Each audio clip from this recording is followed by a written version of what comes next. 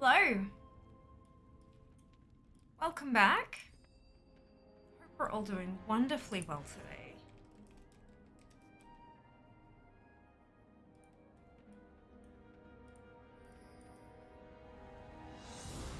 Not teleporting to America. Surely.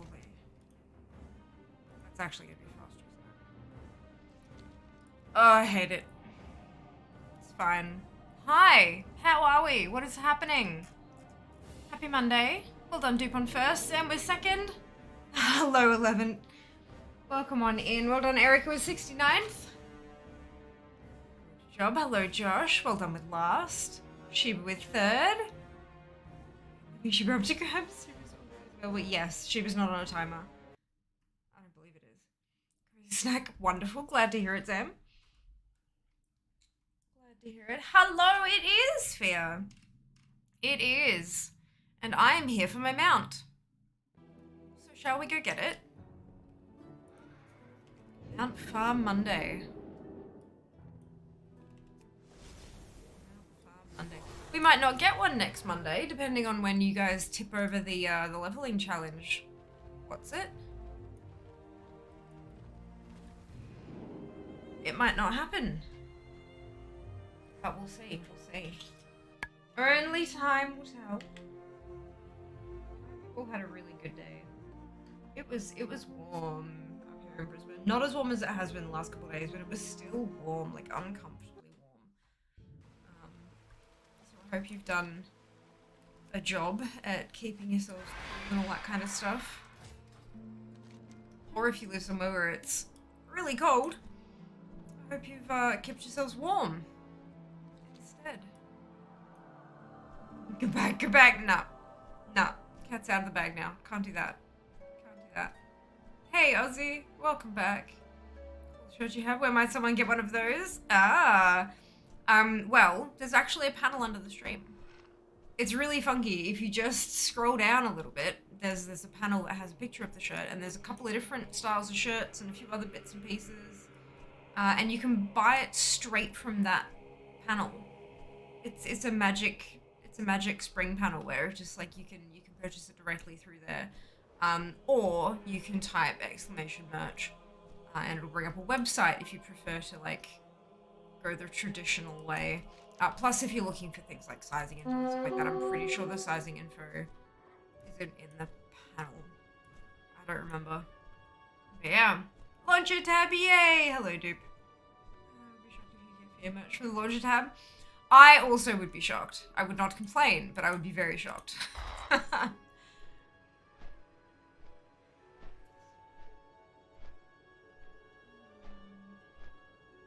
Yeah, just Mount Farm Monday, Aussie. Looking for a Solar Spire Hawk. What are we at? 26 attempts, and they reckon it's a 1 in 100. Do we think it'll drop today?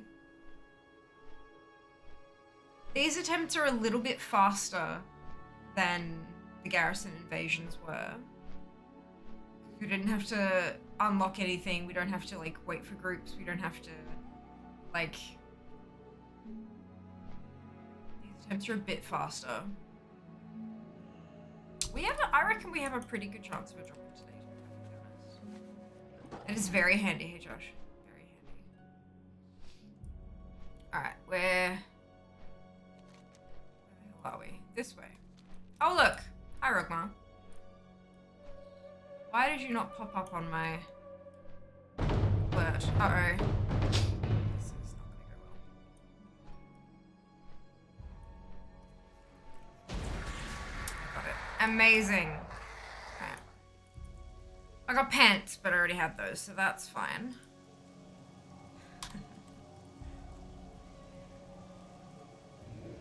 It is so strange that Rookmar is, like, not being, I guess, everyone who wanted to go get once the world boss drop rates changed, I guess everyone just went and got them who wanted them, and now it's like, that's really, okay, sure, that's fine. I'm happy with that.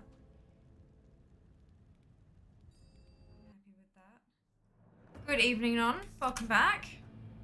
Is there any new drop chances? Not since, like, months ago, no. Not since months ago. Timing. Can't confirm deny. We've heard rumors that you have a high chance of the drops are wearing Fiamma merch. You get your own ad link. Yeah. Yeah, look, that's never gonna happen. But yeah. Like, I don't think Warcraft has even done like collaborations on merch with their biggest names. Like, think Bajira, for example. They've done a bunch of like events and posts and all that kind of stuff way like back in the day with him, but like never actual merch.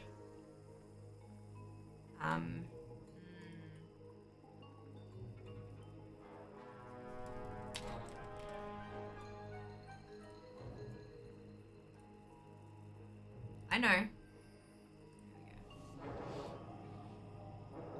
Must have been a low level hitting it, quite possibly. Who already has pants? Good to know. Indeed. Tried desperately for Heartbreaker. Yeah, it's been called the Heartbreaker, the X45 Heartbreaker for over a year now.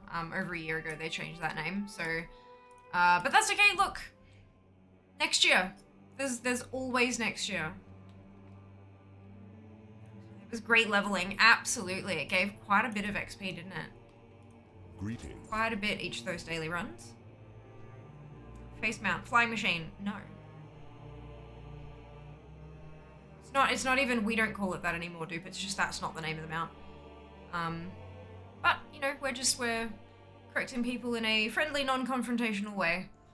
Because a lot of folk don't check the patch notes like we do, don't talk about it every damn week like we do. So, you know, just gently redirecting people.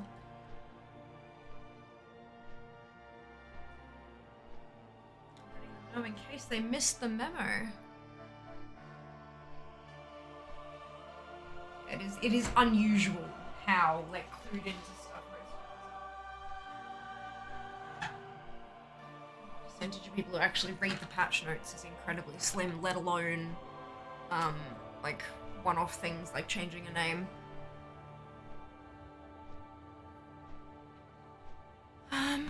Yeah. Balancing and stat changes for PvP. It is well worth reading the rest of them because you never know what other bits and pieces are going to actually affect your gameplay. Like there may be NPCs that have like their abilities tweaked or changed, and you encounter them and you're like, wait, why can't I do this the same way as before? And it's because something's changed. It's well worth having just a brief skim through a lot of it. But yeah, it's all good. We're just put it out there that, yeah, the name of the mount was changed to the X45 Heartbreaker well over a year ago now. So, yeah, reinforcing the information. Way to play WoW just for PvP. I mean, there is. You just log in and just do PvP. You don't have to do all the other bits. Everything else is extraneous. Pretty sure you can even level through PvP. You just can't. There are some things like the brawls and stuff that you can't do, but everything else, random battlegrounds and stuff like that. Yeah, you can level through PvP. I've done it. I've done it.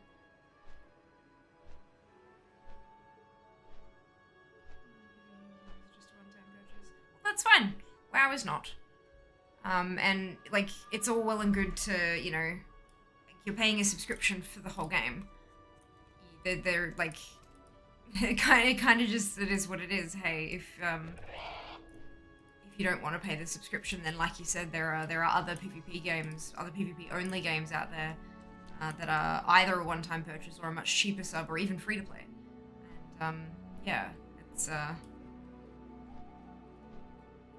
you play WoW, you're paying for the whole thing because you have access to the whole thing. It's because all of it is intricately interconnected. You level by PvP, you only get XP from wins, so it's pain. Really? I didn't realize you only got XP from wins. I thought you got like a smaller amount from losses, kind of like honor. You get a smaller amount of honor if you lose a game.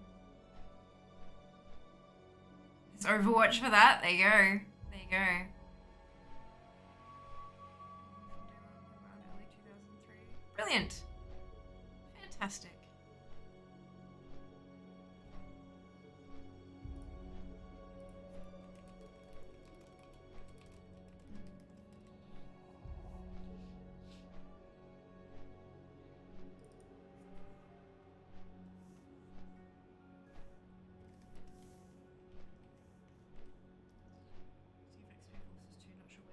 Ah.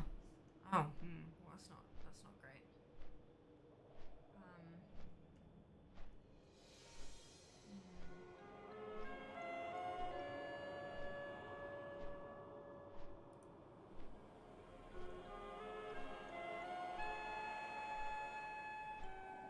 That's a little bit sucky.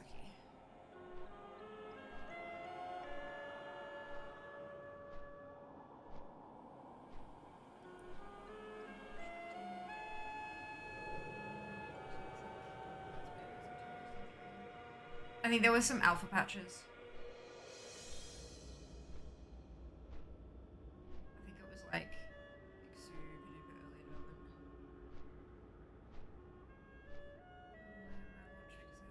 duper early development. Congratulations. Well done. Like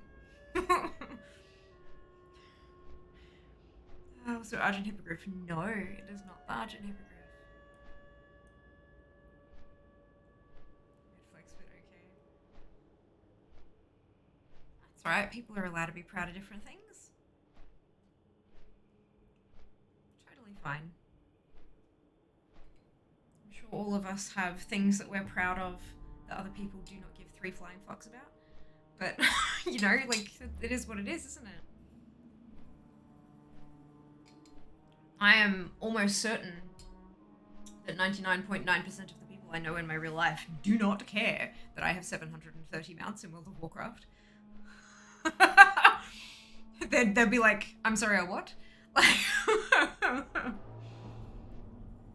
that's totally fine. Nothing wrong with that at all. The problem is when people start using those kind of things, the things that they're proud of that are not generally important in the real world, like a mount collection, using that to be like, oh, well, I'm better than you because I have this achievement. That's when it starts becoming a problem. That's when it starts becoming a problem.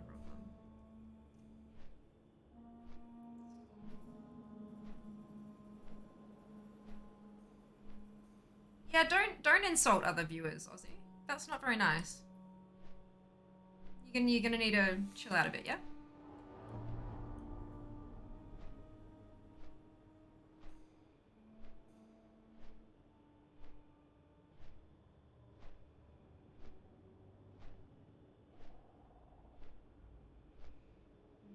When you get your 732nd mount? Yeah, possibly. I still don't think they'll know what a mount is.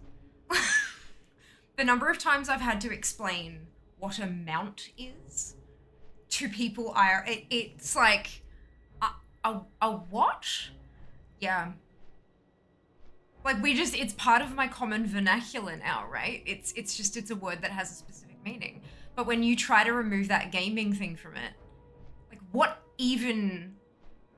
the fuck is that? Like, how does that even, like, what is that? Yeah. It's a fun thing to explain. It is a fun thing to explain.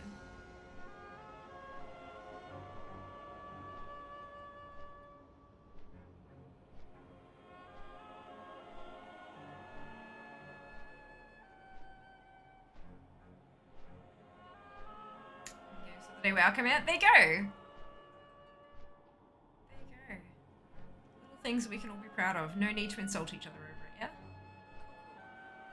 Good day, Streaky. Welcome back. Hope you're doing well today. Animal your character can ride around on to move around the world of Warcraft faster. Yeah, that's usually like that's the thing. It's like it's like a horse or a seahorse or a wolf or a mechanical helicopter that might explode at any moment, or a bright pink rocket with a zebra print seat, or a bird made of fire, or yeah, it increases your travel speed. Like, yeah, but it's when I start rattling off some of the weirder ones, like you know, a celestial dragon, or like just all these weird kind of, yeah, people start kind of going, oh, but nah, it's fun. And then I start to look up pictures, like Warcraft mounts, like showing them pictures of all these different, and they're like, oh my god, those are beautiful. Wait, what the hell is that? Yeah, it's a great conversation. I talk socially for people who don't use these words. Yeah. So when I was trying, like when it was like the start of February, when we were heading into Lovers in the Air season, trying to explain to people why I was so like full of chaos energy, when I was like, you know, I'm trying to explain what's happening, why I'm stressed, and why this is going to be such a big deal for me, like physically streaming every single day, and mentally the anticipation of getting this thing that I've been trying to get for a very long time. Trying to explain that, like, you know, so why are you so busy? I'm like, well, the game that I play, there's this event, and it's 2 weeks out of every year, or technically it's 15 days, and there is this thing you can ride on to make your character go faster, and it's an incredibly rare drop. It's 1 in 3,333 drop. Then they changed it so that your first try each day is a great, much more likely chance of it dropping, but I still have 60 characters to get through. And I have to do that every single day. And they're like, why do you have to do that? I'm like, because just don't. And they're like, but okay. And then one of my colleagues, I pulled up a picture of the Heartbreaker, and I said, this is what I'm farming for. And he goes, oh yeah, I get that. Straight away, no more questions. Yeah, go get that. Yeah. I love that. That's amazing. And then and he was looking at like, so what is it? I'm like, well, it's a rocket. And, you know, it flies around as you would expect a rocket to, but you can control it. There is this race in the game called goblins, and they have like, they are really good engineers, and there's also gnomes on the other side. They're also really good engineers. And so you have these two branches of engineering. You have like gnomes who make little mechanical bunny rabbits and like freeze rays and teleporters and all these really cute little things. And then you have goblins, and they make explosives. And bigger explosives, and smaller explosives, and explosives that spit out poison, and explosives that don't look like explosives. And he was just like, okay, good. And so then later on in the day, one of my other colleagues who works quite closely with him, she was like, I heard you told him about this thing in World of Warcraft that you're doing, and he has been referring to himself as a goblin engineer all day. And I'm like, good. That's exactly that's my goal. Because he identified with the chaotic energy. And so, yeah, we rolled with it. I keep saying that, I mean, you know, full-time fear is the goal, but while I need a day job, I love my day job. I love the people that I work with. I love the work that I do, but I genuinely mean it. My colleagues are freaking amazing. They're just super cool.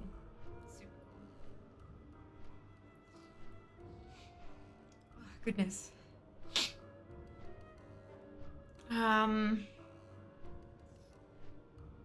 Ghost horse with wings. I can see how it gets confusing, right? That's exactly it. Or when your alliance is a horse, or a brown horse, or a white horse, or a donkey. Like, can we get some cool mounts, please? But you have like ghost horses, and like flying horses, and like glowy horses, and you know, there's some cool horses. I'm sure there's a horse of fire, right? There's a couple of those. You get what you deserve. Like this, I hid my nerdiness for so long. Look, I understand. I really do get it, because I used to, like, when people say, you know, what do you do for fun? My first answer was not video games. Like, it just wasn't. Is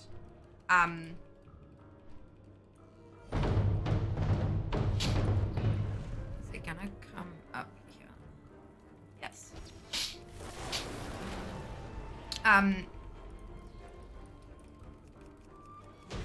This every time. So it's fine. Oh, that's right, you don't have to loot it. Haha, I keep forgetting that bit. And I can't hearth because I just hearthed. That's fine, I'm gonna log out here.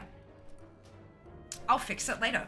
But yeah, I also used to not like video games, or if I said, you know, what do you do for fun? It's like, I play games. Like, you know, it was not a thing I really offered up wholeheartedly. But now it's like, oh yeah, I play video games. In fact, I get paid to do it. It's my job, one of my jobs. It's great, I love it. Like, it's such a core part of who I am now. I mean, it honestly, it always has been, right? Ever since I was younger, like single digits, like I had my first PC when I was two and a half. So it's been a huge part of my life and who I am for such a long time. But yeah, no, I totally get the not being super open about it. I was already bullied for other shit. Why would I give them more ammunition? You know, why would I give them that? But no, I'm very much a gamer now. Yeah, I'm one of those. It's fun. Why not? Why not? Ah, don't forget horse with horn. Yes, do not forget horse with horn. Remember when the first video of WoW came out, far before Warcraft 3 was announced, and people were like, ooh, in Warcraft 3 you play single character and run around, and then Blizzard cancelled it.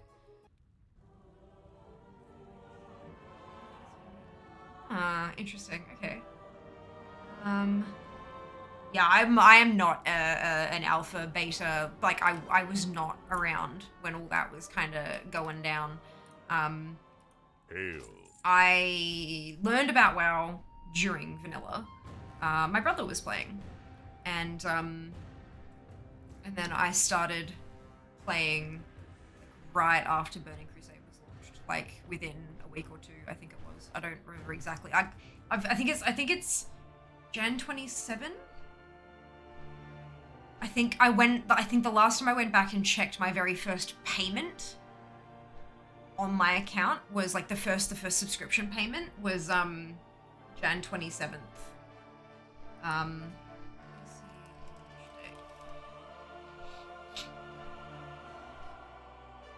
June. That's not right.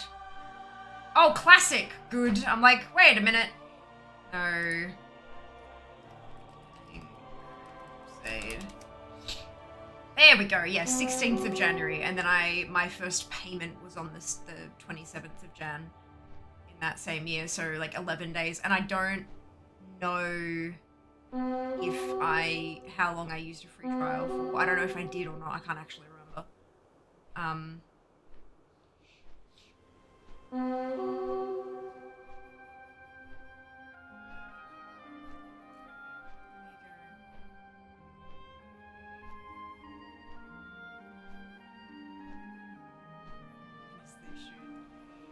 I had a better mount. Ah, that's funny. Oh, free for all. Am I too late?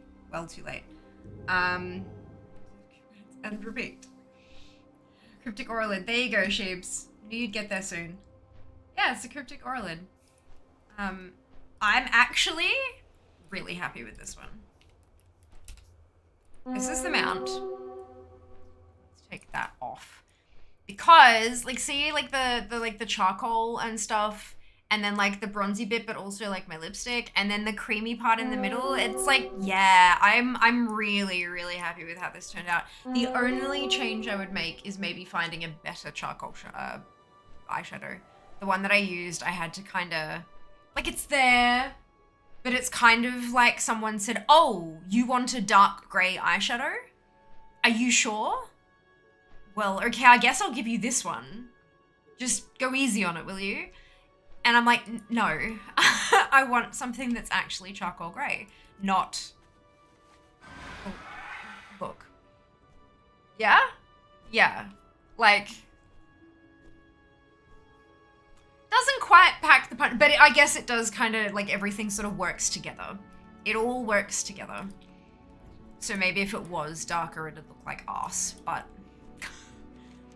we will never know. Good. So I'm gonna turn that off, and I'm gonna give you some currency because that's what I said I would do.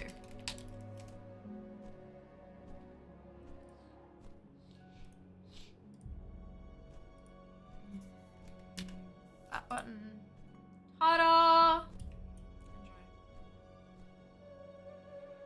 His main hobby is drinking bubble tea. My order arrived today.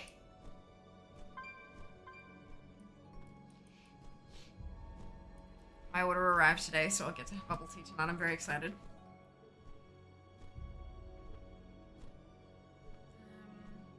During Kata before that I'd been far too deep into Lord of the Rings online. That's okay.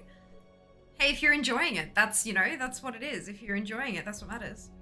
I remember what day I started. I remember it was patch 1.3. There you go. Where that one flies, looked right past it before. Yeah, because it looks like a swimming mount.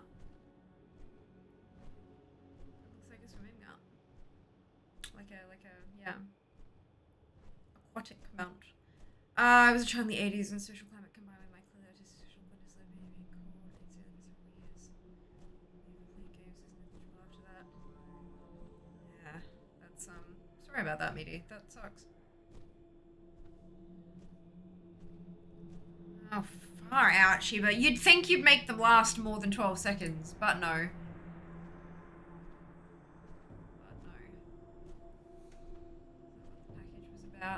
No, package was yesterday, and it was my Boho Rose tea that I unboxed yesterday on stream.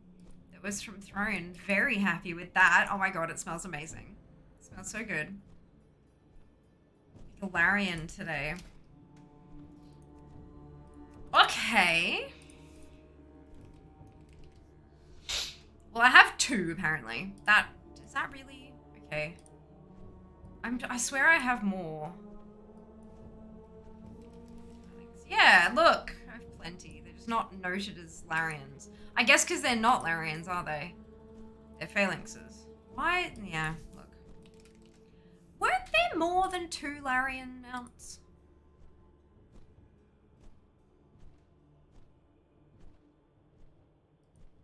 I feel like there were more than 2. Oh, wasn't there like a purple one? What is it called?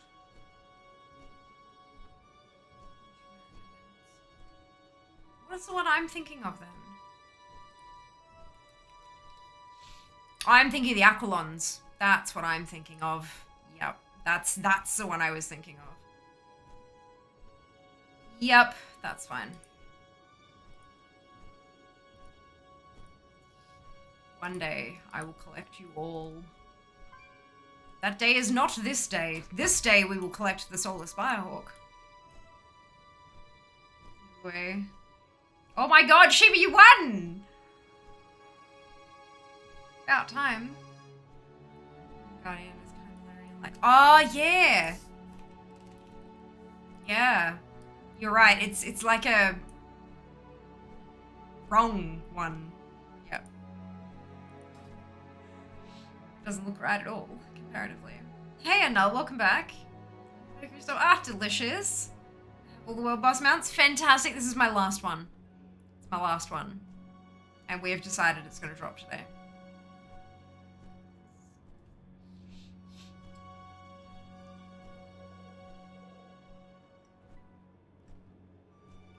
We have decided it's going to drop today. And then, where are we going? Where are we going after the Solar Spirehawk drops today?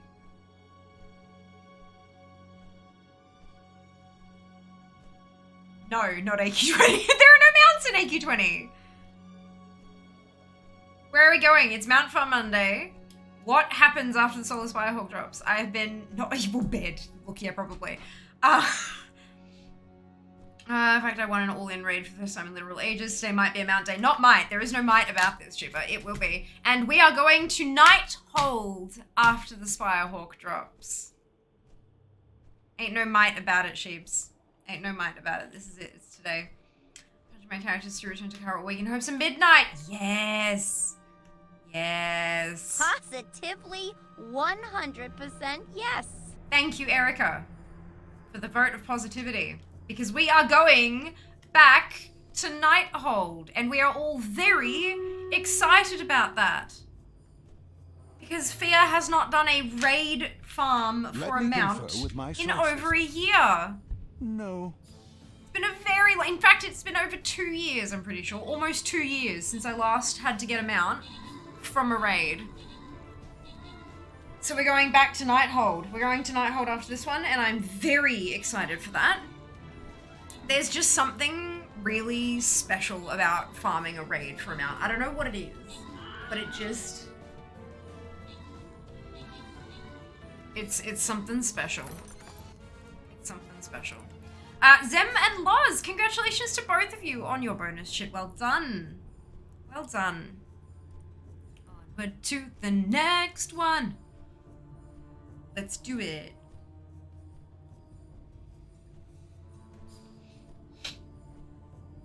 Okay, can't place another Necromancer.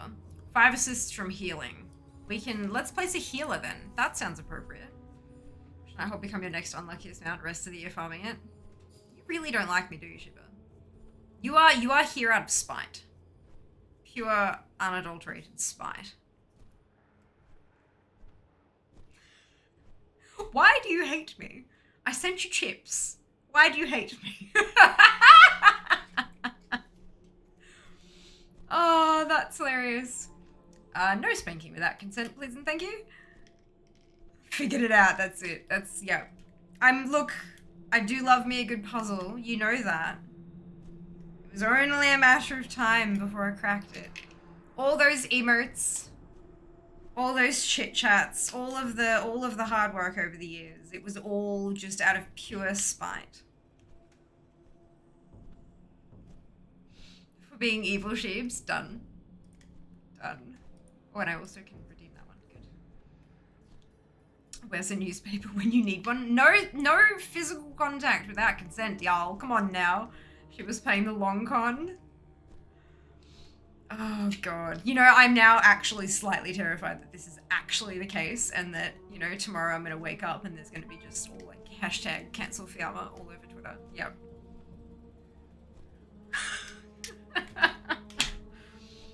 Oh, shit. Evil mastermind in the form of a sheep. That's it. That's it. No one suspects the aggro. Yeah, look. Oh, dear. Oh, dear.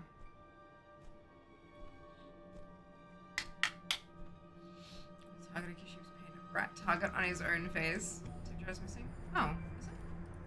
Oh, so it is. What the heck?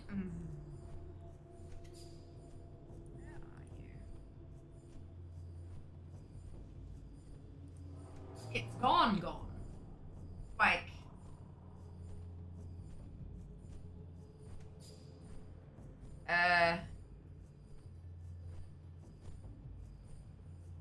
Does anyone remember if it was there yesterday?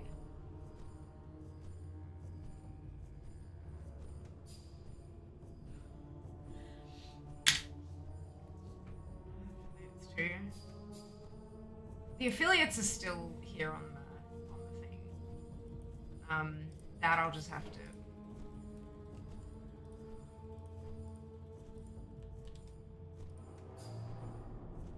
There we go, fixed. But the tip jar's not even listed in my overlays anymore. Neither is the sound alerts one.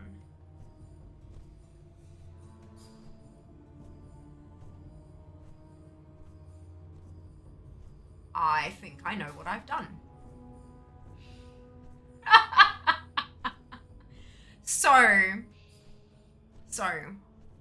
when I was setting up for the D4 stream, because I had the full overlay that I needed to use and all that kind of stuff, so I was importing all of my bits and pieces, and I like imported the whole group, and then I deleted the ones I didn't need. I think I may have deleted them rather than just removing them from that specific scene. So, one moment please while I fix my shit. Oh no, we've got 5 seconds to Rockmar. innocent She-Man all is. Please read back the transcript. Nope, they were not there yesterday. Good! Good. Well, at least that means I'm right. At least that means I'm right. God damn. Shadow Step again! And this one's locked as well. Okay, so where was I? I want all widgets. I want tip. No, not tip ticker. Where's tip jar?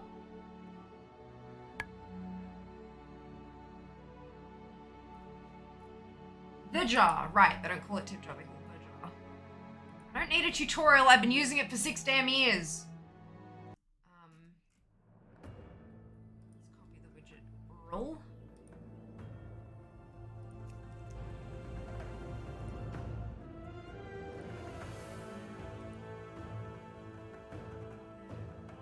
Friday stream. Okay, that's odd. That's really odd. Okay, sure.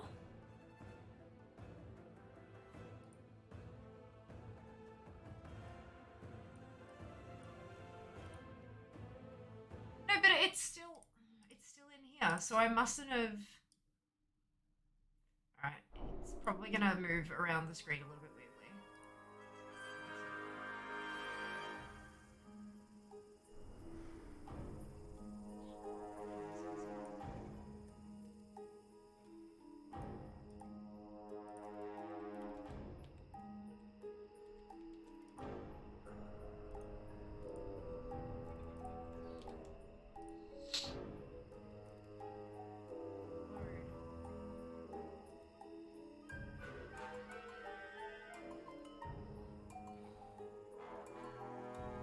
Something is misbehaving.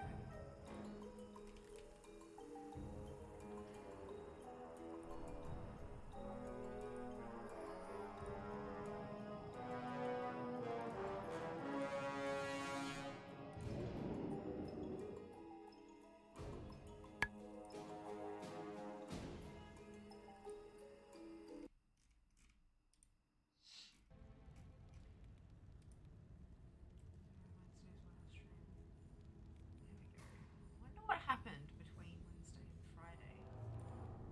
Nothing that I can think of. No, that's a lie. I set up my overlay for Diablo on Friday so that it was ready to go on Saturday because I had other shit to do on Saturday. So that makes sense. My original suspicion still stands. Perfect. Okay. What brings you here? That's that one. And the affiliate's there, and I need my...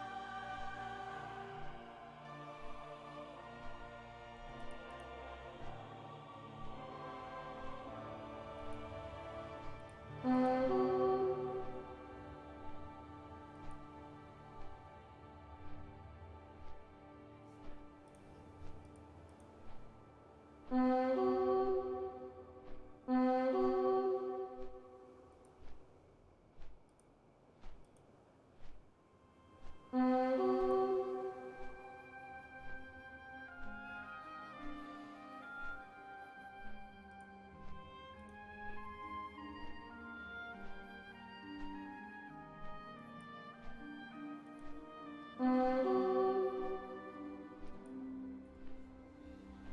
So I should be able to, if I've got one thing shuffled around, I should be able to alter another thing. Like I should be able to copy and paste the transformation, but it's not letting me. It's just not allowing it to happen, which is really, really odd. Okay,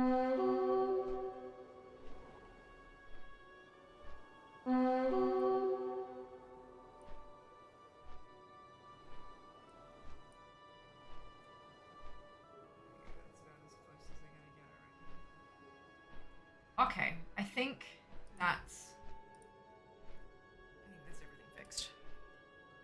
Thank you for bringing that to my attention.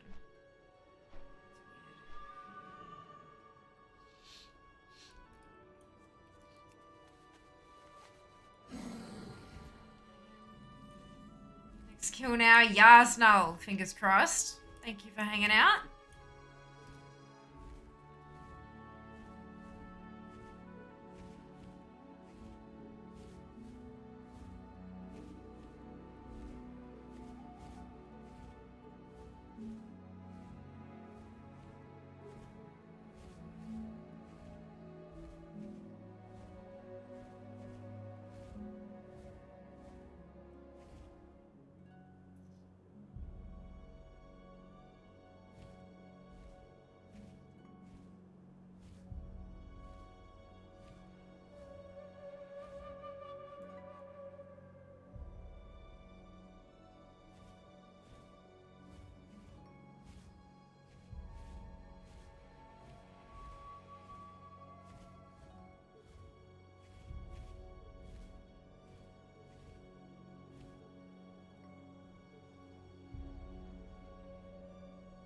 Sorry.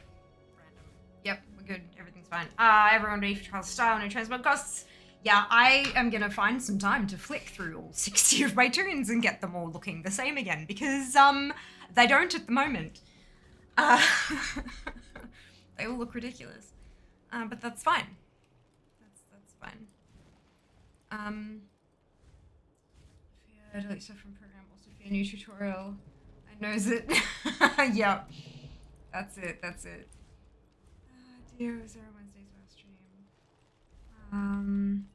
Oh, it's a raid! It's a raid. Pushing my luck here, you most certainly are. Ah, look at that, James. Look at that. Everyone finds this entertaining. Murder know me myself. Will you show us via roaring how that pans out? She wanting to solo a raid boss? I mean, I'll allow it, but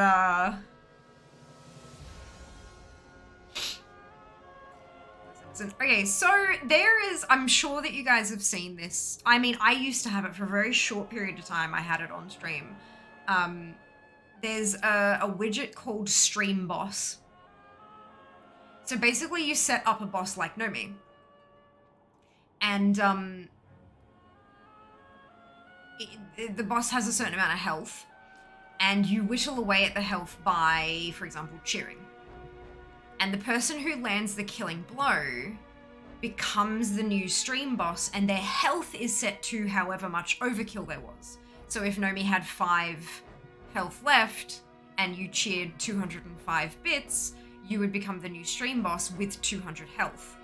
And then other people can try to kill you by cheering, but you can heal yourself by cheering as well. And like it's hilarious to watch. I know that it's blatant monetization. I am very, very well aware of this. I get it. But it was hilarious to watch people like in good faith and in good spirits go for each other's throats over this. It was, oh my God, it was hilarious. Crazy has it? Yeah. Oh my God, it was great. It was great. Shiva murders Panda in brutal 1v1 combat. Oh, Lord.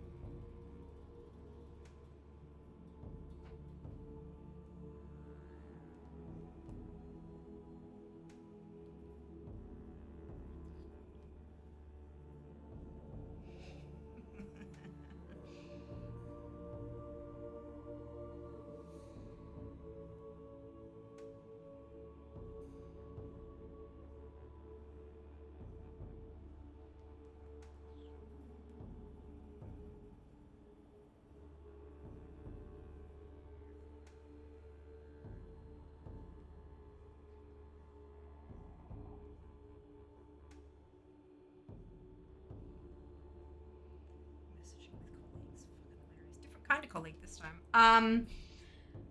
Something can be both like monetization and fun AF. It can be.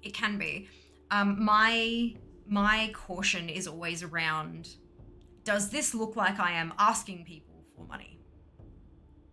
And if I am asking them for money, am I doing enough to compensate them for that? Like something like the Fear's Phone Fundathon, right? I am very blatantly being like, hello, please buy me a phone.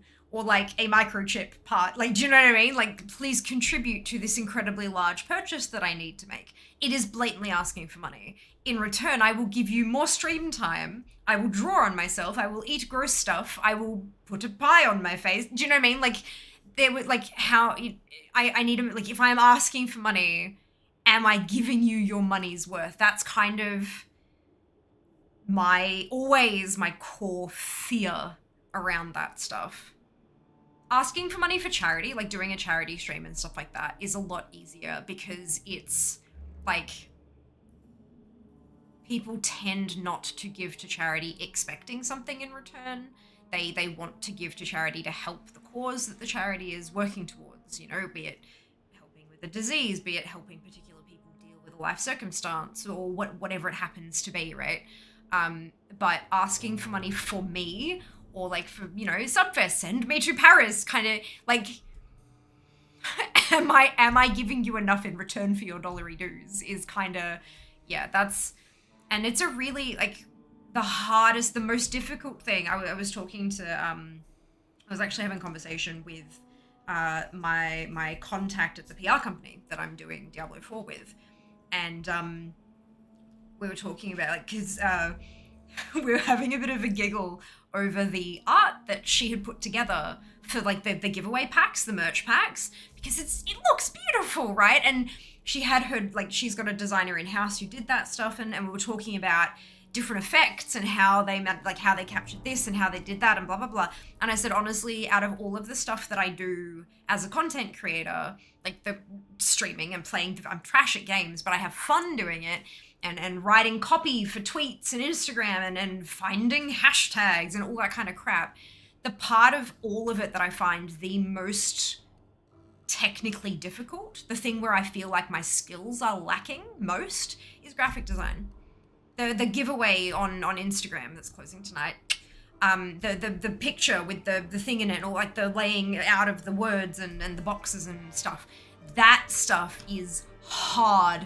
I sat here for like 27 minutes contemplating paying for Canva Pro because the only one that I really liked was a pro design. And I'm like, but how often am I going to use this stuff? Like, so much of my stuff is just point a camera at me and talk or take a selfie, or I don't do a lot of that graphic design type stuff. But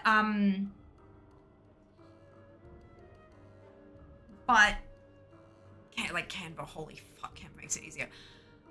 But outside of that, even more difficult than graphic design, like basic bitch graphic design, even more difficult than basic bitch graphic design is finding a way to make supporting me financially worth it to you. Like finding the right affiliate programs that give you value for your money, like something that you're actually going to be interested in purchasing, or like, you know, if you contribute towards buying me a new phone, I will take a pie to the face, kind of like, it's really, really difficult to, and the overwhelming feedback I got last time was, please stop hurting yourself, please stop doing gross things because it's kind of painful to watch you suffer. And I'm like, oh, okay, sure, I can do less of that. I'm happy to do less of that. Good, brilliant. But like, so yeah, trying to figure that stuff out is by far the most difficult thing.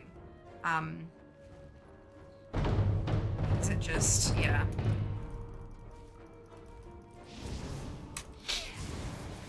I want you guys to feel like you're getting your money's worth. Because that's what you're doing. You're purchasing entertainment. It's like, you know, when you buy a video game, you're purchasing entertainment, and if you don't enjoy the game, you go get a refund. well, that's not always possible in a situation like this. So I would rather that not have to be a thing that you'd even consider. I want to make sure that it's, yeah. Yeah, it's tricky. It's a tricky balance. They won't. Very fair. But that's the other thing. Not only do I need to make sure that it's worth your money, but I need to make sure it's worth the money so that people actually do consider doing it, because I'm not just going to put myself out here asking for stuff that I don't actually want or need, you know? So yeah, it's a whole thing. It's a whole thing. Was cross the Instacom? Yes. Gift in the creative channel? Oh no. Oh no. What have you done?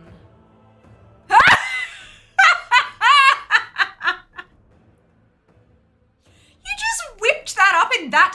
Sheba, you are so talented. Oh my god.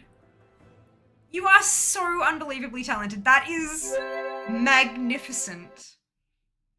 I agree with Zam's reaction. I'm going to second that. That's amazing. Holy cow.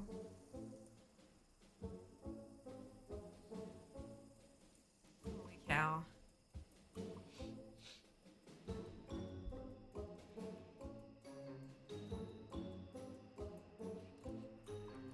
Oh, dearie me. All right. What am I doing? Solar Spire.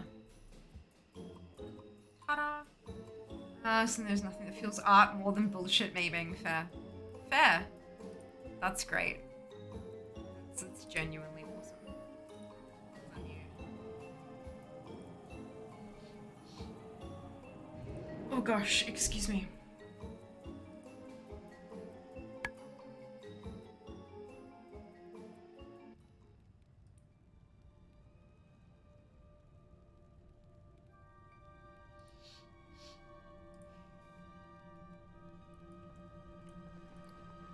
Alrighty.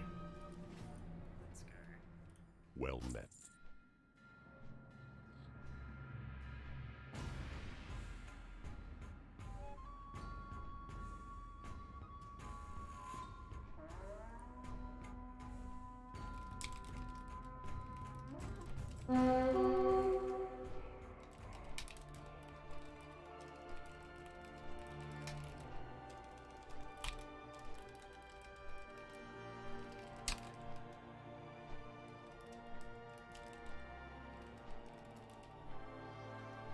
By the Sunwell.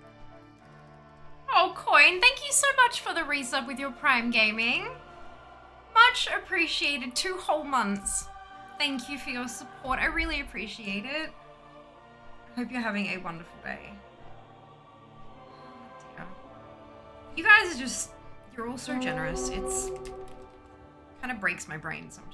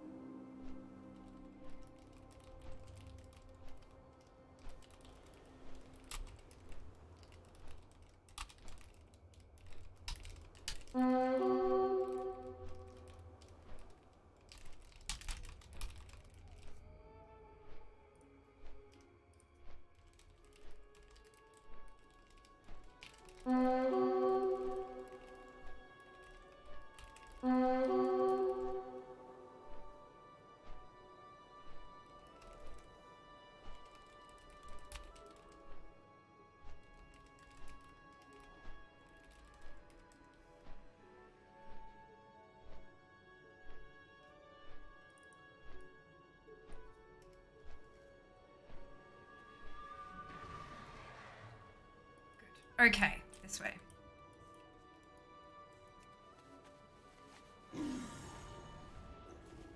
This way. 30 attempts at the Solar Spire Hawk. I reckon we've got it. We've had what, 4 attempts today? So we started at 26. Now we're at 30. I've got a good feeling. This is happening today, I reckon.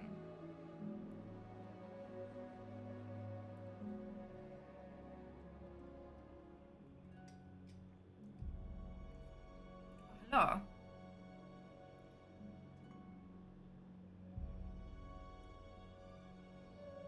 We got 9 minutes.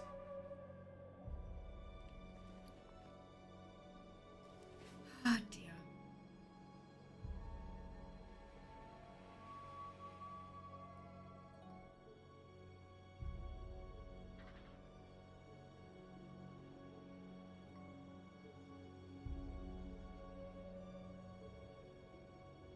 I am wrecked.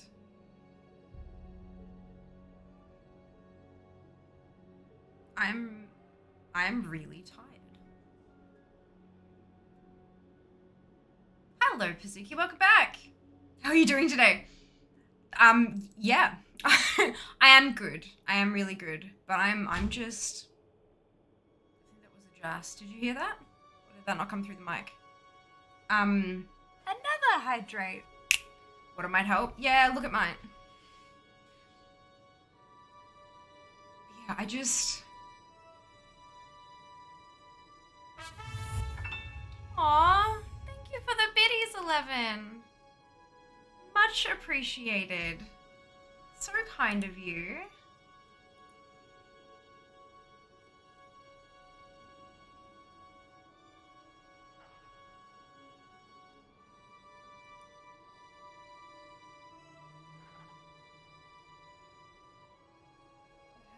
Fearholics. That's a new one.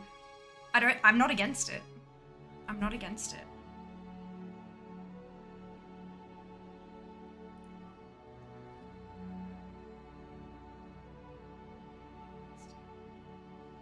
I'm...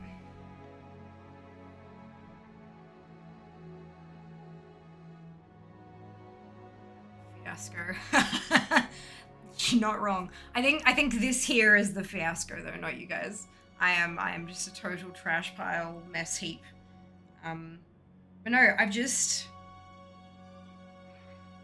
I've really pushed this week, and I've gotten back on top of stuff, which is really good. But I think it's gonna cost me.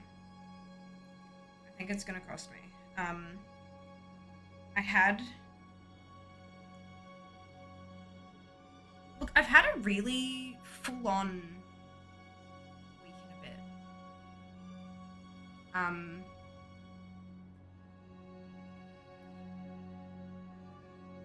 So last Tuesday, so I have a day job. I work from the office one day and I work from home the other day. And last Tuesday, the place where I work is up on like a higher level. Not like 1 or 2 levels up, but like a few levels up. And there's an elevator, a single elevator, and it is a flaming trash heap of an elevator. It breaks down several times a week. We do have stairs that get us up there, and so anytime that it breaks down, we have to report it, and then people come and fix it, and then it works for a couple of days, and then it breaks down, and then we report it, and blah blah blah blah. It's not good. It's incredibly bad. And when I got into work last Tuesday, the elevator was not functioning, and unfortunately, y'all know I have arthritis, and I'm medicated, and usually I'm great. Like, I have very, very few symptoms of the actual arthritis thing. My whole body is on fire, but that's different. But the medication works really well to handle the symptoms in my knee. But occasionally I have a bit of a flare-up. And I just so happened to have a flare-up last week. And I woke up Tuesday morning, and when I went to get out of bed and stand up, I was kind of like, oh. Like I could walk on it, but it wasn't happy. It wasn't happy. And if it was maybe like one flight of stairs, I might have been okay taking it slow, holding the handrail, and just really taking my time to go up the stairs and down the stairs. But considering it was more than one flight of stairs, I didn't trust. I felt like if I tried to go up them, if I got to a point where I was overwhelmed and it was not happening, then I would then be stuck, unable to get down. Because again, no elevator. So I was like, right, so what do we do? And my colleagues, amazing humans. There's a space that people can there's a space for hire on the ground floor where I work. And it was empty that day. It had not been booked at all. And so they brought down a laptop and a wireless keyboard and mouse and a table and chair and all this kind of stuff, and set up a miniature office on the ground floor for me so that I could actually work. One screen, which was rough, but that's fine. Zem, Loz, Zem, Nicole, and Real, congratulations to all of you on your bonus shit. Well done. So usually, like, when I'm working from home, because I'm in the comfort of my own home, I don't tend to feel alone. I just don't feel, but Tuesday I felt particularly lonely. I'm not sure exactly why, but it just, like, having lunch with everyone was great, and then they all went back upstairs and I hobbled over to my desk in the spare room kind of thing, and it just it hit me more than I thought it would. It hit me a little bit, and I was just really drained come end of my work day. And then Wednesday sponsored stream, like, it was great. I really enjoyed it, but sponsor streams do take it out of you a little bit, or at least for me. Like, it's work, right? And you've got to make sure you're saying these things and not saying those things, and all that kind of stuff. And as the game is enjoyable as hell, I love it to death, I'm having so much fun, but it's still not an easy thing to do. It's not like it's not like these kind of things where I just kind of turn it on and whatever happens. No, I have to hit deliverables. I have to get this done, kind of thing. So it's a little bit more stressful. And then raid, and then pain, and then Thursday was another work day, and everything kind of went to shit with that. There was just a whole, like, none of it was anybody's fault. It just, a lot of stuff had some downtime and all this kind of thing, and it just didn't work well for me. So everything just took 5 times as long to do anything and that kind of thing. And then on Friday, it was like a mad rush to like, I had a meeting for about D4, and then I had all the stuff that I was setting up and giving them all of my copy and stuff for approval. And then Saturday, where I had all my usual day off, where I did all of my houseworky stuff, and then sat down and did a sponsored stream. And then it has been a week of just, holy cow, constant everything, everywhere, all the time. And I'm really tired. I would kill Nomi for a good night's sleep. Just one would be nice. But yeah. And I really don't want this to come across as me bitching about my situation, because if you've been here for a while, then you'll know. But if you haven't, I promise you, like, I love what I do. I really, truly love what I do. I love content creation. I do love my day job. Love the people I work with. I got a bit mixed up between people and work there, I think. Yep, okay. And I don't want anyone to feel like I'm ungrateful because I'm struggling at the moment. I'm not. I am eternally grateful for all of the amazing opportunities that I have, and I love, like, even putting in the hard work. It's truly enjoyable. I wouldn't do it. I wouldn't be putting myself through all this if I didn't truly enjoy it. But that doesn't mean it's not hard sometimes. And just a little bit exhausting. But yeah, it's I get my tag. I did.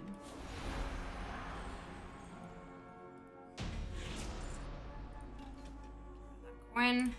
Ooh. Good. I don't have my Hearthstone. So yeah, I think I'm just. I think I need a day off. I'm just tired.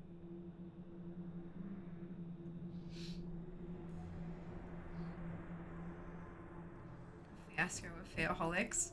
That is our collective noun. It is decided, matey. Holy crap, that's perfect and I love it. So much. The hot chicken has it. The hot chicken!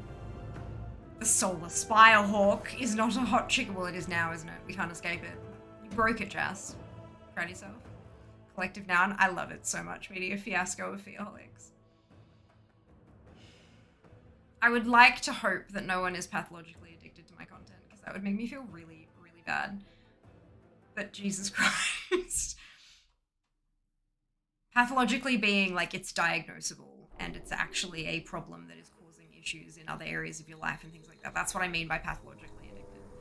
You know, people joke about, oh, I'm so addicted to thing, but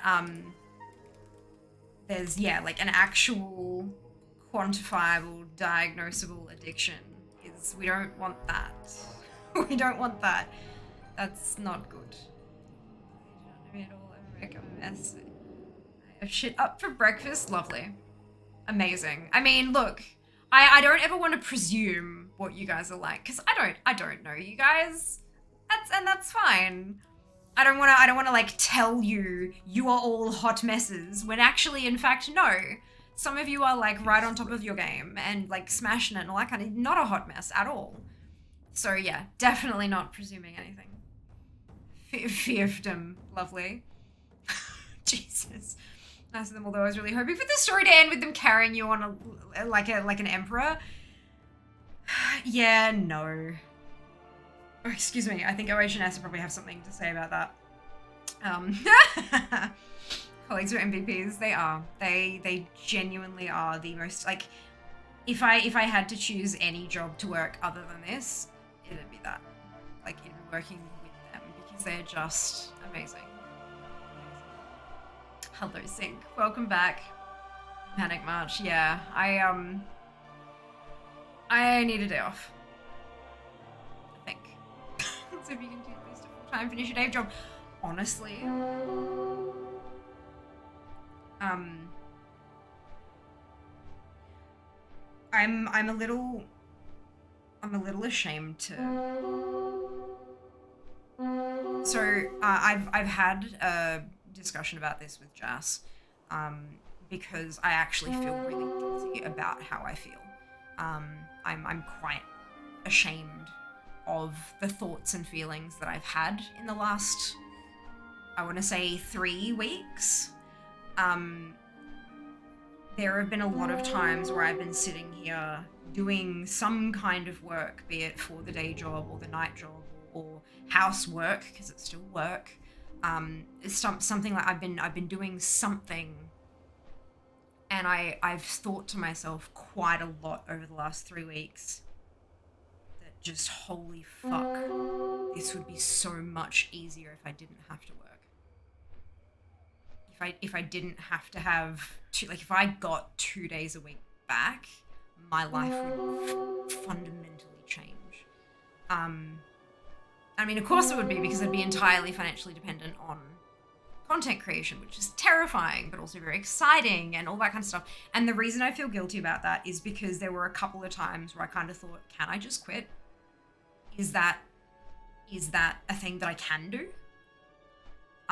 But in doing that, I would be at least partially dependent on Jas for income. And that's not fair at all, in any way, shape, or form.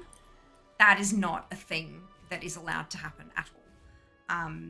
And like, but you know, in those moments of desperation where your brain just kind of goes, can't we do that thing that we don't want to do? You know? And so I had those thoughts, and I was ashamed of that, really ashamed of that. And so I told Jas that because he and I have really great communication. It's one of the reasons we're such good friends. Like, we just, and it's how the house, we don't have any conflict in the home because we just, when things aren't feeling right, we fucking say something. And so I because I was quite irritable and I was very stressed because I had a lot of stuff going on, and I kind of said, look, I need to get this off my chest. This is a thing that I've thought a couple of times. It is not something I'm planning to do. I would never, ever, ever put that on you, but I just needed to express this externally and get it out.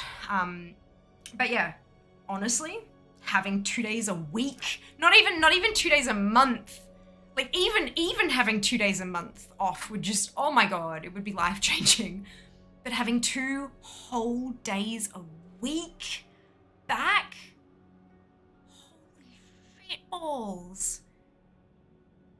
holy shitballs, everything would change. Everything would change. But yeah, not yet. Getting there, but not yet. Working on it.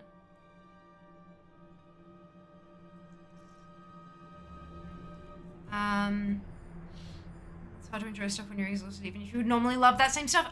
Right, Lyra? Absolutely. And that's like, I'm always quite fearful that that's coming across. I know I talk about being exhausted, but content creators in general, it's almost like a taboo that we can't express that. Taking time off is like, well, where's my entertainment and stuff like that. And I mean, I know, yes, we can say, oh, well, those people are entitled and stuff like that. Like, sure, but there's also that pressure from not just individuals saying, where's my content? But if you stop, even for a day, the algorithm doesn't like you. And that's not any particular algorithm. That's algorithms across every platform. Consistency, you hear it all the time for like content creator growth. You got to be consistent, and they're not fucking kidding. They're not kidding. It's like if you've ever worked a job where you are the only one of you, like you're the only person in your particular position. You're the only person that has those responsibilities. And if you are taking a 2-week break, 2-week holiday, it's like when I went to PAX and I took 2 weeks off the day job. On my last day, and Dragonflight, when I took 2 weeks off the day job, on my last day, the last Tuesday before my break, I did 3 weeks worth of payroll so that it would drop that day and then drop because no one else could do it. And then on the Thursday, I mean, my direct manager can do it. She's got a fuckload of other stuff on her plate. She doesn't have time for that. So she can't. And then on the Thursday, I did 3 lots of invoice pays. Like pay runs for that stuff, so that it would drop that day and then the next and the next, so that no one would miss out on stuff, so that all my colleagues had to do was if a last minute thing popped up, they could just enter that one and it'd be done. It wouldn't be the whole thing. So that's kind of what, if you want to take a holiday while you're a content creator, you have 2 options. Well, you have 3 options. Let's go with 3 options. You can, 1, pre-create a bunch of content. Load it up, have it automatically scheduled to fire off while you're away. 2, create content on your holiday. Literally. Take photos, take videos, post them, write captions. Do your job with different types of pictures. Or 3, go dark. And that is hella dangerous. Hella dangerous. It's... Not only will the algorithm not like you, but potential sponsors may see like a 3-week or 2-week break or something between 2 posts and kind of go, well, what happened there? And not many will ask you. And they also won't read your post to see, oh, she's going on holiday on this time, blah, blah, blah. No, they kind of like having breaks like that in your content creation can make you appear unreliable. So yeah, it's... Yeah. It's a bit scary.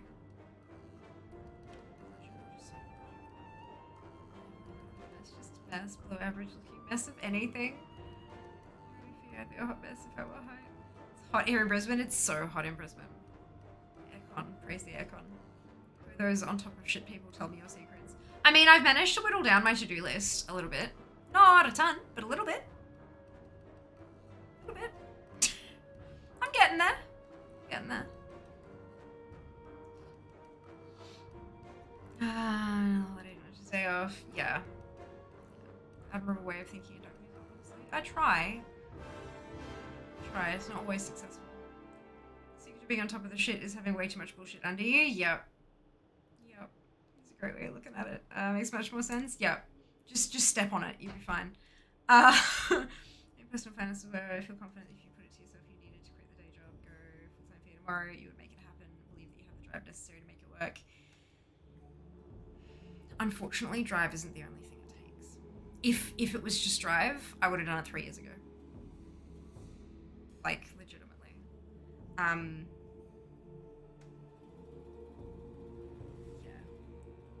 If I went full time tomorrow, something would have to give.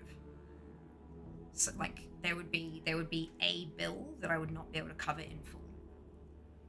And so I would either have to rely on Jas to pay extra than half, which is not okay. Or I would miss a bill, which is not something I'm willing to do. If I have the ability to not do that, obviously there are people who don't have a choice. They have to pay 1 out of 3 bills, and that's the only thing they can do, and they're constantly fending off debt collectors and stuff like that. And my heart breaks for people in that situation. But I have a choice. I can make a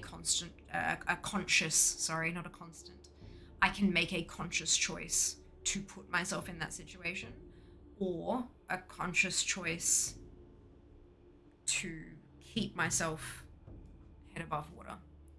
And so I make the choice to keep my head above water. Because financial stress is one of the worst kinds of stresses. And for me in particular, it's a core value of mine. Through life experiences as a youth, all that kind of shit. It's just something that I'm not willing to. My financial stability is not something I'm willing to fuck with. Personally, no judgment whatsoever. There are so many. I have friends, IRL friends, who quit their jobs and said, fuck it, I'm going to stream full time for 6 months. And if I don't make it after 6 months, I'll go back and find another job. And they did it. And one of them is still a full-time streamer 3-4 years later. And I'm so proud of them. So unbelievably proud of them. I can't do that. I would be more of a wreck than I am now. Although that might make for great types of entertainment, I have a feeling that's not the kind of entertainment you guys are here particularly for. Always balancing out between work and home, dealing with your illnesses. Yeah, I get to talk about these things and not bottling up. I agree. Sometimes. To be very clear, there's a lot of stuff that I haven't mentioned to you guys, and that's because I want to keep that to myself. It's personal. And I have boundaries, and I believe that they are reasonable boundaries, and I'm going to protect those. But when I make the decision, okay, this is something I am now comfortable sharing, and then I do. When it's appropriate. I don't just like randomly throw it out there as, like, oh, by the way, I've decided I want to share this with you guys now. It's when it comes up in conversation, I'll share it when I'm comfortable. And I'm sure that there are some things in my life that I will never be comfortable sharing. And that's okay too. And that's okay for you guys as well. You are allowed to curate like what you tell to whom, It's okay. But it is a really good idea to have, look, preferably, honestly, a professional. Even if it's like a free helpline that you call up. It doesn't have to be the same person every time. It could be someone completely anonymous on the other end of a helpline that you've never spoken to before. Just to be able to get it out. Like you said, not keeping it bottled up, getting it out. Getting it out doesn't necessarily mean telling all of your family and friends. It could be putting it in a journal or on a piece of paper that you then burn. You don't have to share it with individuals. You can just get it out and you can express yourself with a helpline or a regular, like a regular as in someone you see regularly, a mental health professional or a friend or a family member or a journal or ashes by the end of it. Like, you got to do you, but it is, yeah. Sometimes, like, being in it and experiencing it and stuff, and then putting it down and reading it back to yourself is one hell of an experience. Like, being able to experience it from external, like having it outside of yourself and reading it back, being like, holy shit, no wonder I'm exhausted. Look at all these things I've been dealing with. Having them laid out like that can really change your perspective. It has for me, at the very least. But yeah, it's a time. Unfortunately, those people who, wow, where's my content, are also likely to unsub, having an actual impact, which sucks. It does. It does. There's a thing in American corporate living called the hit by a bus plan to take care of those irreplaceable vacations. Interesting. Hit by a bus plan. What does that mean? Content creators, influencers, general celebrities just aren't people in the eyes of the public. No matter from a sponsor's view, a regular person, internet faces viewed as a product of the internet, a commodity, and aren't allowed to be a human, have human wants and needs, to go on vacation, to have privacy. It's gross. It is. I agree. Since COVID, we now have death plans at school so that someone know where your program is up to at any time. Thankfully, pretty much all team teach now. It's rare that all of us would be off school. Far out. Oh, hit by a bus. Right. Yeah. So, the company I work for is incredibly small. There is absolutely a person in the company who knows exactly how to do everything that I do. And if that were, like, if I was out, then yes, they can do my job for me. It's not good. It's not gonna be great. Like, it'll get done, but it'll put a lot more pressure on the rest of the team. But it's because it's a small. I work for a not-for-profit. That, like, enough said, I guess. But yeah, so it's not. There's not a ton of redundancy in place just because we can't really afford for there to be a ton of redundancy in place. But yeah. Sorry, I'm like hit by a bus plan. What does that mean exactly? But then Meaty's additional context, it made it click. So thank you for that. I appreciate the both of you. Like, yeah, it works. Also work for that purpose. I had someone at work. About 10 years ago. These days we just say if something goes wrong, yeah, absolutely. 20 years of my adult life, I had the mindset of I cannot fail. I'm not allowed to fail. I have to make this work regardless of what it costs. Having failed in 21 and dealing with the consequences the last 2 years. I can't understand how I lived like that for so long. Yeah. Once I got out of full-time work, like, legitimately, I left. I had my last day at my full-time job. And then 3-4 days later, I flew down to PAX. I finished up on a Friday. I flew down to see Mum for a couple of days, spent the 4 days at PAX, spent a couple of days with Dad, stuffed my face with the most horrendous shit you have ever seen on the face of the planet in terms of food. Ate worse than I had eaten since the previous PAX. Just everything was a whole time all that, it was all a total mess. And then I got back and I'd been seeing a dietitian because I was having some issues with my weight, but it was about my knee. Like, I couldn't exercise the way I had before because I was in the thick of it with my knee at the time. And so I wanted to adjust, see if I was, could adjust my eating habits and stuff. But of course she was like, when you go on holiday, you will learn to make better choices, but there's still going to be choices between like a hamburger and a hot dog. There is when you're presented with options, you can pick the best of the worst kind of thing. But yeah, when I got back and, hopped on the scales to see how my weight was going, and in the like, it had been 2 weeks since I'd quit my full-time job, and I'd eaten nothing but crap those entire 2 weeks, and I had lost 5 kilos. I mean, I ate well when I was with mum. And I ate well, quote unquote, when I was with dad because we went out to really nice restaurants and stuff, but it was still not like, I was not eating salads, yeah. Yeah, and I ate nothing but crap over the 4 days of that, but I'd lost 5 kilos in the space of like 2 weeks. And I was like, what the hell? And she's like, you quit your job, didn't you? Like I remember you telling me that you quit your job. This is cortisol.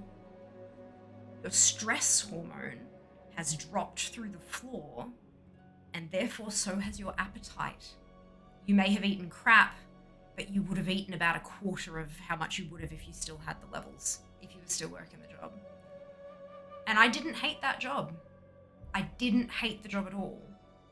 But I'd finally gotten to the point that I was making enough from Twitch that I could drop down to part-time at work to take care of my health a little better. And I lost 5 kilos in 2 weeks because of the drop in stress. Like, it's unbelievable. Unbelievable. Hello Tia, welcome back. Hope you're doing well today.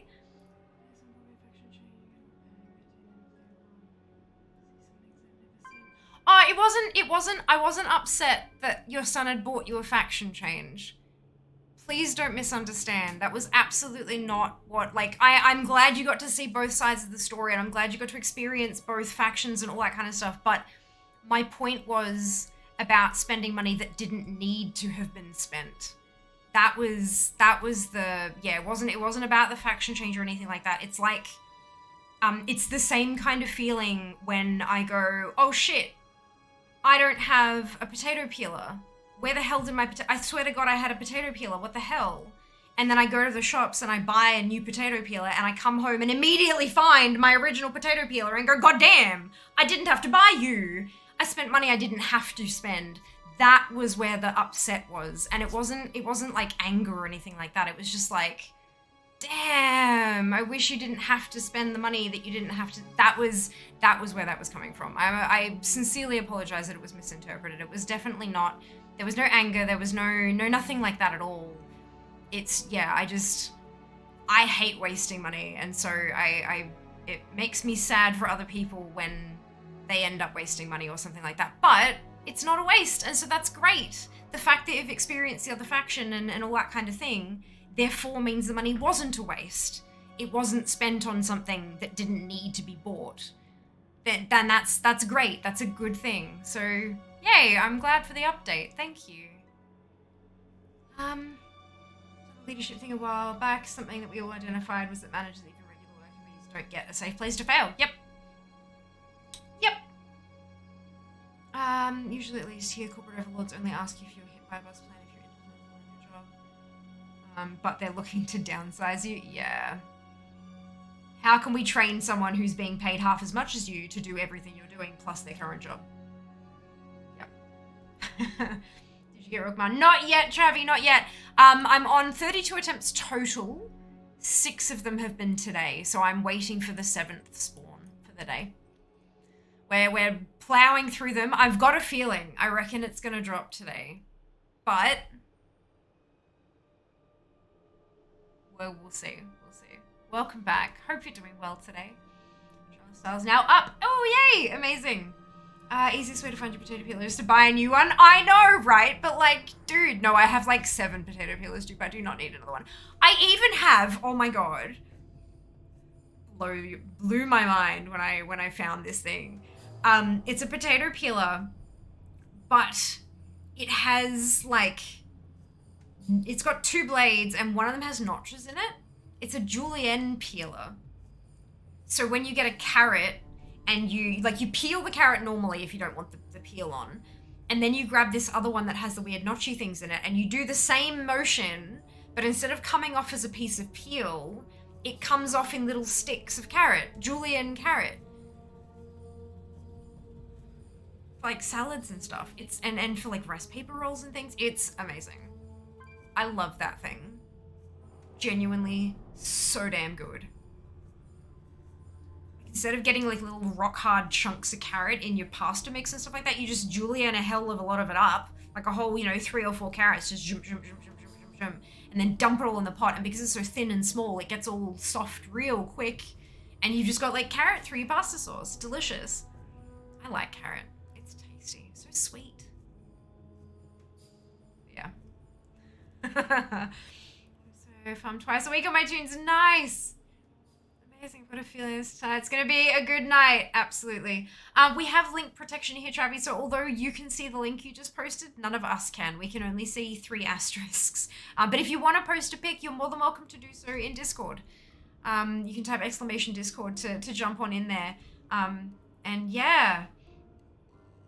Yeah, no, it's a thing that happens with a lot of sponsored streams. A lot of the contracts that I've had have specified that I need to enable link protection to, like, you know, stop people from doing stupid shit while there's a sponsored thing going on.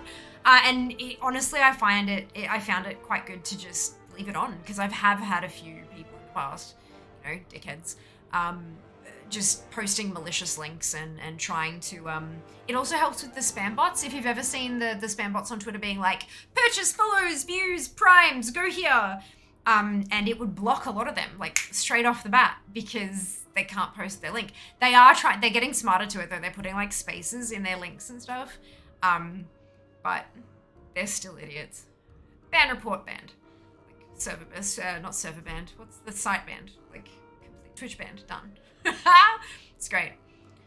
Which chord? That chord. I told you that was an accident. Huh? Beta for D4. Thanks, my boss. Oh, amazing. Oh, you made it to 25. Congrats. I think I'll be playing it after it comes out. That's so good. And you look, I can completely understand why you took it. I don't think you took it wrong. I think that given what I said and how I said it, your interpretation was absolutely, it absolutely valid that you would have interpreted it like that, which is why I'm apologizing for not making it clearer. It's on me. It's not on you. But I'm glad you've been enjoying D4. What class are you playing? What class did you get to 25? That's a battle. Let's press that button. What level did you make it to? 12. So unfortunately I had a lot of other stuff I had to take care of over the weekend. You know, work never stops. It's like a party, but not. So after stream, I wound up finishing Act 1, got through Act 1, and then I went to go and do some like side events and stuff like that, and then realized what time it was and went, oh no, I have to be up at the crack of dawn tomorrow to do housework. Bugger. So I went to bed. But I enjoyed myself so much. So much. I'm really looking forward to this weekend. I'm hoping to get as much as I can done throughout the week, so that when the weekend arrives, I can jump back in there. Even if I don't make it to 25, I have to get to 20, because if I don't get that beta wolf pack, I'm going to cry. It will make me very sad. So that's the goal. That's the goal. Get my work done during the week so that I can play for a few hours on the weekend, get myself to 20. Zam, Sink, Zem, Queen, and Liz, congratulations to all of you on your ownership. Well done.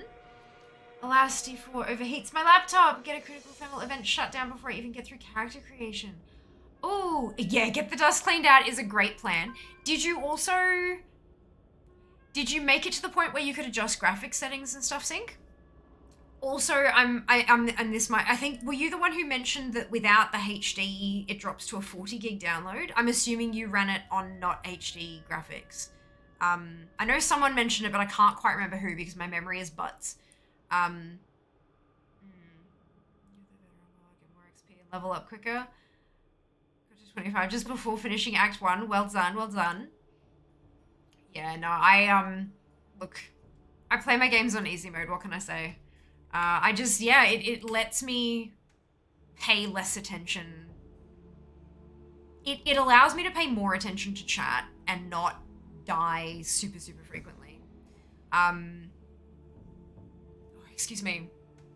And it also allows me to focus a little bit more on story and communicating with whoever I'm playing with, or you know, chat as well, without suffering too much for it. I found in the past, whenever I've played on higher difficulties and I've tried to be engaging with chat and read everyone's messages and respond and reply, I'd end up dying like a lot. And then I'd have people coming in telling me that I'm trash. Why am I even bothering? This is why girls shouldn't game. Legitimately. Like, that's an actual thing that a person said. Like, what the hell? Ugh. Anyway. So to avoid all that, I just go, bugger it. And I play on easy. And then I get people telling me that I'm crap because I play on easy. It's like, I don't understand why we all judge each other so much. Like, it doesn't make sense to me. People just let people have fun with what they want to. Yeah, but no, there is like that's the big reason why I tend to not play on higher difficulties, is just so that I can engage with chat properly. But I do believe that next weekend I'm actually going to be able to play with Jas, so maybe he can cover my ass. We can bump up the difficulty.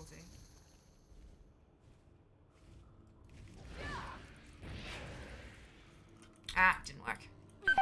Damn it. Very really well.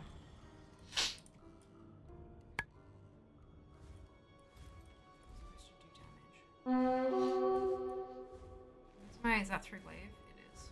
You need to be like here.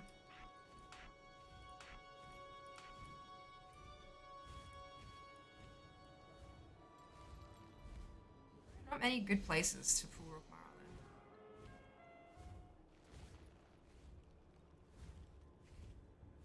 I wonder why she doesn't proxy pull.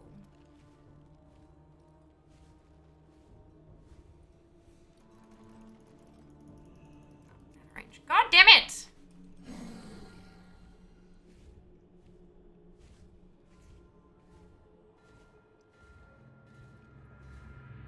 Upsetting.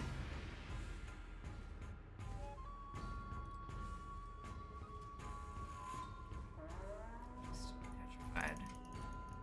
I'm gonna fall and die when I try to dismount to pull her.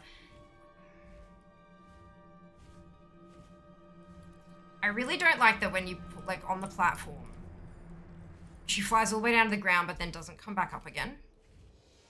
Like, it's just really a bit silly. But at least then I get the tag, I guess.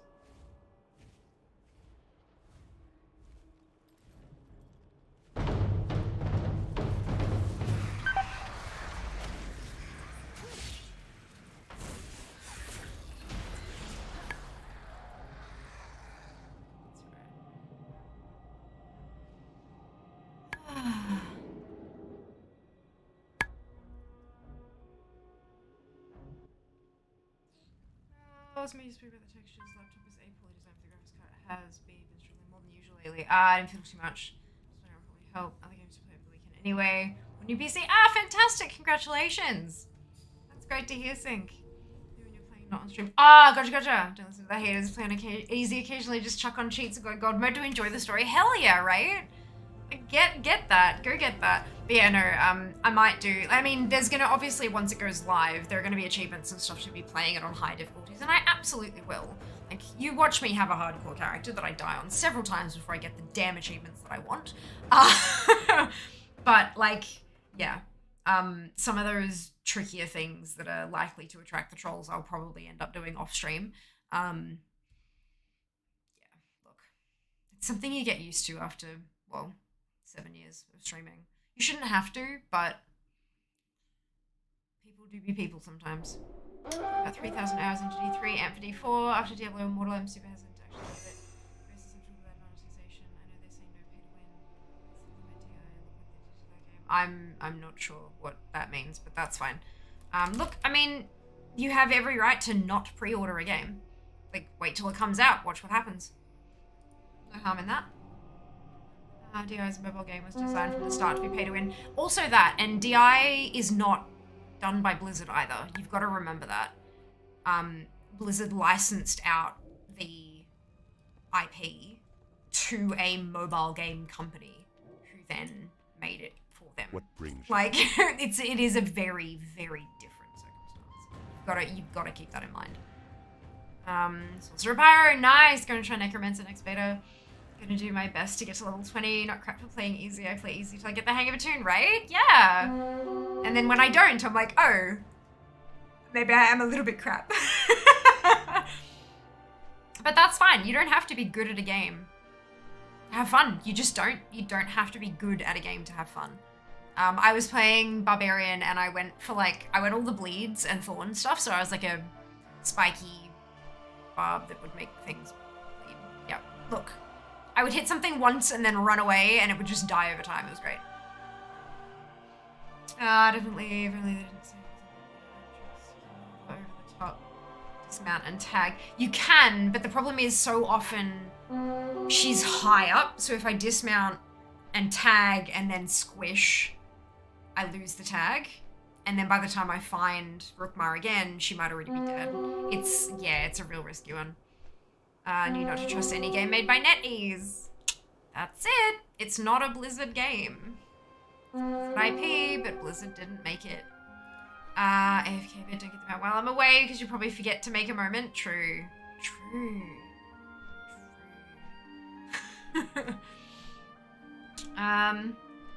That's why I'm a solo player. I like to take my time so I can do all the quests. Exactly, right? And that's the whole thing. Like, by all means, you've got to play the parts of the game that you enjoy.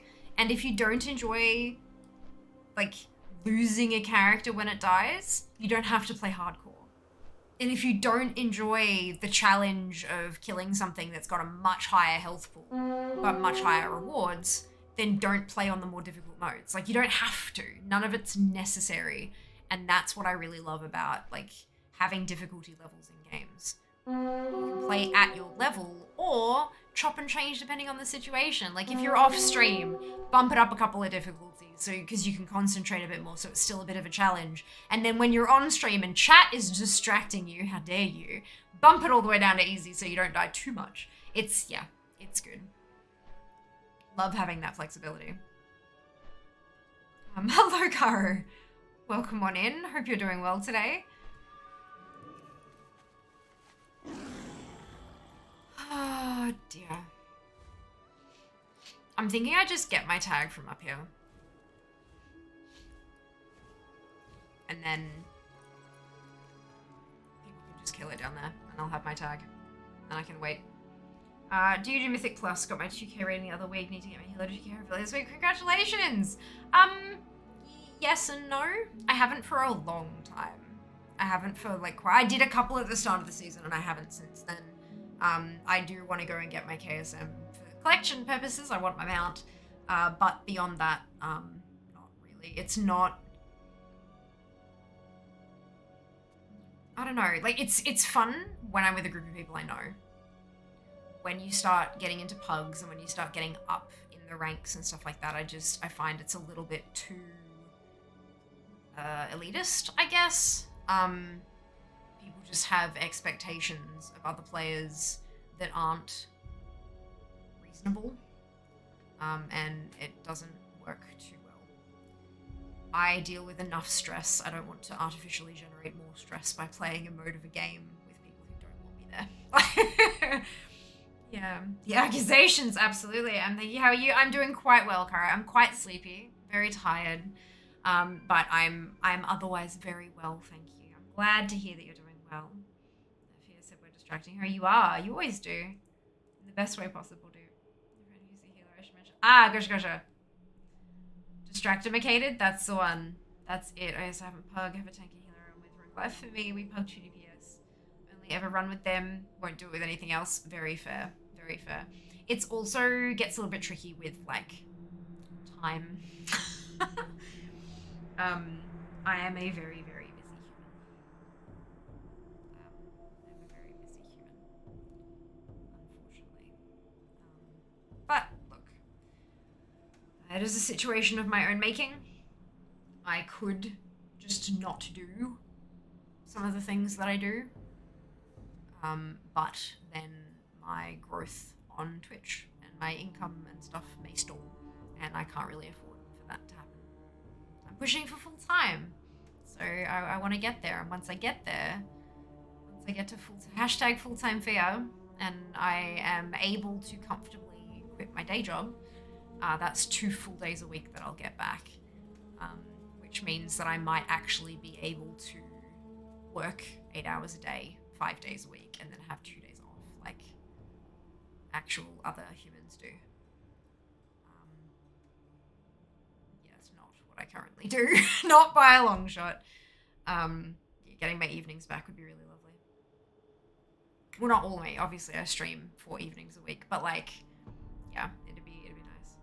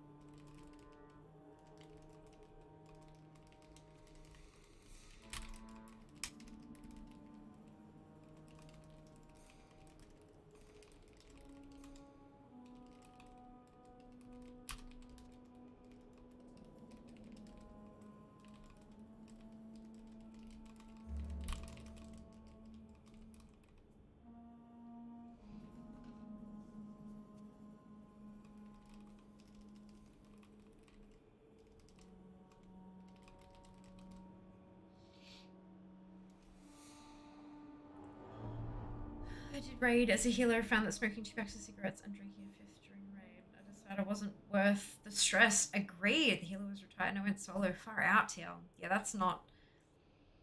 Definitely not worth it. I'd agree wholeheartedly.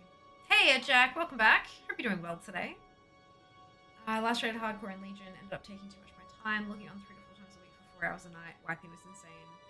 Go to the gym more now, so Mythic Plus is great for all online suite. If we aren't, no biggie. Lots of other games to play for sure, for sure. My last like quote unquote proper raiding experience, like with a guild, lots of hours, all that kind of stuff, was at the end of War of Adrenal.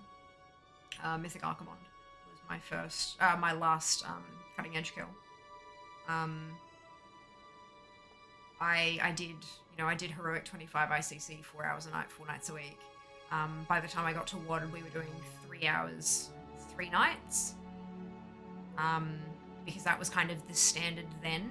But even now, like the standard number of hours seems to be slipping and slipping and slipping. Like the guilds that are doing 4 hours, 4 nights, do that for like the first couple weeks till they clear everything, and then just don't for months until the next one comes out. It's kind of like a crunch and then go on holiday kind of thing. At least from what I've noticed. Like that may not be the case everywhere, of course, but the limited knowledge that I have of it seems to be how it rolls these days. I raid with a guild that I'm not actually in. They're on a different server. They raid 2 nights a week, and I join them for one of those nights, usually. And if something happens with stream, like if I've got something else that's more important or pops up, then I don't raid. And that's, that's fine. It is what it is. They're really flexible about that, which is lovely of them. Yeah. But it's nice. I enjoy raiding, and it's even better having that total and complete flexibility without having to pug.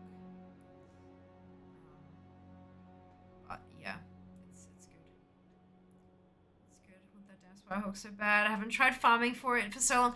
Undreamt, they have greatly increased the drop rate for all the world boss mounts. The 4 from Mists of Pandaria and Rukma for the Solar Spyhawk. So they're estimating, because it used to be like a 1 in 2k for the mock bosses, but I think this was like a 1 in 500 or something. They're estimating that it's a 1 in 100 now, so in line with other mounts. It might be worth giving it a crack again. We not to try to convince you too hard or anything, but we do have reports of people in the community being luckier on Mondays for mount drops because it is Mount Farm Monday. And I know this is gonna sound really like a gross money grab, but I swear this is other people saying it, not me.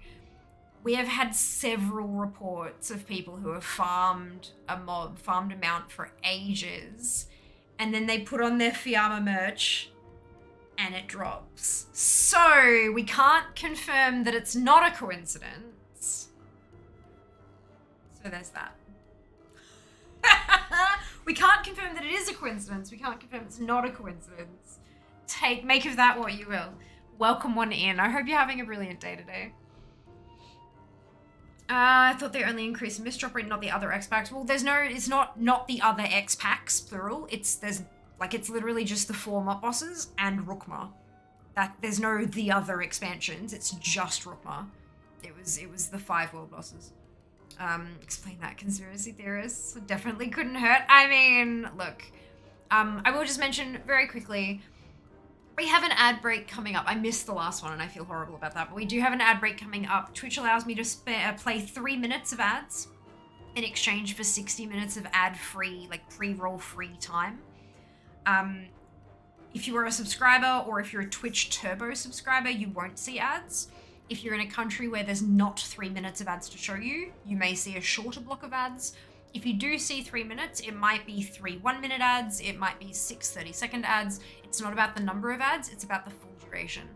Because it is a bit of a longer period of time, I'd recommend going and stretching your legs, grabbing a drink, a snack, all that kind of stuff. I've just hit the snooze button to push it past so that we'll see the Rookmar kill, so that you won't miss it if it drops. But there is, after this Rookmar kill, there will be a 3-minute ad break, so feel free to go and do whatever human things you need to take care of in that break, if you so desire. But yeah, you won't miss the...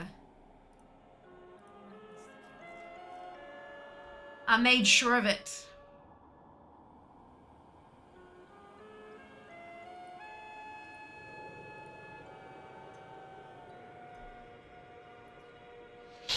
Less than a minute till Rookmar. You get them out this time, I reckon. Like, I've got a good feeling about it being today, so you reckon it's this one, this spawn. Alright, we'll see. Got that good feeling. Let's do this. Manifest it. So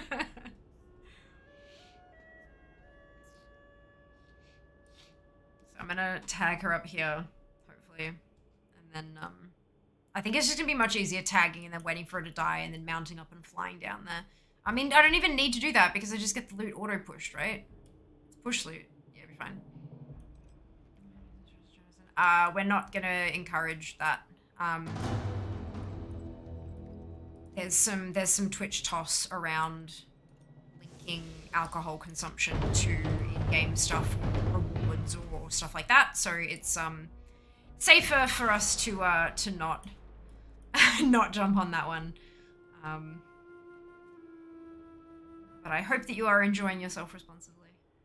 Okay, no drop. That's fine.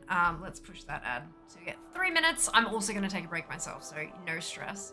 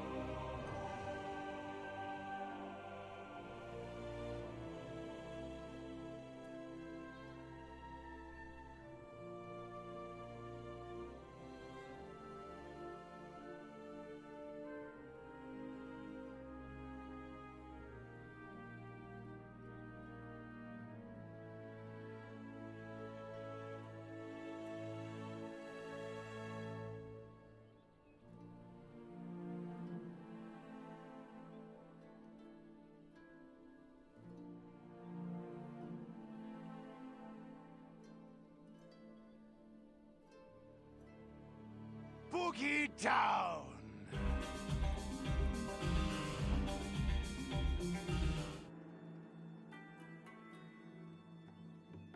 Having a dance party without me? How rude. Oh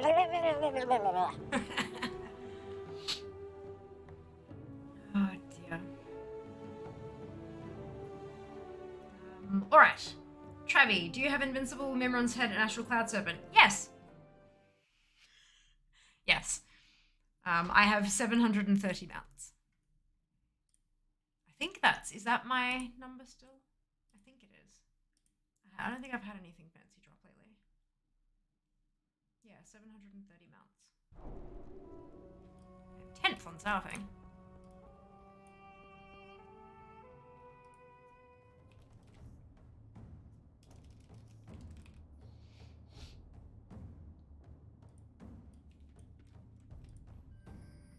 Hail. Good evening, Seeker. Welcome back. Safe and productive day. I did. I had a rather productive day given that I also had a medical appointment. I'm quite happy. I'm still exhausted though. 87%, are we really? 88 now! Oh my goodness. Oh my goodness. The question is, are you going to take Comp Stomp away from me, or are you going to take Transmog away? Transmog farming. Rogue, I approve. I have 5 rogues? 4 rogues. 4 rogues. So I have 5 warriors, 4 DKs, 6 paladins, 4 monks, 5 priests, 5 shaman, 5 druids, 4 rogues, 5 mages, 5 warlocks, 6 hunters, 4 demon hunters, and the 2 evokers. Many tune. Handle it.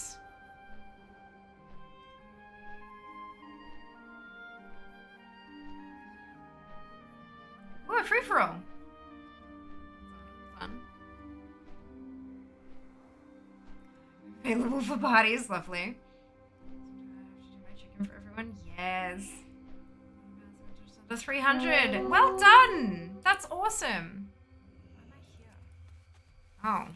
Guess I don't have the other flat path. I'll grab it on my way through.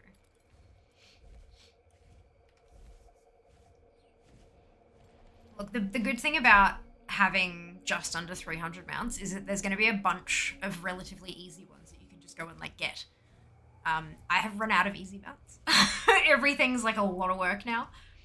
Definitely not the comp stomp. It's not a weekly thing. Well, that's the thing though. As soon as it hits 100, the next stream that isn't sponsored turns into a leveling stream.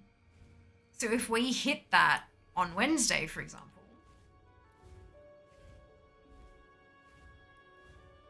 Friday will no longer be comp stomp.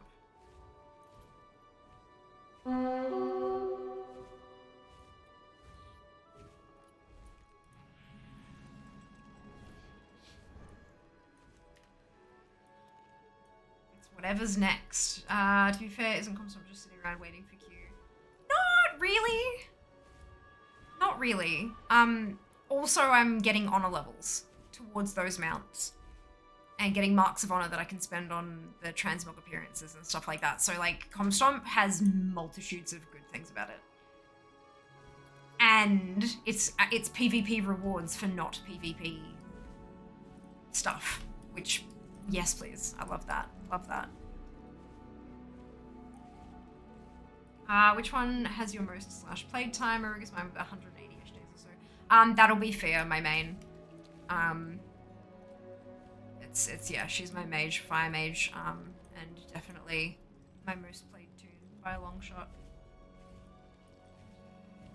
Also following Fear on social media? Yes, please do. We have a giveaway on Instagram that's finishing tonight at the end of stream-ish, a little bit after the end of stream. So definitely jump on that and enter the giveaway. And yeah, also just because you want to support me and you want to see me go full time. Has over 2 years played. Wow. Constant is awesome. So useful. I agree. Very, very useful.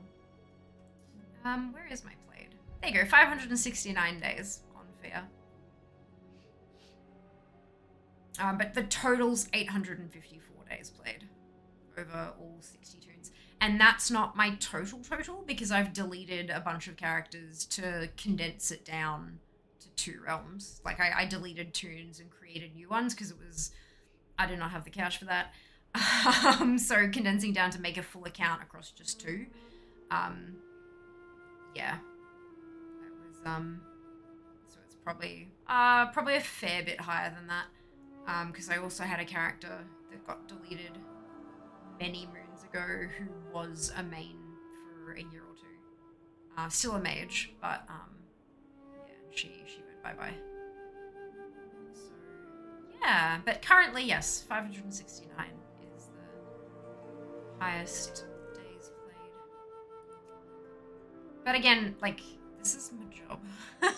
I've been streaming for 7 years. I play a lot of WoW. It hasn't been 100% WoW all the time for those entire 7 years, but a decent chunk of it has been. So, yeah.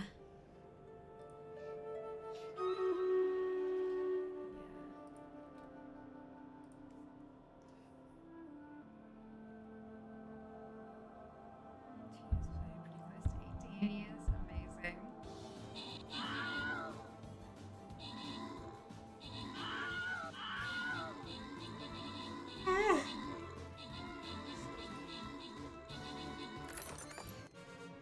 That was quick. Goodness gracious. Sync, Meeb, and Zem, congratulations to all of you on your bonus ship. Well done. Ooh, skin chest time. I'm missing 2 of them still. So getting excited to buy their early bird packs tickets. I will be picking them up tomorrow, yes. As long as the system lets me.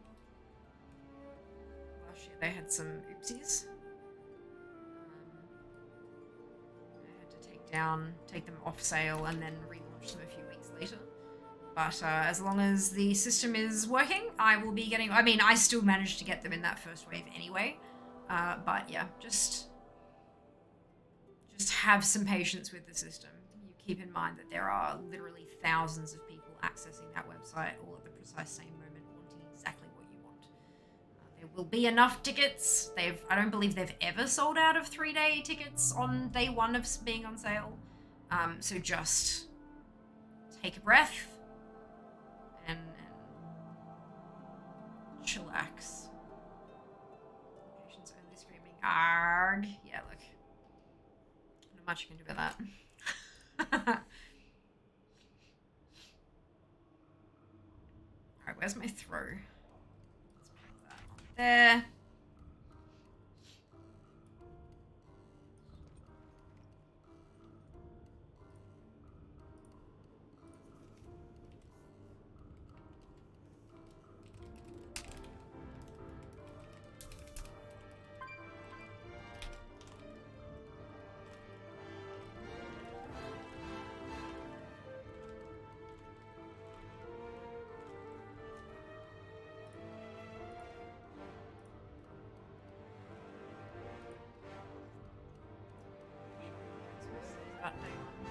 Quite possibly.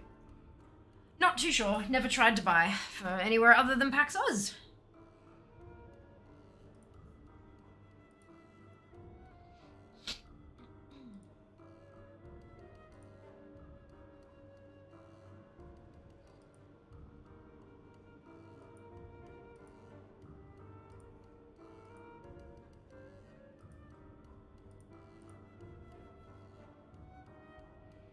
Melbourne PAX it is. PAX Australia.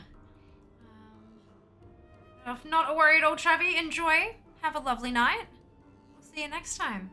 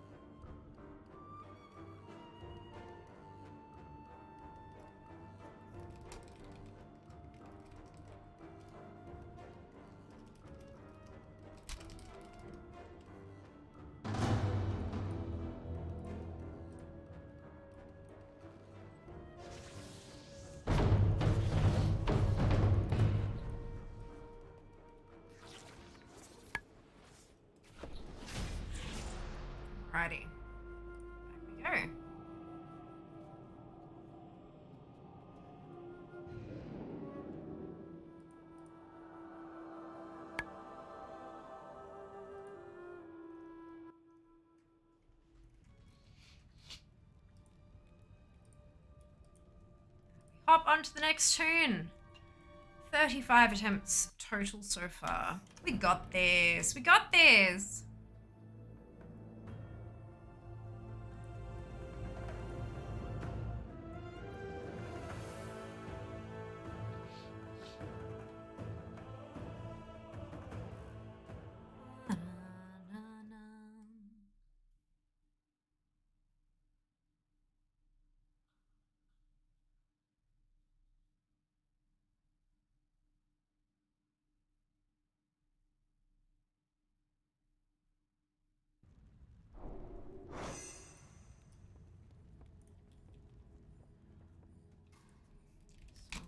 Fire. Hawk, that one. Pretty firebird, you shall be mine. Greetings.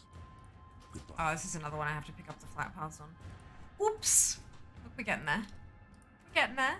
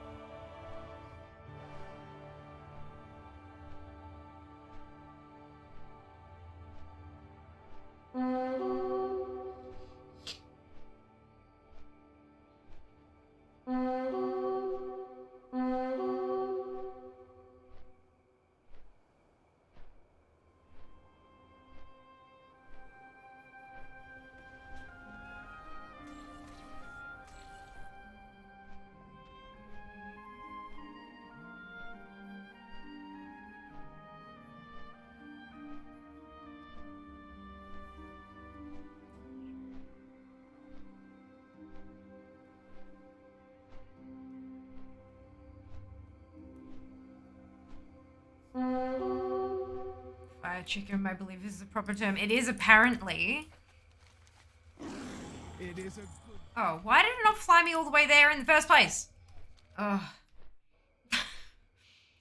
Chicken expert familiar. That would be Jazz. That would be Jazz.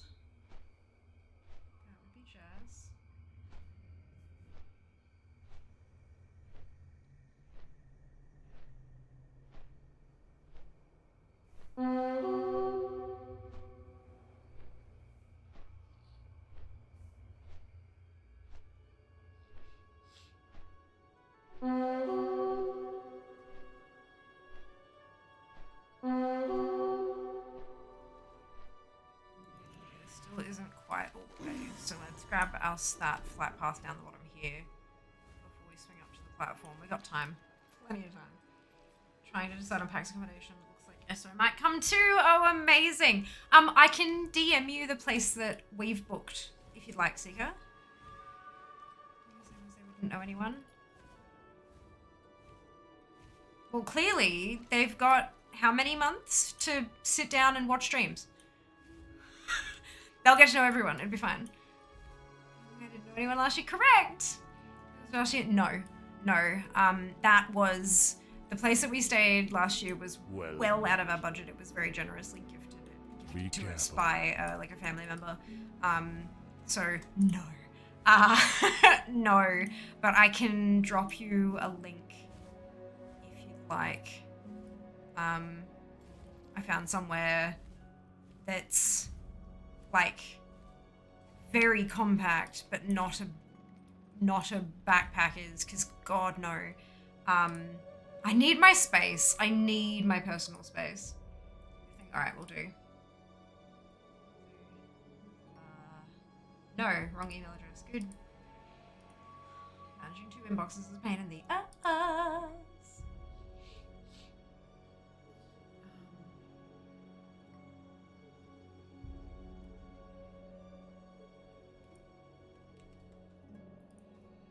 You good with Discord? 68.7, I think 30 minutes left. Or look, give it a crack, matey. Or like the worst thing that'll happen is that you'll be further ahead than you are now. Worst thing that can happen.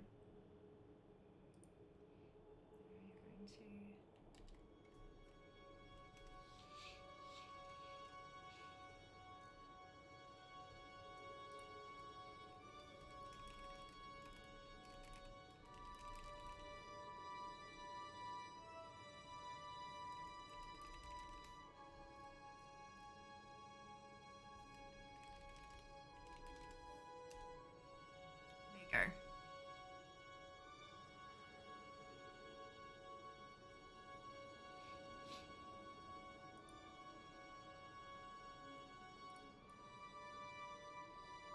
You're very welcome.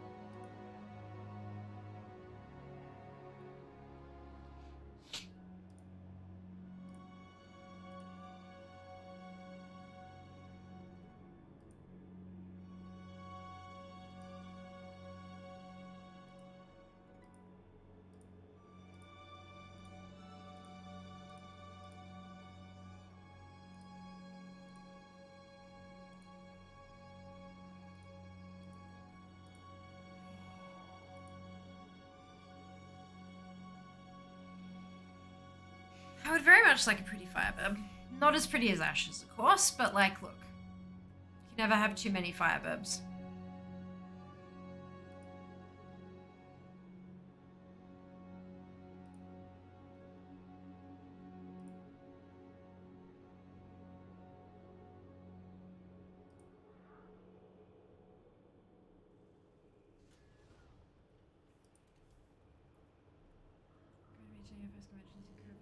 Month coming from Cape Town.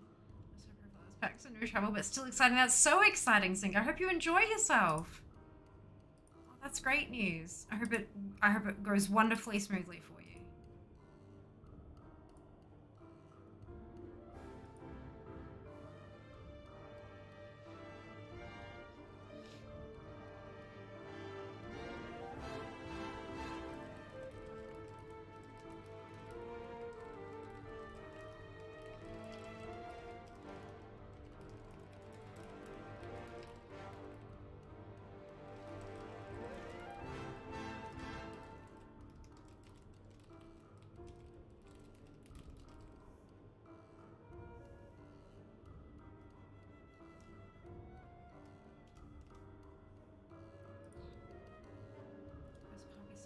Friend circle, they'll be there too. Super bad at keeping in touch. It is, look, although it is so easy now to stay in touch, it's also impossibly difficult because like being online makes it really easy to just, open up a DM, shoot a message through. But that means you have a constant onslaught of everything all at once, all the time. And that makes it more difficult. So yeah, look, I totally get it. Totally get it.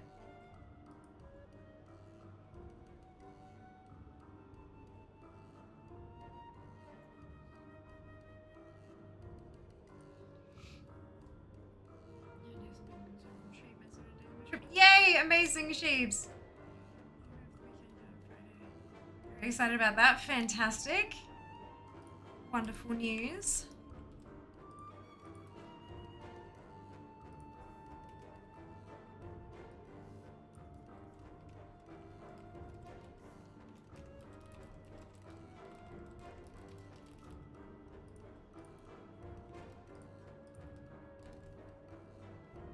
Hey, Absolute, I'm doing quite well, thank you.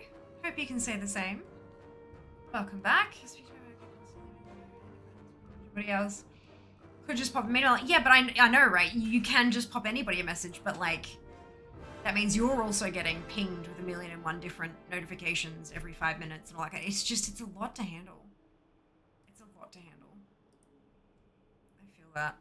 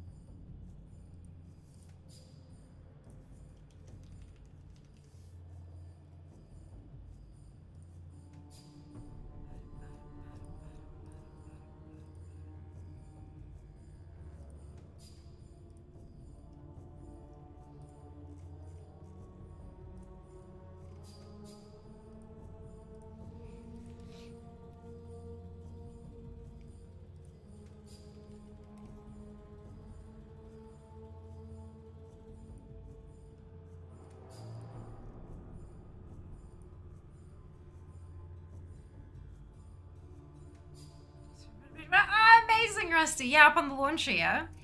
That's super cool. Glad you clicked on through. Hope you're doing well today.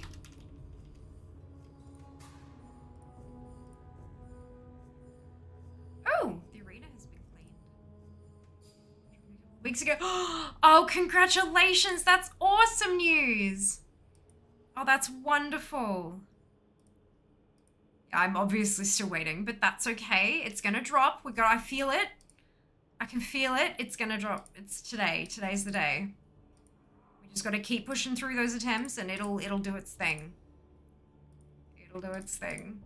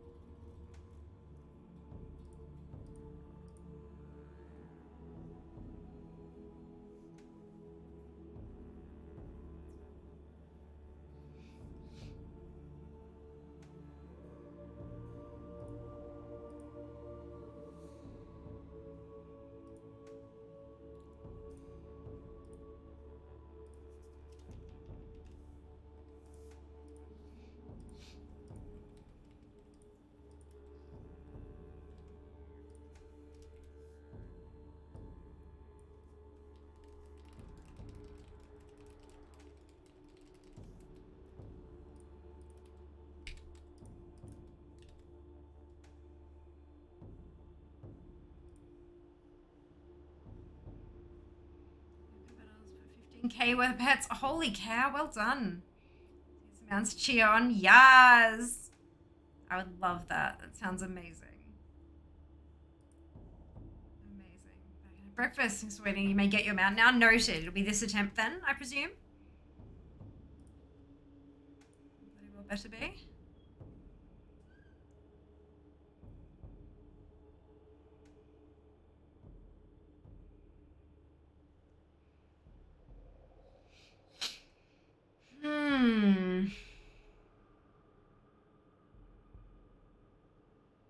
Exam sort of hasn't dropped. Correct. Exactly correct.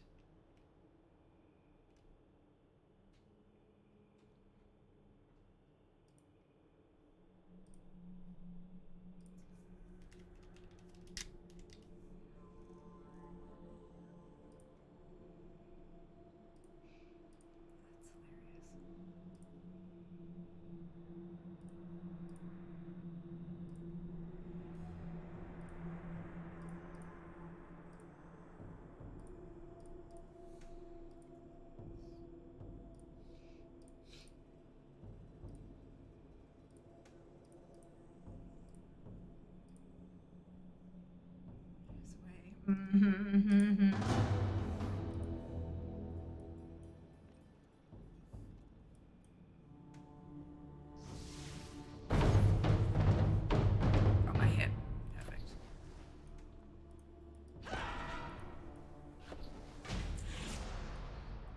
Okay. That's right, next one.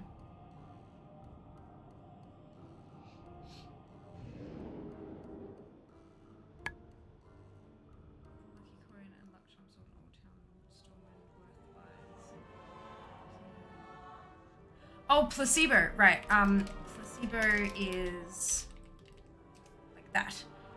No, they do not work. They are not a thing that actually functions as a lucky anything. They're great items that are cute and fun and hilarious.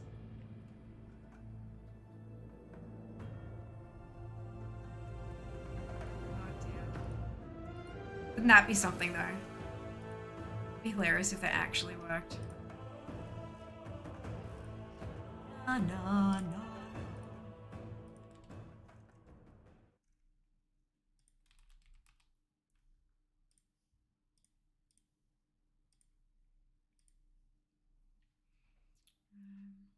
What's on my DK? You're allowed to get the mount now. You don't need to wait for me anymore. Just get the mount.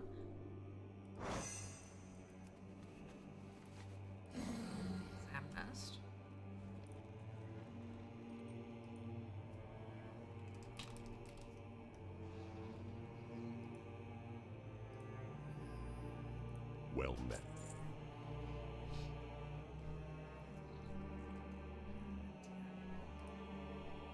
Anything that's thought to increase your luck chances buying and wearing fair merch and farming on Mondays.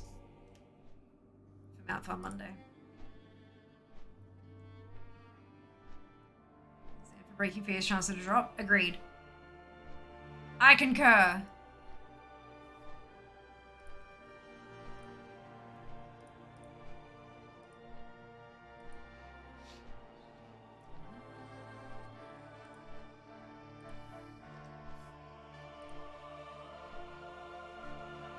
I want to go back to Nighthold. That is right now, that is the thing that I'm like focused on, is get Spirehawk so I can go back to Nighthold. I can go and actually farm for a mount in a raid. How exciting is that? That's, yeah, very much looking forward to it. Oh, goodness.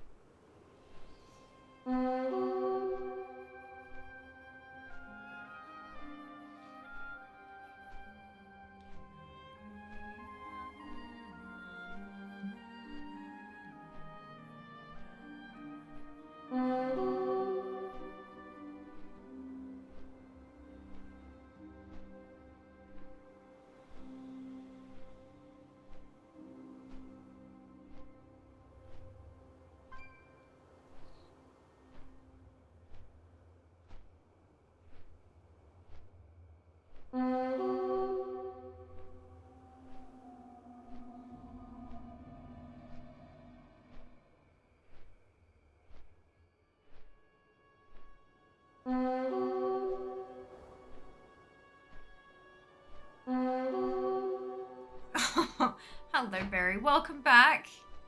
Hope you're doing well today.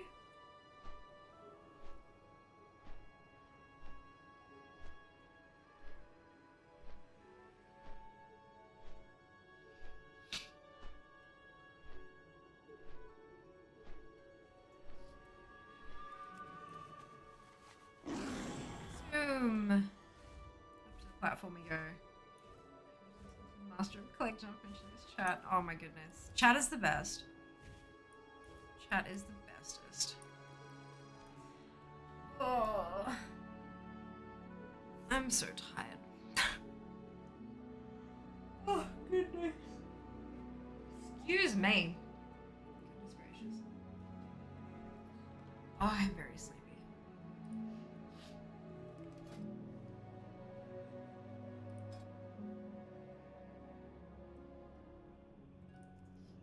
Let's see if this wakes me up a little, shall we?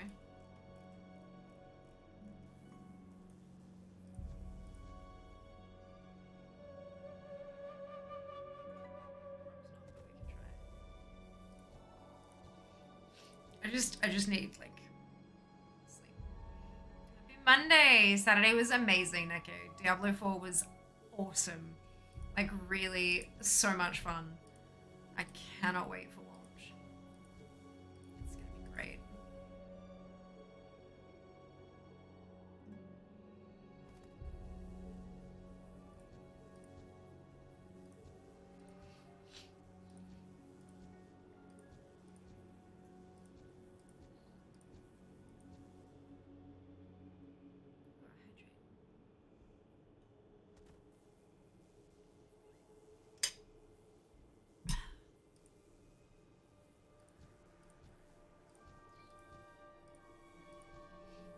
Are you ready to purchase your PAX tickets tomorrow, Barry?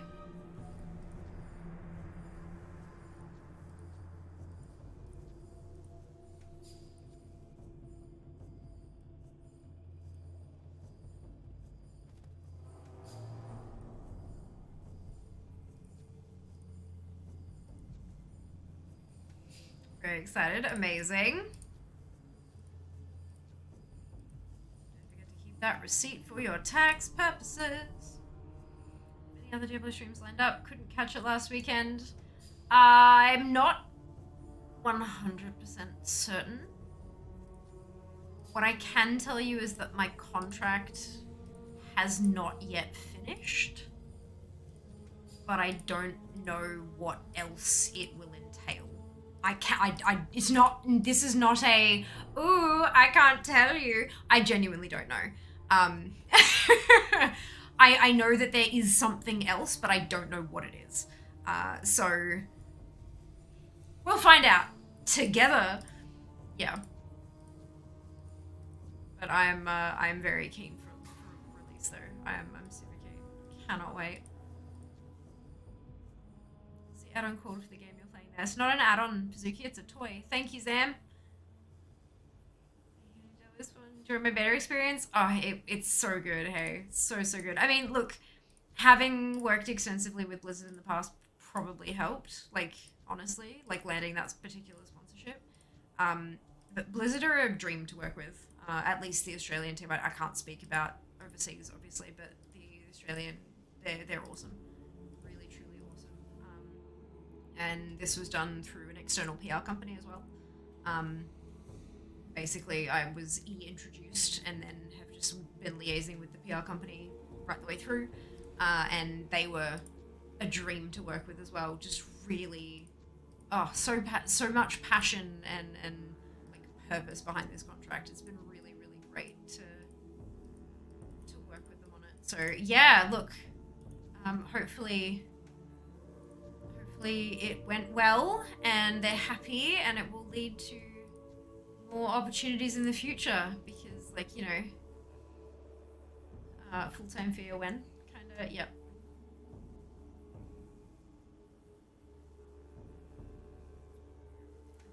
It's how we roll.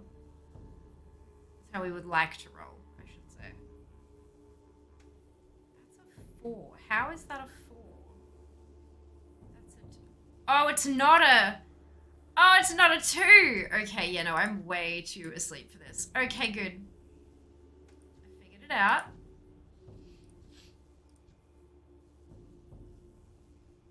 I'm really glad you enjoyed the beta, though. Like, it's, yeah.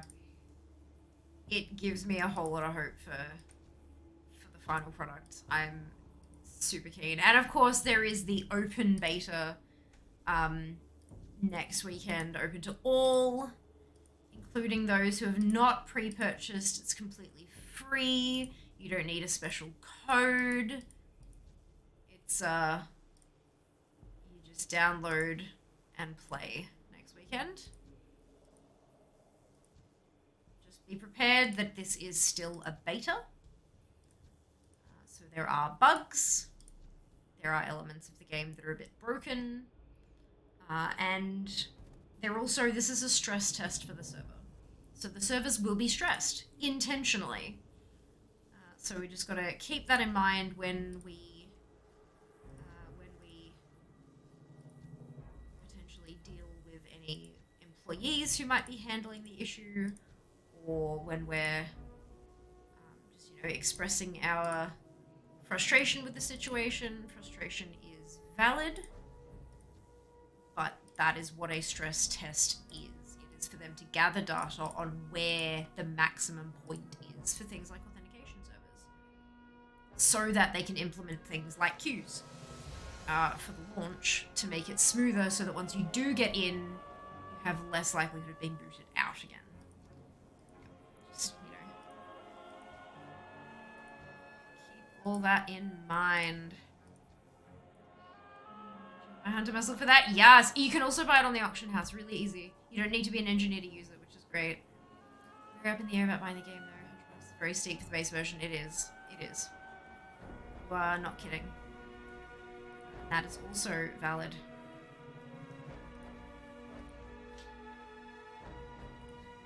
It's also valid. This is when stuff like things like this is when being a WoW player really comes in handy for like other Blizzard games.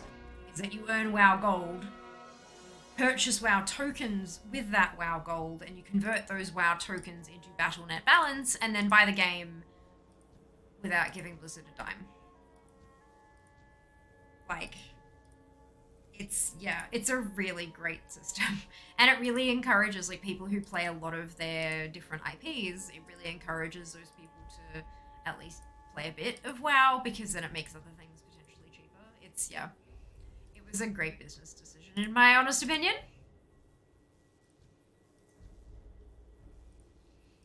Oh, battle.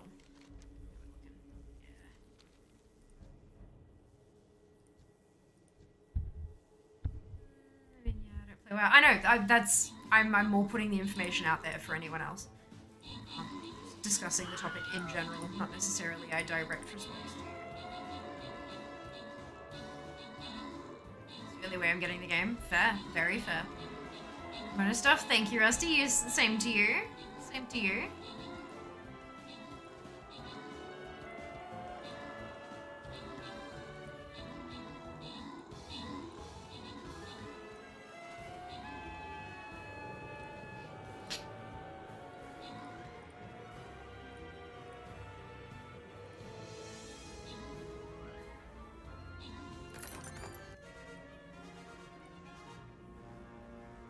Okay.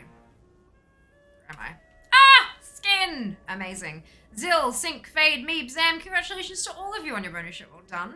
Who else got a skin from the skin chest? Let us know. I'm keen to learn. Can I place another necro yet? No. 83 minutes, goodness. Oh, excuse me.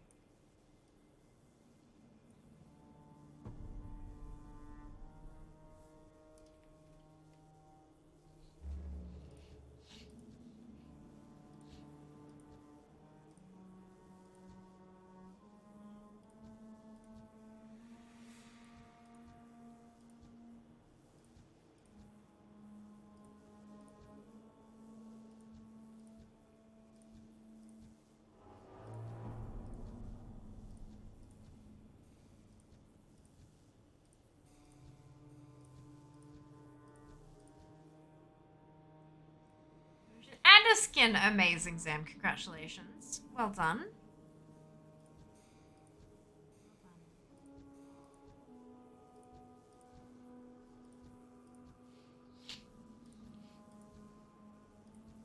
Will be here soon. I'm sure.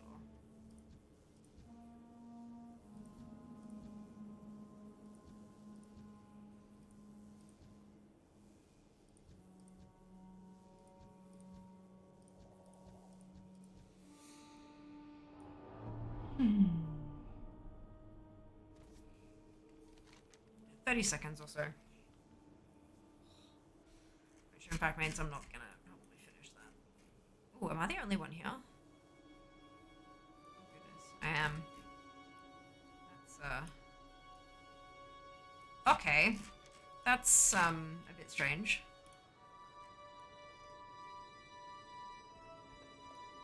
Unexpected. Means that no one down the bottom is gonna kill her.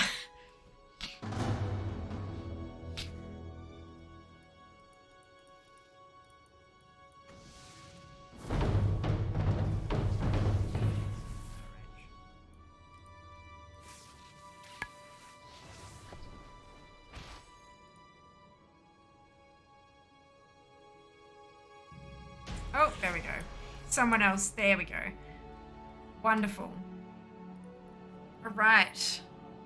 No mount. 37 attempts. On to the next tune. We're not even halfway through stream. Like, we've got this. We've got this. We're at 11 attempts down. This will be number 12. We're not even halfway through yet. So, I mean, I think we might be able to get 24 attempts. I mean, that makes sense. It's like 6 hours, 4 attempts per hour. 24 attempts is about right. That's good, that's good. We like it.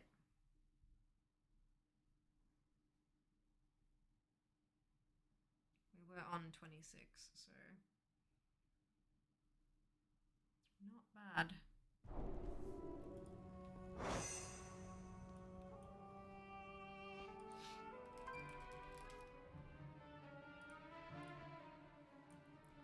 .24 is not even half of my toons, but that's fine. How may I aid you, ancestors? Literally take 2.5 streams, more than half of my weekly stream time to kill Ragnar on all 60 toons. Would it be worth it? I mean, I'd probably get that drop in that week, but like... Although it does, is it lucky if it's under 63? Is that the 69, right? So I could get it in 1 week if I was lucky. But am I lucky? So keen to go back to Nighthold. Oh my god, so excited.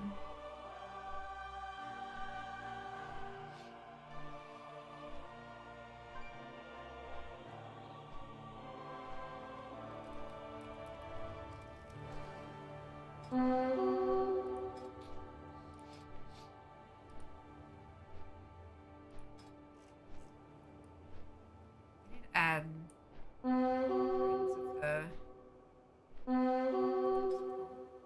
Liberation Slaven.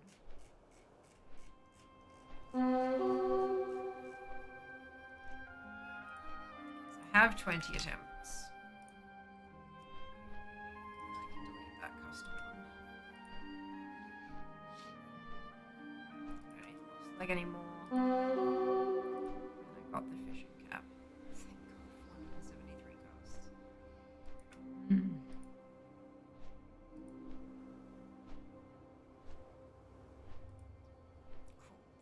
Up a little bit.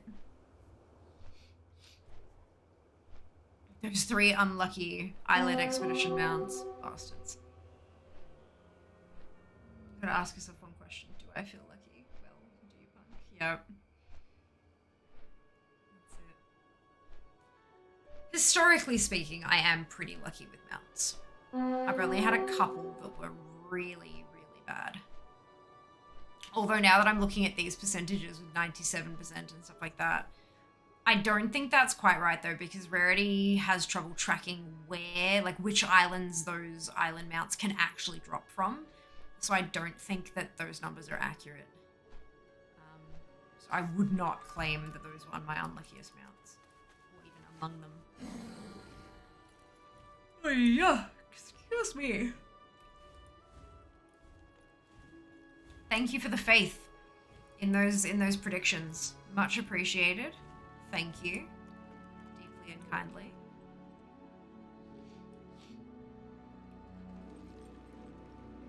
Positively 100% yes.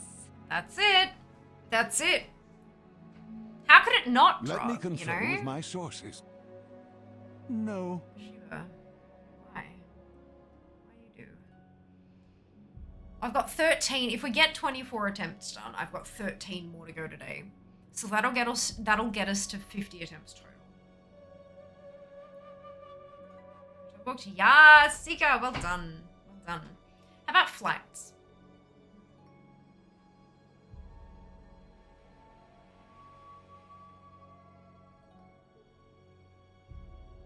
That was less faith and more charitable. Look, I'll take it. I'll take it. Within walking distance? Yes. Yeah. I like that, I do like that where we've booked is, it's walking distance, but it's just a little bit further. Like it's not super duper close, because it means that it won't, like it's not overpriced as hell, and it does, like it also means that I get a bit of a breather. Like there's a buffer zone between the convention center and quote unquote home. So like walking in, I can get myself all hyped up and ready to go, and then walking out again is a time to kind of decompress and switch off so that I can just crash out when I get to the hotel. It's nice, it's got a good feeling. Like a face disturbing. Wait a little while for booking flights are common for reasons. Fair enough. Totally fair. All of my stuff is cancellation. Fine, like I can cancel everything and all that kind of stuff. So if any circumstances change, then I can just do what's it? Yeah.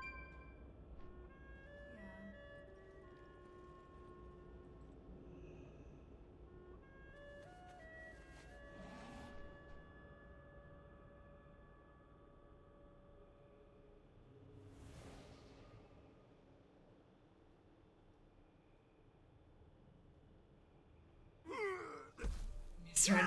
I thought you did, but I'm like, I wonder. No, anyway. I mean, there'll be all sorts of pings in Discord. Don't you worry.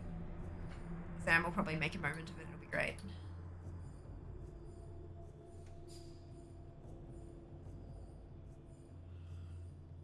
Oh. Goodness gracious me.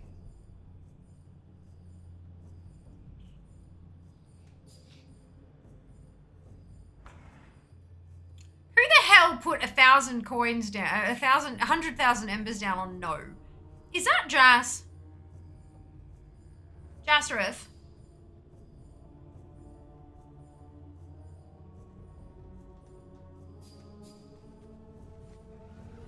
Offended. Spreading the wealth.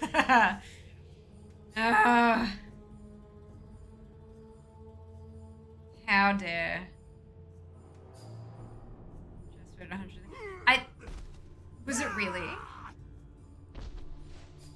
Another 100k. Good lord. Oh my god. It's not showing your prediction badges. Interesting.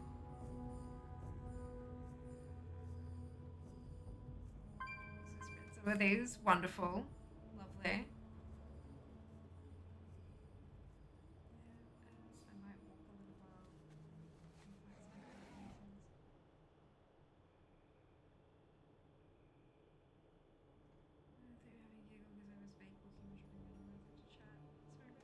Oh no, I almost face I'll be down 100k by end of stream.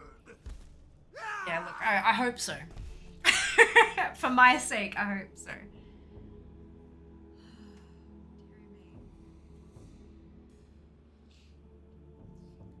That prediction is gonna have to end early. Because Rookmar's only spawning in 6 minutes. So we have to end it before the next kill. So once we get somewhere around the 30-second mark, I'll close it off.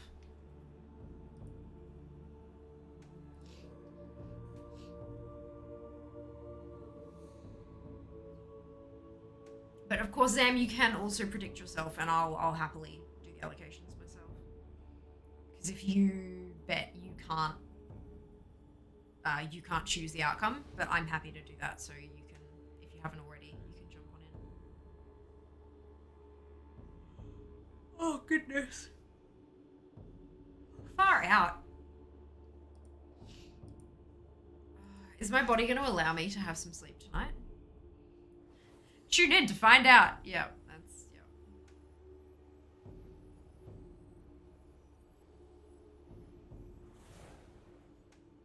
I don't know why I'm like this.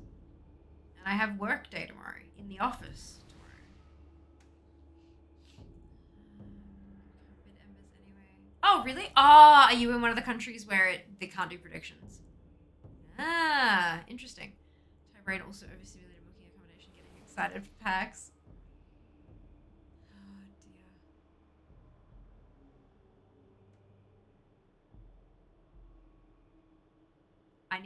I need to find a way to make this PAX bigger and better than last PAX. And I think I know how to do that. I think so. Growth, right? Growth is the consistent achieving of new milestones. Yeah, would we agree? It's a nice, simple, broad definition of growth, is that you are continually hitting new milestones. A new milestone might be that you hit 10,000 followers, or it might be that you get a new, like you have a brand deal with a category of brand you've never worked with before, something like that. Like they're all new kind of gambling laws. Yeah. It just to, like, as a very general thing, if people don't want to disclose the countries they live in, that's okay. We can leave it at EU. That's I'm more than happy to like allow that. Just a general reminder to be careful about, be mindful. Just be mindful about what you're actually asking of people. No anger, no telling off here, nothing like that. Just yeah, just a thing to be careful.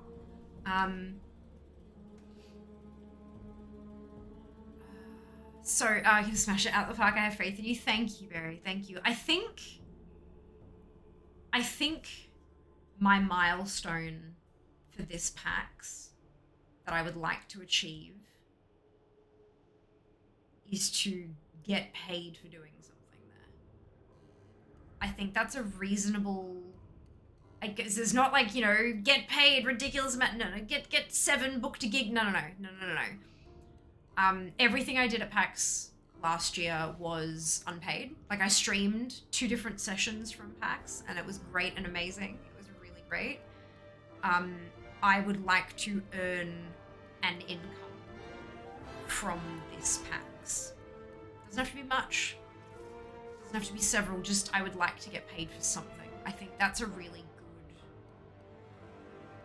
And I think that's reasonable with the stage of growth that I'm at the moment. But we'll see. I'll pay you bring me a coffee every morning. I'll bring you free coffee from the partner booth. Or you can stand next to me and I can pick it up and hand it to you. And that's... please enter into chat your home address and your personally identifiable national identity code. Yep, that's it. I think you're putting in the effort. You deserve something. Oh, thank you, Un. I really appreciate that. I reckon I'm putting in the effort. The question is if I'm putting in enough effort in the right places. And the unfortunate part is that we don't know that until it happens, you know? But look, I'm like... If they don't have something for D4 at PAX, I will be very surprised. With the amount of promo that they're doing for D4, I would be very surprised if they didn't have a presence at PAX. Very surprised. And I reckon that's my in.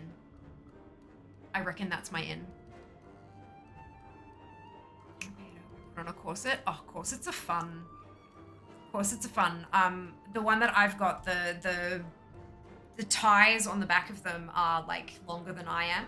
So it's one of those really fun, like I grab them and you kind of wrap them around and then wrap around your elbows and then kind of like pull and like get them all. Yeah, lots of fun. Yeah, so I gently place the window so music playing soft in the background from my Canadian home. You'll be here one day.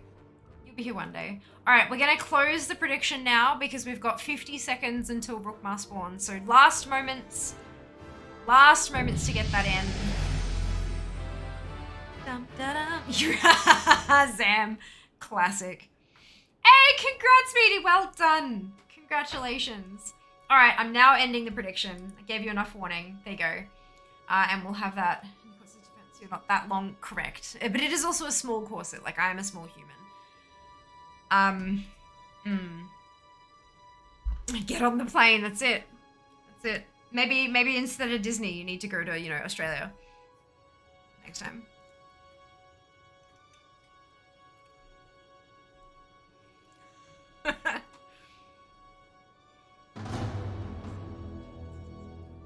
Good evening, Kitty. Welcome back. Hope you're doing well. Got my hits in. Perfect. Someone down there to kill it.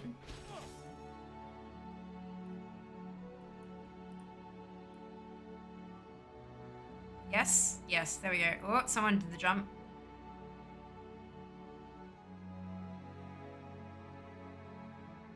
Oh my gosh. There we go. I saw this come out and I went, nah. Okay, perfect timing.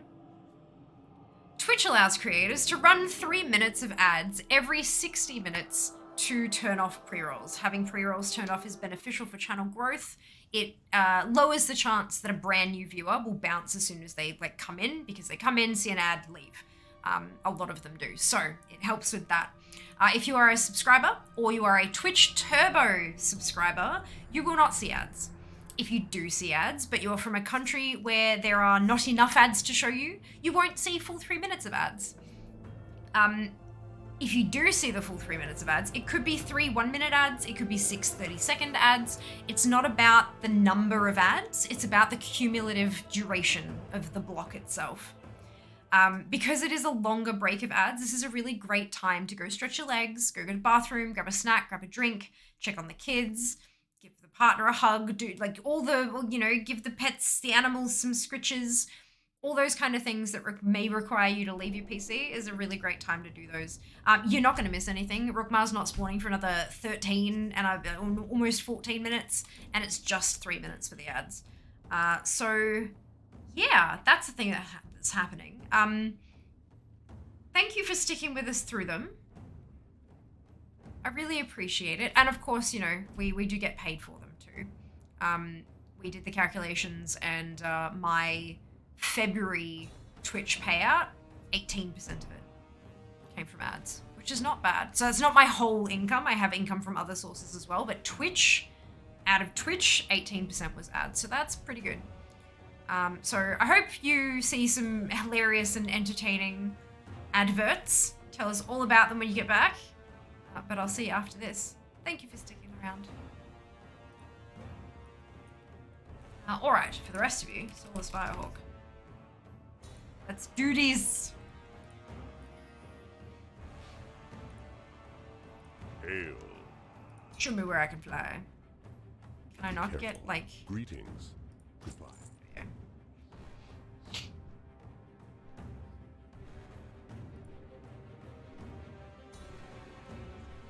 Yay.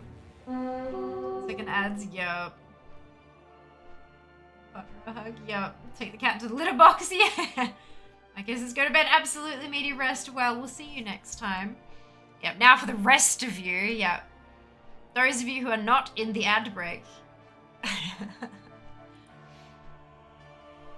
It's really easy to, like, time ad breaks on Mount Fun Monday because there's, like, such a long time that just nothing happens. It's kind of, like, it's convenient.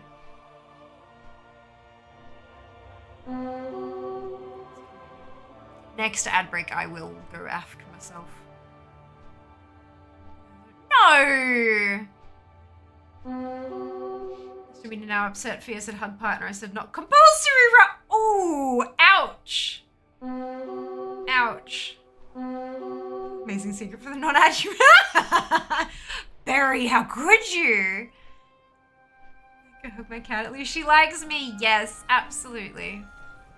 Absolutely. Oh, that's hilarious. You guys crack me up. You really do. Absolutely crack me up.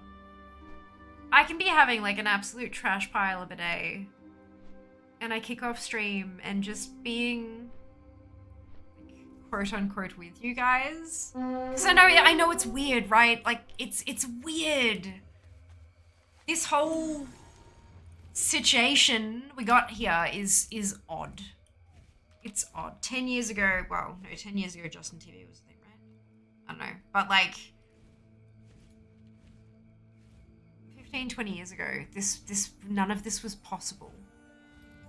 In the slightest. It boggles my mind. But anyway. Yeah. You guys just cheers me up. Drops help too, but maybe tolerate would be more accurate. I'm sure she despises when I run to the bedroom, shove my face into her belly. Oh dear. What are you doing, human? Don't talk to strangers on the internet. I know, right, Sheebs? Oh my god. He grabbed my hand with his mouth and started dragging me off chair. I think he wants me to definitely go to bed now. Rest well, Meaty. We'll see you next time. See you on Wednesday. Hopefully. Fingers crossed. Obviously, no pressure is what I'm trying to get across here. Yeah, into Dark Hole, it was Twitch because one of my giveaways going to bad as a new site. Justin TV was starting. Yep. Don't get into a stranger's car. Now Uber. Yeah. We're breaking all the rules. Talking to all the strangers. I mean, like, if we're talking about anything to do with, like, stranger danger, excuse me, Tinder. Like, I think that's, don't talk to strangers on the internet. Don't get into a stranger's car, sure.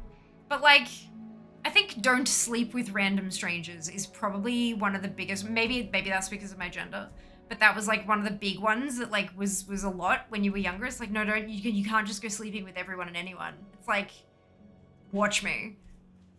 Tinder. Like, to be clear, I don't have a Tinder profile. I've never used Tinder except on other people's phones where I refer to it as the Tinder game and sit there going hee hee hee hee hee hee hee just randomly. It's great. No, don't do that. Shit. It's fine. It's fine. Everything is awesome. But yeah, it's hilarious. How the world has changed. I don't trust everything you hear on the internet. Meanwhile, those same people now believe everything on Facebook. Yeah, it's a problem. Society, you can't go sleep with random people. Watch me. Yeah, look. Nah. Not my jam, but definitely no judgment to people for whom that is their jam. Like, go get it. Be safe. You know, it's safe, sane, and consensual. But, like, get that. Have fun. Live your life. Do the thing.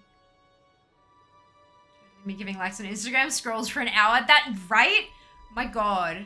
I open up Instagram to, like, post something.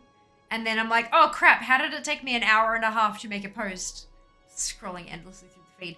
They know how to get us, though, don't they? Like, they're really, really good at, like, sucking us in. They have worked on that layout, and it's working.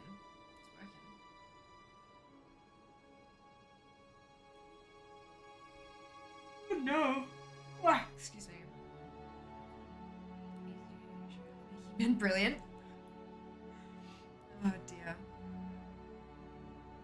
Yeah, I'm knitting. Lovely. TikTok hardly use it anything when I do end up scrolling and watching so many videos. Yeah, it's like, oh no, oops, this is why I don't open this app. Crap. Yeah. TikTok being like, I don't want to go on Instagram when TikTok is banned. I'm like, you know, YouTube Shorts is the thing. Yeah. Yeah. My Insta feed is thirst traps and knitting. I love that. That's amazing. I saw a sponsored post on my Insta today for a crochet ring. It's like a ring that fits around like this section of your index finger, and it's got a little hook on it that holds your yarn while you work to keep the tension the same. I don't know how that works any better than just like holding the yarn yourself, but I mean, hey, I'd give it a crack. I don't remember how much it was because they didn't actually have an Instagram page. It was like, this business is not on Instagram.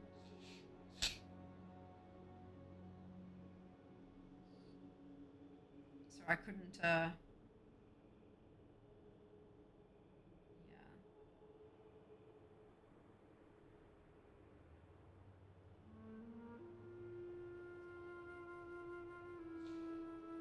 It's gonna be gone now that I try looking for it, isn't it? Because that's how Instagram works. And that's how they get you. Hey, make a purchase. Buy our shit.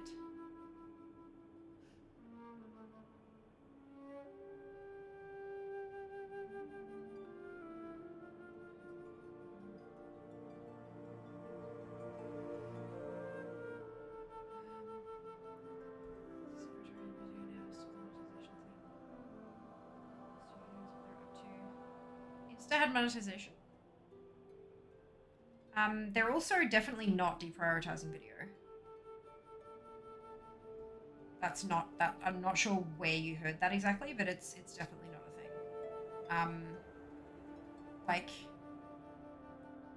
the vast majority of the posts on my feed are reels or like video posts, and there's the whole reels section as well. So like that's the thing.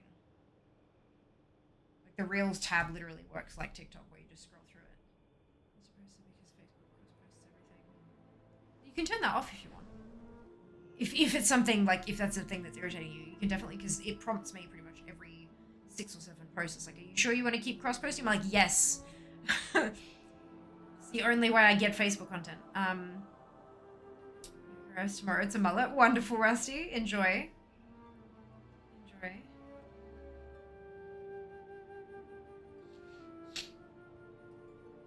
My videos have been doing my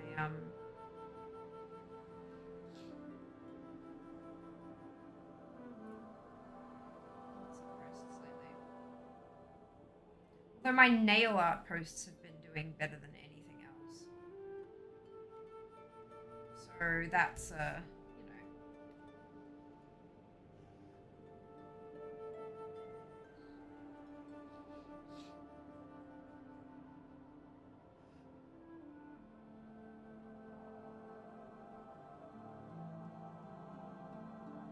Yeah, my videos are well outperforming my pictures. Just scrolling through like my most recent stuff.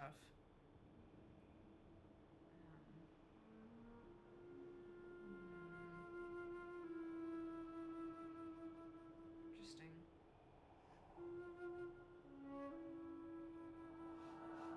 Sorry, I just saw the Heartbreaker video. I can't watch it without just grinning like an idiot.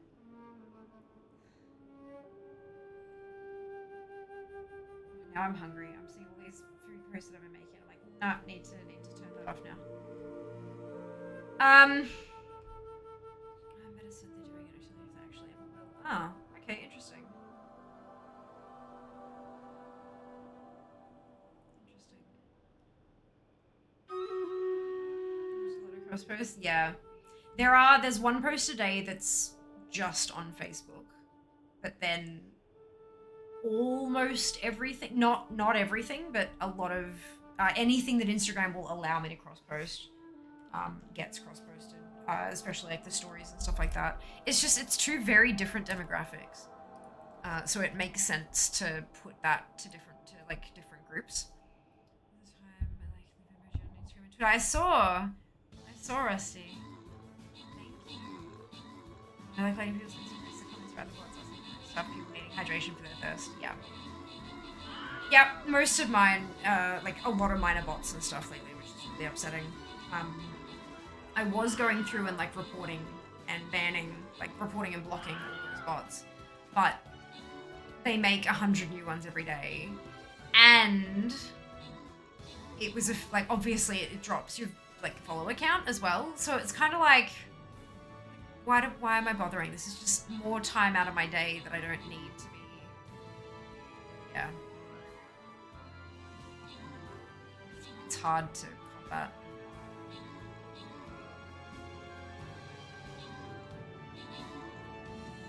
And I mean, you even see them on, like, even, like, brand pages. Like, I follow Colourpop on Instagram, and even on their posts, you'll have, you know, hundreds and hundreds and hundreds of comments that are just emojis and oh my god, this is amazing!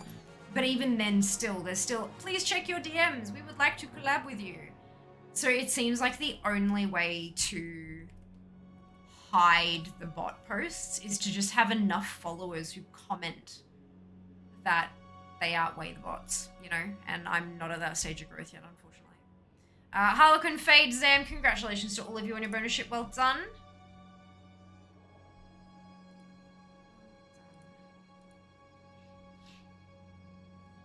Oh, I'm also reporting those bots. It doesn't seem to do anything. No, it doesn't, because, like, even if they do get banned, they've already made 7 other accounts. Like, it doesn't... I wish that we could have a setting, like, on my page, like, prevent... Like, you know how in Twitch chat, like, you have to have a verified email address to be able to chat in my channel, right?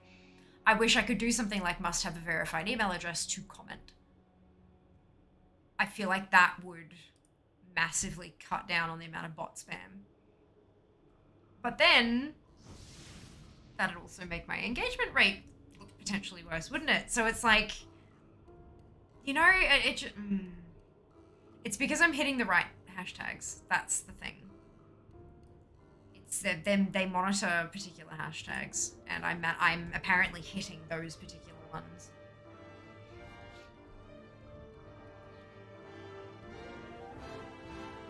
What makes it really amusing for me is that, where's Rookmar? It says Rookmar should have already spawned. Oh, there we go. What? Oh, I missed the spawn! Shit. Where? Yeah, god damn it. I didn't think the battle lasted that long. How did all the people up here miss it? And it didn't tell me when it was about to spawn, or maybe I didn't hear it over the Stream Raiders music or something. Usually it gives you a warning 5 seconds out. Oh, fuck. That's fine. Whatever.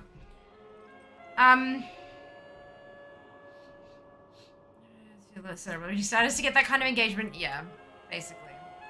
Or post nothing but thirst traps. Which, like... I mean, I could. I know to get the engagement. Like, I know. Because I had one person comment on one of my makeup videos. And they said something like, wow, that looks really cool. Or something. And I replied and said, thank you. And within 20 seconds, they had jumped into my DMs and said, like, hi, new message. You're so beautiful, new message. Thirsty emojis, new message. Like, and I'm like, really? One literal crumb of acknowledgement and pop off, I guess. Like, ugh. And I just don't, it would exhaust me. It would just be so exhausting.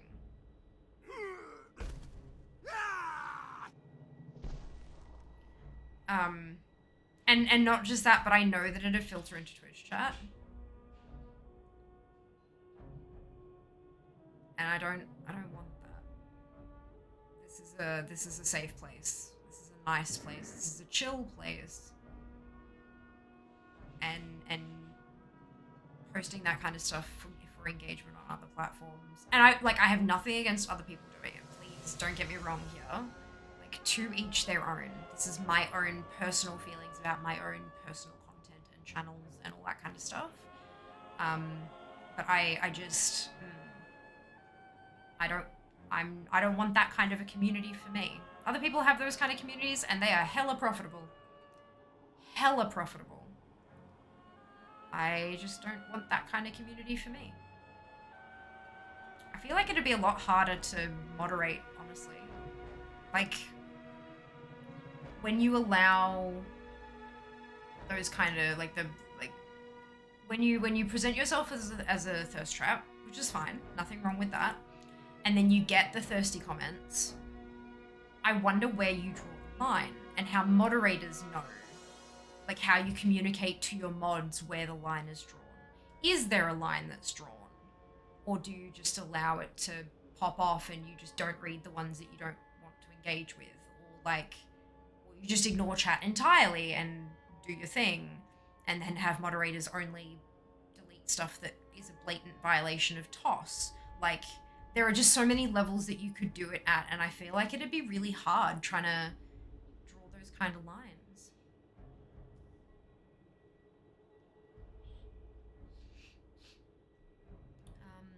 But yeah, I'm not sure. I feel like it'd be tricky.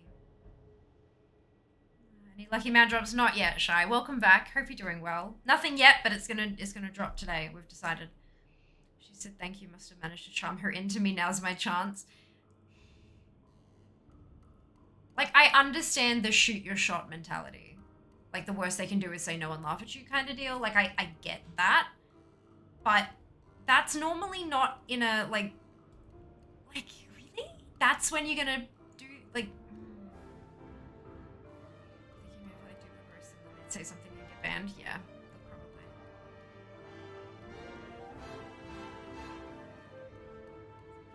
probably. The problem would be, though, Erica, like, if I was posting that kind of stuff on Instagram and then they follow the link in bio through to Twitch, like... I can imagine I'd end up getting, like, a whole lot of salt on Instagram because it'd be like, you allow these comments here, but you don't allow them there. What the fuck? Like, how, you know? And if I post a thirst trap and then I, you know, delete those comments, then what the like, that doesn't make any sense. Yeah, it's, you know, so someone automatically means you're leading them on clearly. But only if you are female presenting and the person finds you attractive. I've seen plenty of people accuse guise of leading them on as well. And it gets real scary. It gets real scary for regardless of what your gender is. It's not a nice place on the internet sometimes. I feel like some experiences are definitely gendered, but we all experience shit behavior. Some of which is of sexual nature. Good evening, Pico. Welcome back. Hope you're doing well. Also hi. Also hi. Hello. Hello. Yay for food. I like food. Okay, I need to. Oh, yes. I can't just try it. I need to like Okay. do the. Okay, you can wait. I'm gonna take it out now. I got rain. Oh yeah, have fun. It's really good though. I'm excited then. Yeah, it looks really good. It smells amazing.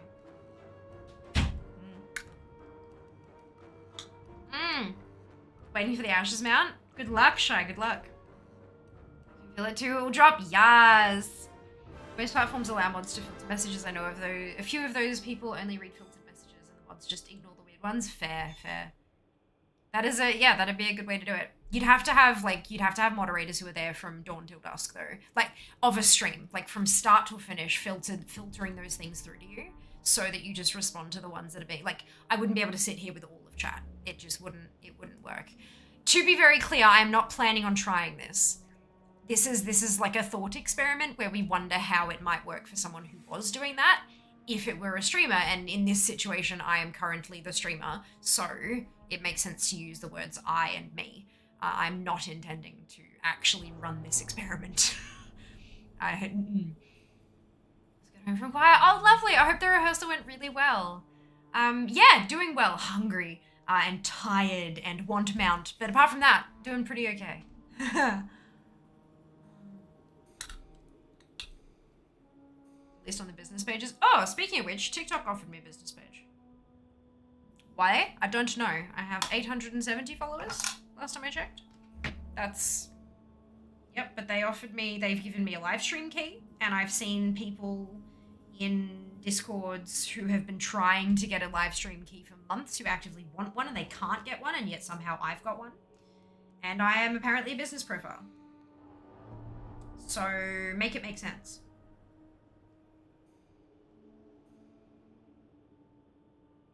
Yeah.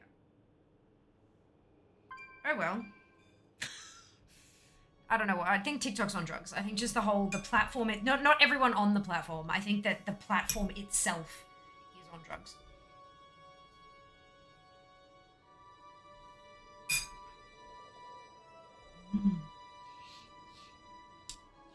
I don't know that person. Sorry, Erica.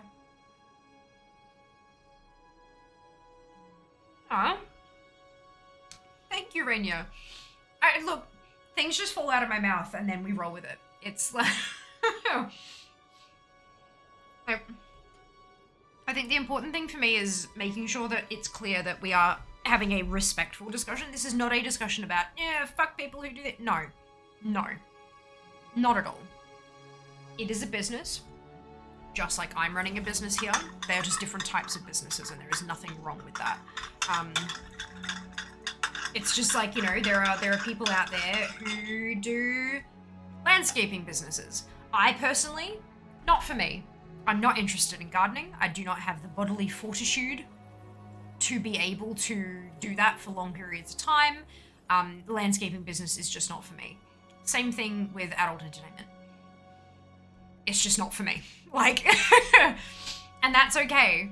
I watched the Pornhub documentary on Netflix. I watched that today.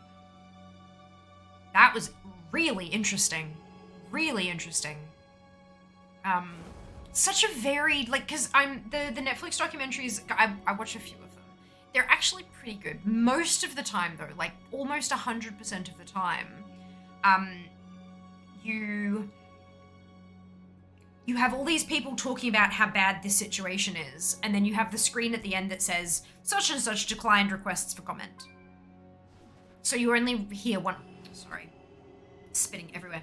You only hear that side of the story, which sometimes that's enough. Let's be honest here, sometimes that's enough. But you only get, but with this particular one, they honestly have so many voices from so many sides of the whole equation. There were still a few people who declined requests for comment, but it was really fascinating, really interesting.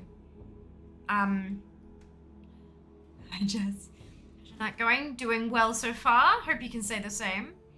Don't believe man exists, to be honest, every week since Drano on 5 tunes. Oh my goodness, neurotic. Well, look, that might have been because of the terrible drop rate, and they have made it better lately. But look, persistence.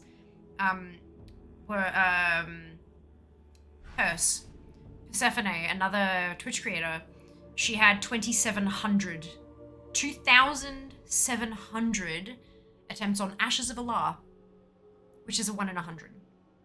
2,700 attempts before it dropped. Plus, like 2,700 plus before it actually finally managed to drop. So like, look, persistence may kill you, but it's the only way. So just to see if he has business prep on. I don't think it looks any different. There's an email button now. But that's about it, I think. Doing well, thank you, Dono. Doing well. Hope you can say the same. Just a tad, I'm here too. Ah, fantastic! So your streams, I thought I might as well kill. Well, you're halfway there. You gotta get there. You gotta kill it. You're doing the right thing because you're doing it on a Monday. This is absolutely biased information. This is not scientific data in the slightest, but I'm gonna say it anyway. We have had numerous members of the community. I've been streaming for just over 7 years, and over those years, we have had numerous people tell me that they have had mounts drop for themselves, that they have been farming for yonks when they farmed it on a mount farm Monday. In addition to that, I cannot confirm nor deny the veracity of this statement, but we have had several people also say that mounts that they have been farming for months and months and months, or even years, have dropped when they wore their Fiamma merch. Now, I am not saying that purchasing and wearing my merchandise while you are farming your mounts will make your drop chance better. But I'm not saying it won't either. No, look, everyone has little lucky talismans, right? It's a thing. It just so happens that for some people, it happens to be a shirt they bought.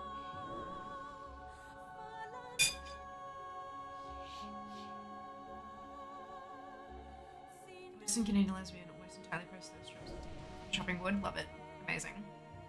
I have to try, absolutely. Absolutely. Mount Fun Monday, baby. This is how we do it. Boost those luck chances.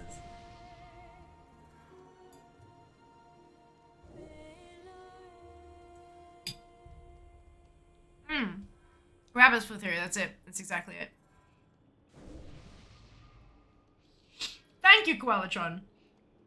And Zam. Very convenient.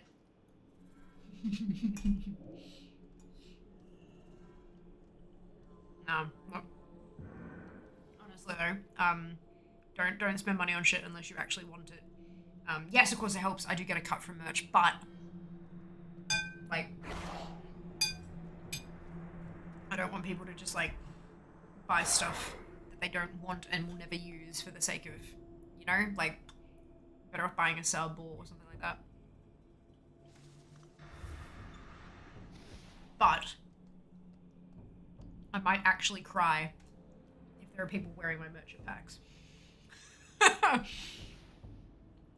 that aren't me or Jas, because look, but I missed the rest. Oh, I thanked you for posting the merch link, and also then Koalatron as well.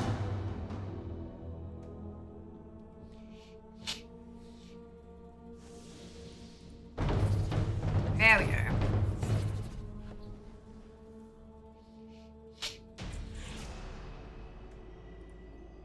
Next one.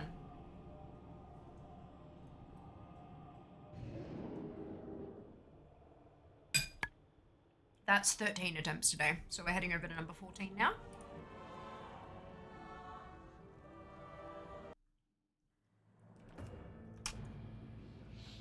Double gold. Oof. Rough.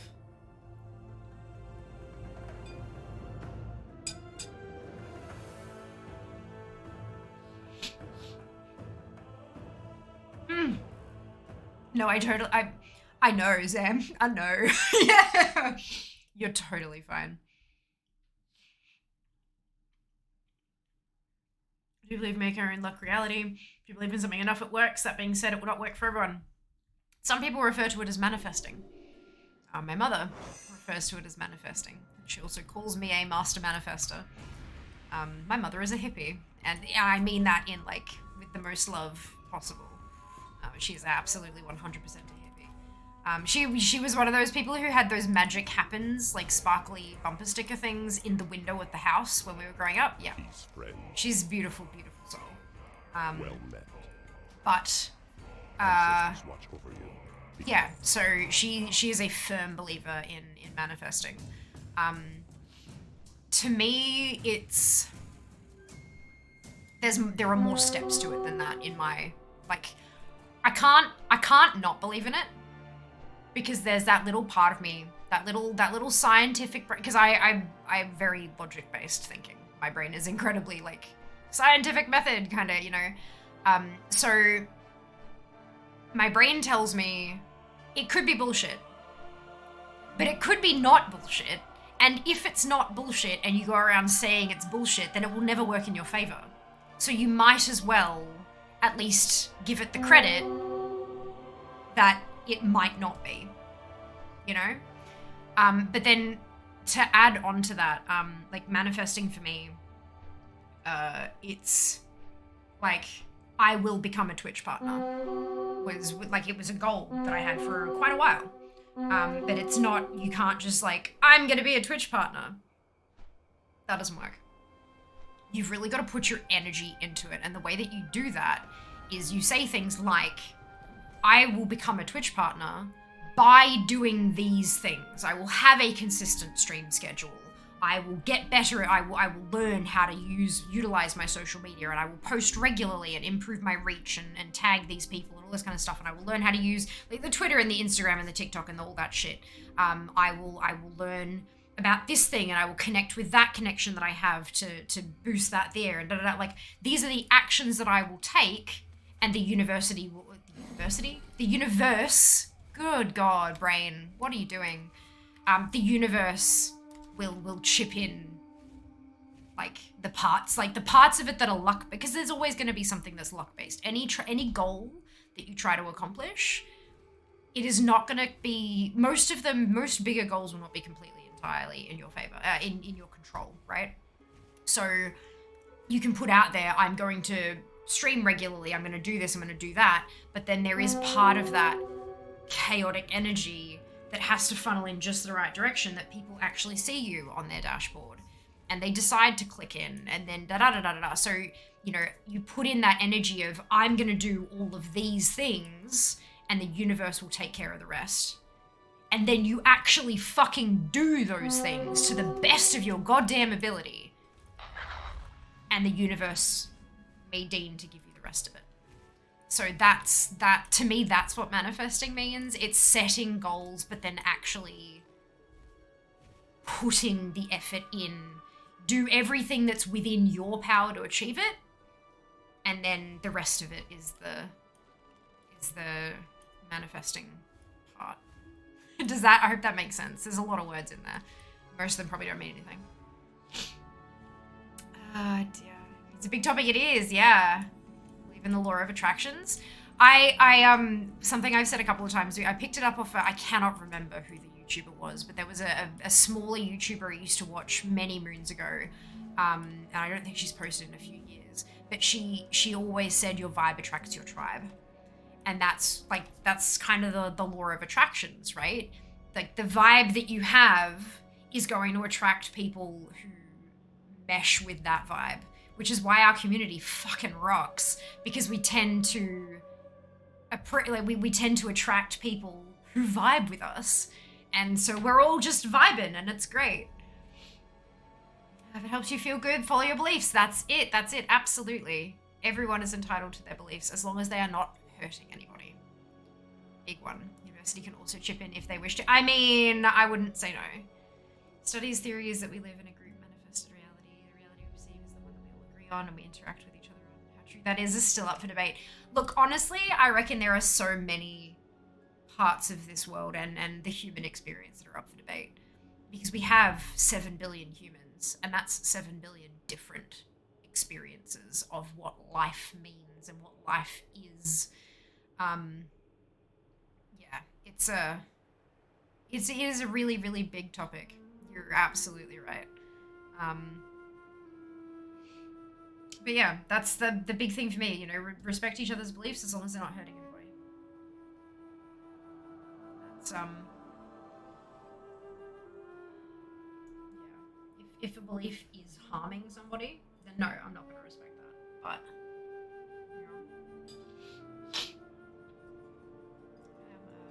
an agnostic scientist to speak. Well, I have a degree in forensic biology and biomedical science, so I don't use it. I work in finance. My day job is in finance, and then obviously my night job is content creation. So I work in gaming, kind of, sort of entertainment. I think it's, honestly, these days, I think that live streaming is more entertainment industry than it is gaming industry. If we were going to be covered by an award, it would be the entertainment industry's award rather than game workers, like programmers and coders and I mean, those are often the same thing, I'm aware, but like artists, game design artists, things like, I think those are very separate jobs to what we do here, like the entertainment side of things. But look, I just work in payroll, like, but I also think I think agnostic's the best word that I'd choose as well. Like, I don't firmly believe that there's not a God because I don't know. I have no evidence either way. Legitimately, I have no evidence either way.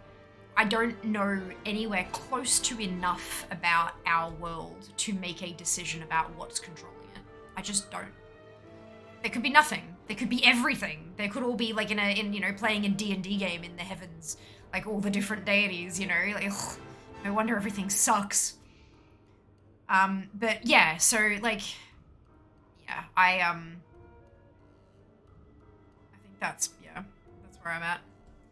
I think TikTok is listening to fair. Open instead of a video, it pops up, post a video to celebrate your new business account. What category do you want to be listed in? Oh my god, Erica. They must have done like a wave of invites to business accounts to see how many people would take it up. Or maybe it's an oopsie. That'd be hilarious. Great presence and vibe. Thank you, Pika. I appreciate that. I really appreciate that. I try. I don't always succeed. Sometimes the vibe I emit is stay the fuck away from me. But I think we all go through periods like that, right? Like, it's part of being human. Sometimes we don't want to be human. But yeah, I try when I'm live at least. Right? Yes, Rusty, absolutely. Big pets because all I post is my cat. Amazing. Love that. Treat yourself as the best you can do. That's it. That's it.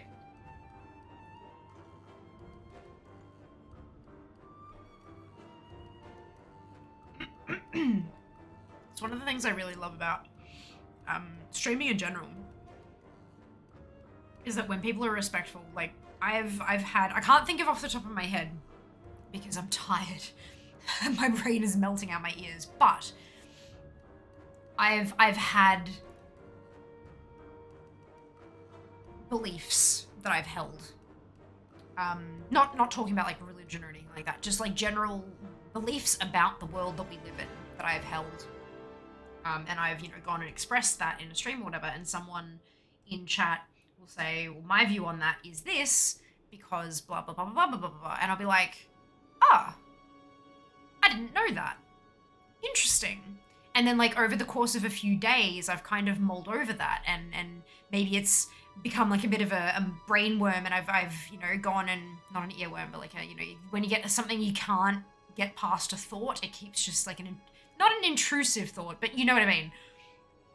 excuse me, and so I've gone and done some research, and as a result of that conversation, a belief that I have held has changed because I've been exposed to a different viewpoint and different facts that I've then gone and verified and stuff like that. And I think that's really key to the human experience and being able to move through the world a little more peacefully. Like, I mean, don't get me wrong. I don't think like, oh, if you're not having a good life, this is because you're doing this wrong. That's not at all what I mean.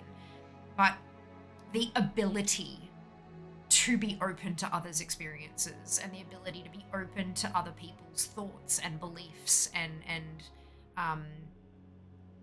known facts and things like that. And they don't have to change your mind. That's the other thing. Not every conversation between two disagreeing people has to result with one of them changing their mind.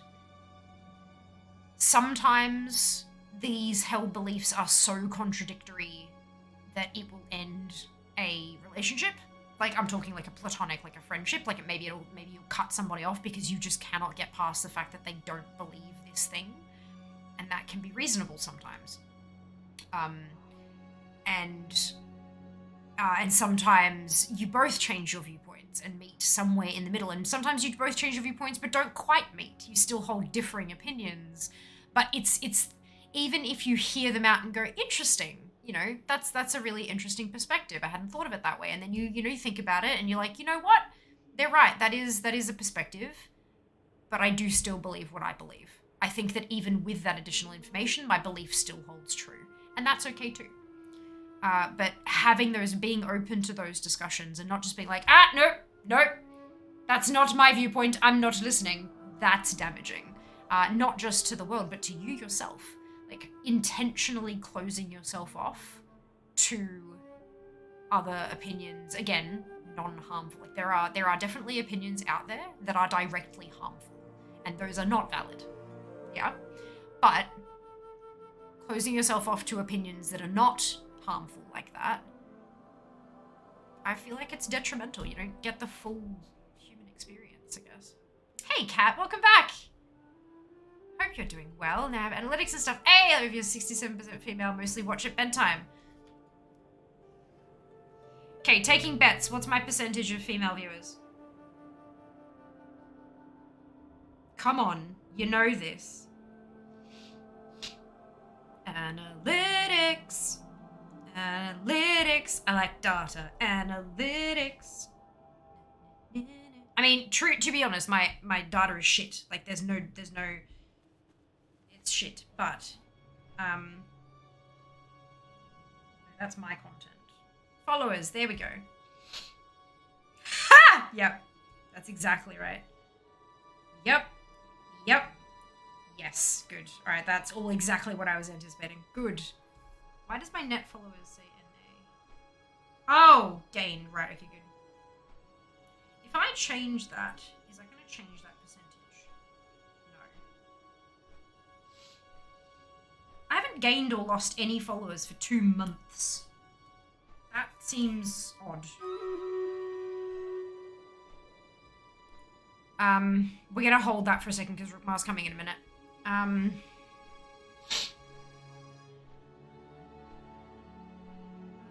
We influenced fear? Yes, absolutely. Absolutely. Two sides to every argument. Yeah, absolutely. Ability to admit you can be wrong, learn from new information. And that's the thing, right? Your opinion, just because you've learned new information and you're altering your beliefs, doesn't necessarily mean that your previous beliefs were wrong.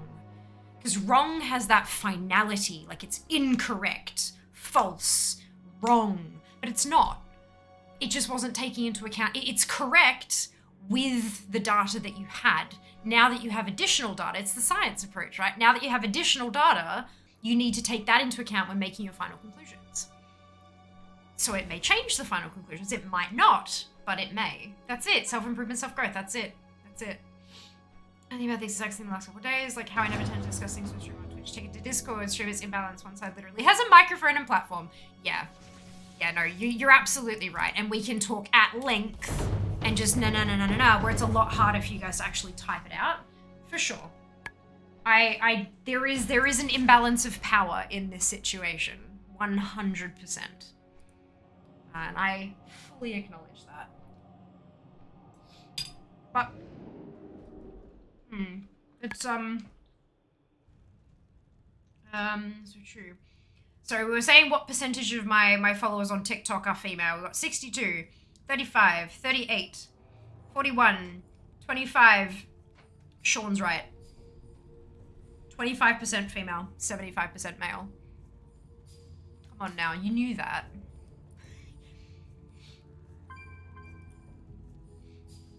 Like, that's the same on all of my platforms. Like,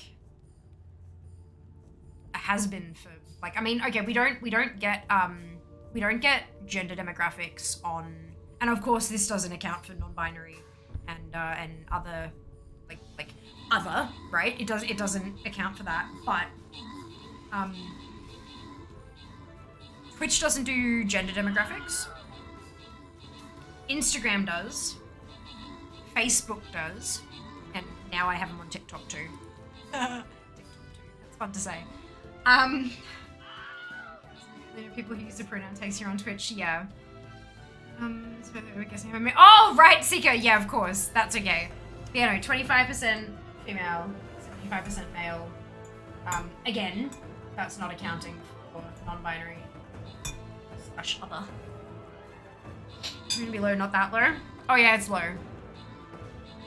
Hi, have you seen my camera? I have been told that I am what some might call stereotypically attractive.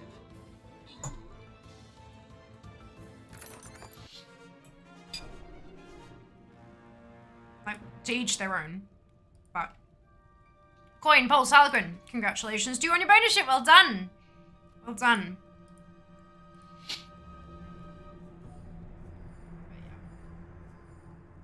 It's always been very heavily, like, there was a time early on in the stream days that I was averaging 15 viewers. Averaging 15 viewers, so obviously there's a bit of swing there. And I went a good, like, year and a half without having anybody identify themselves as female in chat. Like, yeah, this has never surprised me. Even when I was in primary school, I had one female friend.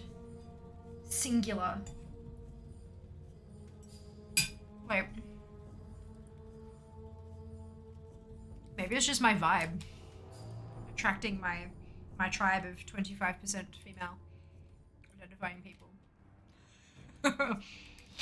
Let me have a look at the other, because I'm curious now what the percentages are on Insta. But yeah, like I said, Twitch only does geographic, and it's country level. How may I aid you? Farewell. What brings so you here? Twitch doesn't do gender. They only do geographic. Insta. Okay, where's... That's me. I switched over my profile, it was just like my face. I was like, what? I was expecting like the whole thing, but nope. Insights. Let's go with last 90 days update. Followers. Range. Yep, so on Instagram, it's 35% women, 64.9% men, which I believe that means we have a 0.1% that have identified. Can you identify as non-binary on Instagram? That's cool. I like that. 0.9% of my followers on Instagram are 65 plus. Excuse me. And where's the Facebooks? Oh, actually, can I do this from here? Maybe. This one, is this Insights? It looks like Insights. There's a bunch of bar graphs. Get started. See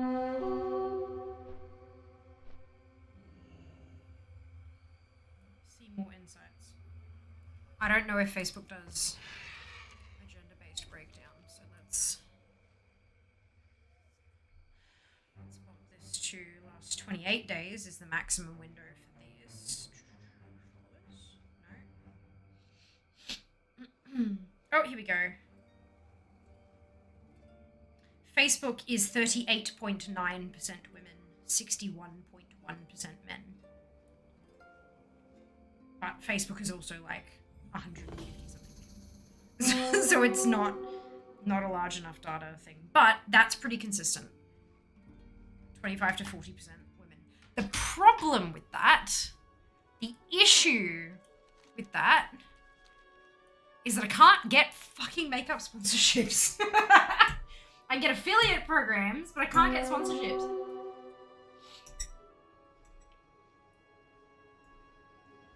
Because the industry still thinks they need to market only to women.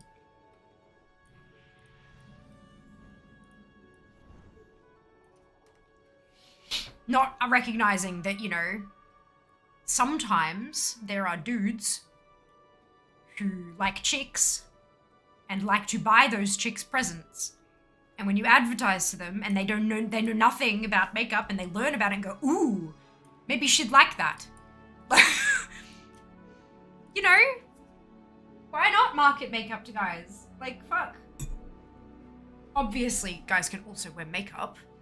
That's obvious. But if they're thinking in the narrow-mindedness of makeup is for women, then why not market to the people who also buy shit for those women? You know? Like, fuck. Anyway. Assume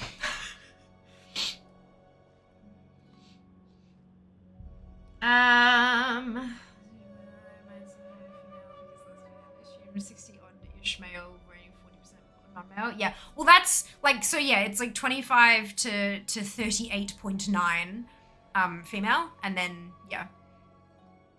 You can check that data. So I have a professional account on all of these platforms. So I've just today managed to get a TikTok business account. Like right before stream, I got a pop-up that was like, hey, you've been invited. So that's how I've got those analytics. Instagram, I have a creator account. There are 3 types of Instagram accounts. You got personal, you have business, and you have creator. They actually identify creators and businesses separately for good reason. But as a creator, I have access to additional insights, like a creator account. And same thing with my Facebook is a Facebook page. So it automatically assumes you're a business or a personality or something like that. So because you're running it as a business, you get additional insights.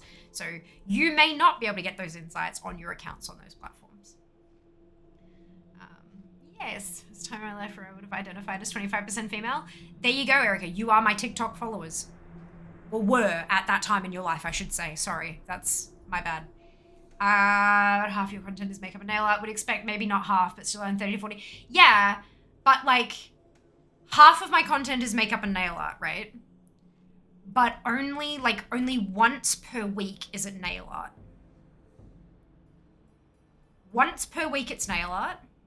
Once per week it's food. 5 times per week it's my face. And possibly half of my torso, depending on the particular angle. So it's a girly on the picture. That's, yeah.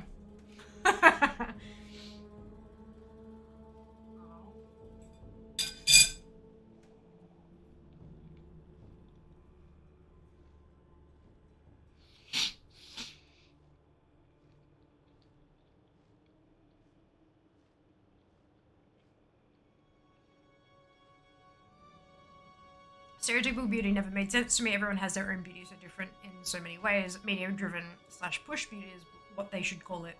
Confidence and fitness is beautiful. Those perceptions can be interpreted as very different things. Emotional fitness, intellectual fitness, physical fitness, etc. Just to name a few. I agree, but you're wrong. It's not just media-driven push beauty. There is scientifically backed evidence that faces that have certain structures, certain symmetries, like certain distance between the eyes is more attractive to more, like they literally wired people up with brain shit, like the stickies, and had them view a picture and noticed what lit up. and then the next picture and notice what lit up. And like it's symmetrical faces, perfectly symmetrical faces are considered inhuman, but very, very much almost symmetrical faces are considered beautiful by brain chemicals. Like there is actually a scientific basis for stereotypical beauty. Some people absolutely seek out differences and stuff like that, and just because you're like, you know, take away the hair, some people might be more attracted to someone who has red hair or blue hair or black hair or whatever, but there are features that trigger that ooh reaction in a larger portion of brains. Therefore, that is the stereotypical beauty, and that's why the makeup industry and the media gravitate towards those people. Not just because they go, oh, the science says you're the prettiest, so we should put you on our advert because people are going to want to look like you, therefore it'll sell the things you're putting on your face better. But it's also the people who are actually picking the models are personally more attracted to them because, again, the science. So yeah, it's like, yes, you are right, confidence and all those different types of intelligences and fitnesses and all that kind of stuff 100% matters. But when you're looking at a picture and you're not talking to the person, you're not interacting with the person, you don't have to, like, there is no connection. It's just the visual, end of story. Then there is a scientific basis for it. Yeah, it's why so many models look the same, because it's that look. But I agree, like as a like to be attractive as a person, yes, but to be attractive as a face, it's different. It's a very different kettle of fish. Can confirm chick makeup products for chicks, yeah. Main makeup brands here in the US very much in the we want to control who buys our products because it's a status symbol. Oh yeah. Well, the really, really expensive ones are like that, yes. But more and more of them are broadening the horizons very much because it's also virtue signaling. Look at all of the variety of people we have in our ads. Yes, we care about all of you. Now buy our shit. Like there are the brands that want to be exclusive and fancy and all that, but then there are also the brands who purposely tick the diversity checkboxes so that they sell to the millennials and the Gen X's. Wait, Gen X, Gen Y, Gen Z? It's Gen Z, right? The TikTokers are Gen Z? The TikTok generation. They want to sell to the TikTok generation because they're the ones who are buying the shit now. And they're the ones like, yeah, so there are two different marketing strategies, very much so. As I call it, conventionally beautiful because it's mathematical alignment. Yeah, not what is beautiful to you. Exactly.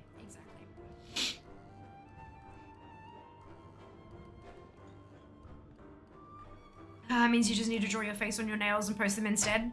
I am not that talented. I love that, but I'm not that talented. I've read those studies and agreed exists. I believe it's driven from what we've been fed to believe is beautiful. Not really. Not really. A lot of it is genetics. I mean, obviously we have evolved higher thinking than just, you know, big boobs means we'll feed children appropriately. Big hips means less likely to die in childbirth, kind of. Obviously we have evolved to the point that we can think beyond that for ourselves. But in terms of facial structure and things like that, having that scientifically pretty face often indicates a lack of genetic anomalies that are likely to be passed to your children.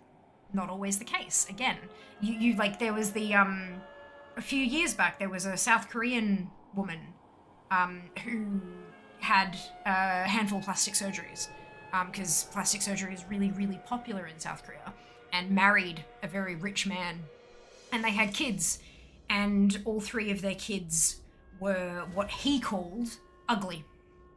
And then he found out that, like a large portion of other South Korean women, she had had plenty of plastic surgery, and so tried to sue her for misleading him. Because his argument was, you know, I see a beautiful woman, I'm expecting to have beautiful children with I don't know how it went. I hope that it did not go well. But there's that, so like, there is that, that draw. Part of it may be a genetic drive to find a mate who will help you continue on the line kind of thing. Again, we have evolved beyond that, but it doesn't mean that that's not a part of what happens before we can even think about it. It happens, it's that whole, you know, your first thought, your instinctive thought is societal training. Your second thought is who you are. So if you see something or someone and you have a response to it and then you go, oh shit, no, that's not what I think. That first one is the societal conditioning and then the second one is what you think, right? So, but they still do both have an influence on you and your end belief. But yeah, like, I understand where you're coming from, I do. And I agree with you that to be attractive as a human, you need so much more than all of that. But a certain structure in somebody's face will elicit an attraction signal in that, like, in the brain. Whether or not it is a strong signal or a weak signal, or whether you then go on to decide, yes, I do think that person is hot as fuck, or you kind of go, huh, and on your way, that's a personal decision level thing. But that first instinctual reaction, that's not, and again, if you're just looking at a face, like, how many of us are going to go and actually have a conversation with a fucking supermodel? Probably none of us. Probably, I don't know who's lurking, but probably none of us. So it doesn't matter what their personality is. It doesn't matter whether they're fit in any way. It doesn't matter if they're intelligent in any way. What matters is that facial structures are in the correct alignment to trigger a hormonal reaction that leads us to purchase the product that they're wearing. That's marketing. Like, that's all it is. That's the base core of what I'm talking about. Not romantic attraction, not sexual attraction, just a kind of attraction. Hope that clarifies things a little bit. I realized that we may have been approaching this from totally different what attraction meant. It just clicked that might have been a difference there. So yeah, I'm not talking about a romance attraction. I'm not talking about a friendship attraction. What I'm talking about is a purely this face sells product attraction. Cool. Shit. Sorry about that. I probably should have said that much earlier, but I didn't realize. I'm so sorry. Anyway.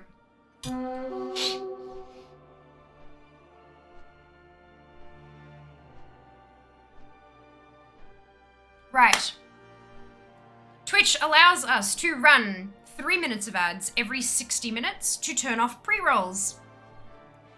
Pre-rolls being turned off is beneficial to a streamer. It means that when a brand new viewer clicks through for the very first time, if they hit a pre-roll, there's a roughly 50% chance that they leave straight away. But if they don't hit a pre-roll, there's a higher likelihood that they'll stick around for at least 10, 15, 20 seconds to get a vibe for the content before deciding whether they'll stay or leave.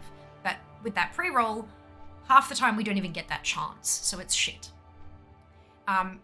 If you are a subscriber to this channel, or if you subscribe to Twitch Turbo, you won't see any ads at all. If you do see ads, you may be in a country where they don't have enough ads to show you a full 3 minutes, so the block of ads might be a little shorter. If you do see the full 3 minutes, it may be 3 1-minute ads. It could be 6 30-second ads. But it's not, in any case, it's not about the number of ads you're seeing. It's about the cumulative duration of the entire ad break. Because it is a bit of a longer ad break, and look, we've got 11 minutes on the timer until Rookmar arrives. I personally am also going to be taking a break here.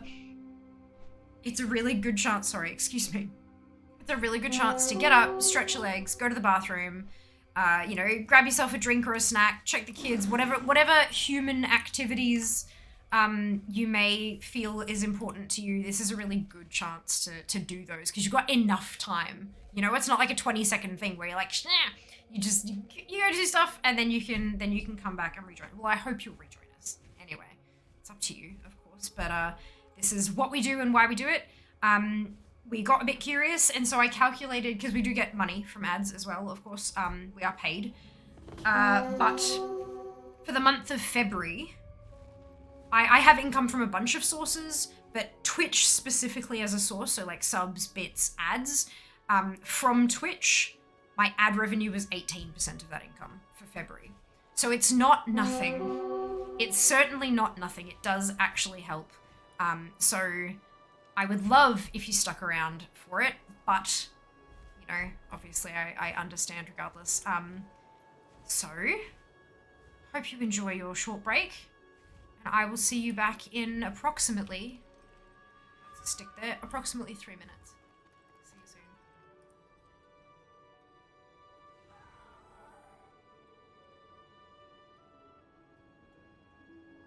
soon. Run away, little girl. Run away.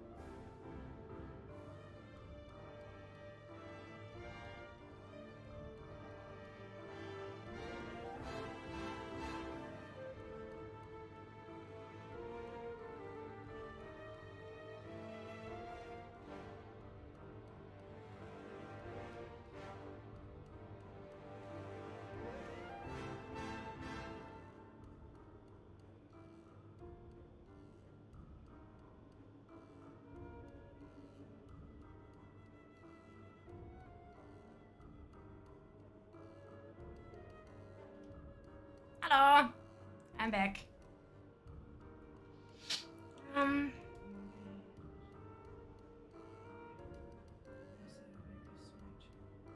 Nice, Rusty. Generation. They're little to me, alright? Also, 2 separate categories here: drugstore, Sephora, store. Yeah. Yeah, we've got, so like we have. I feel like there's a lot of small, like there's a better range between the two of them now too, Erica. Would you, like, Especially now that you've got like indie brands and stuff like that. You've got stuff that's like a high price point, like your luxury brands. And then you've got stuff that's still nice, but it's at a lower. So like I've got a lipstick that's...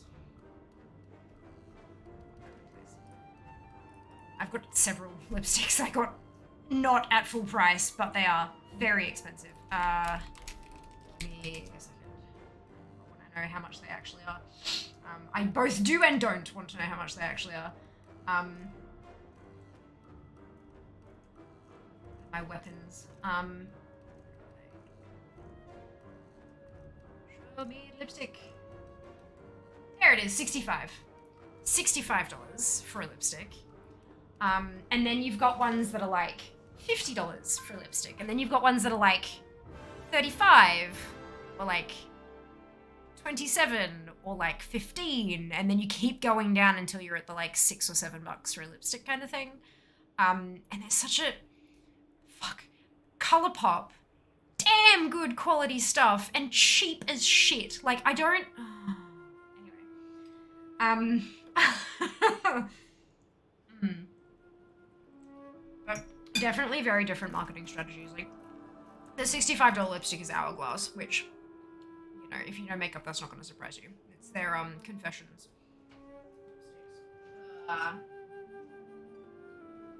These ones. I have 4 of them. I have 2 that are gold like this, and then I have silver and clear that come with, because they're changeable. You keep this bit and you just change out the actual lipstick, the lipstick bit at the top. But I didn't pay $65 for any of those. I'm pretty sure I paid $30 for each of those, because they were part of like Christmas packs and things like that. So much cheaper. But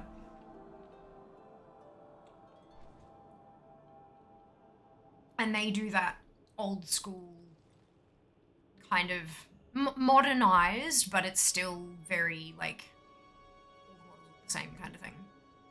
And then you get down to like ColourPop, you don't use models. But then you've got the drugstore makeup where they use celebrities rather than models. So like art actors and musical artists and stuff like that rather than models. And influencers. But yeah, it's it really depends on your demographic, hey? Depends on who you're marketing to, how you market. It's fascinating. The whole marketing world just absolutely fascinates me if you can't tell. Same thing happens in other animals, haven't been media influenced. So it's definitely a thing. Oh, okay. Interesting. It's an interesting game. It is interesting. Horrible and terrible, but really interesting. Awful person to mean the woman to be clear. Oh, yeah, no, I figured that, but thank you for clarifying. Because that's the other thing, right? Bias. When you read a comment that isn't clear, quite often we assume that they are on our side. Unless you've got, there are some people who are a little more combative that might assume they're on the opposite side, or if they've had prior experience with that person, Anyway, but like, thank you for clarifying. But yeah, it's like you should have sued the surgeon, not the woman. Well, no, because the surgeon didn't do anything wrong. The surgeon provided a paid service to a woman who consented to it, and who asked for it, and paid for it, kind of thing. So the only, so it's, yeah, successful and she had to pay him like $120K. Holy shit. Holy shit.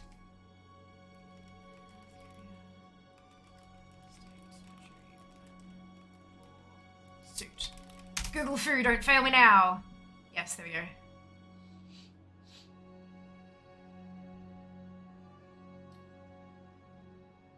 Oh, hang on.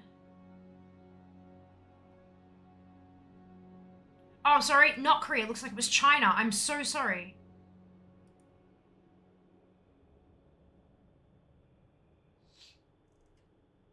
A court in northern China. My sincere apologies. Has sided with an angry ex-husband who sued his estranged wife for marrying him without disclosing her previous plastic surgeries. Fuming hubby Feng Zhan only found out about his wife's scalpel-aided touch-ups after she gave birth to their baby daughter, who was, quote, ugly beyond description, according to court papers cited by Sina News.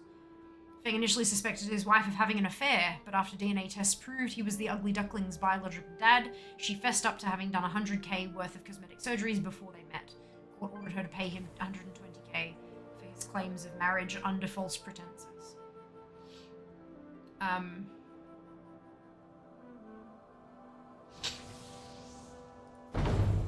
Why did that not... God damn it, I missed it. Yeah, and now I'm dead. I was hoping I'd clock with the Jade Wind on the way down. Did not. Damn it, why did it not alert me again? That's really frustrating. It's supposed to, there's a timer that's supposed to go off, like a ping at 5 seconds to go. A cosmetic surgery clinic in Hong Kong had fun with the phenomenon of plastic surgery being a huge topic of debate. By launching a controversial advertising campaign. The clinic's ad showed a beautiful couple and their 3 not-so-pretty little kids with the caption, "The only thing you have to worry about after plastic surgery is explaining it to your children." Oh my lord. That's... that's a special kind of... oh no.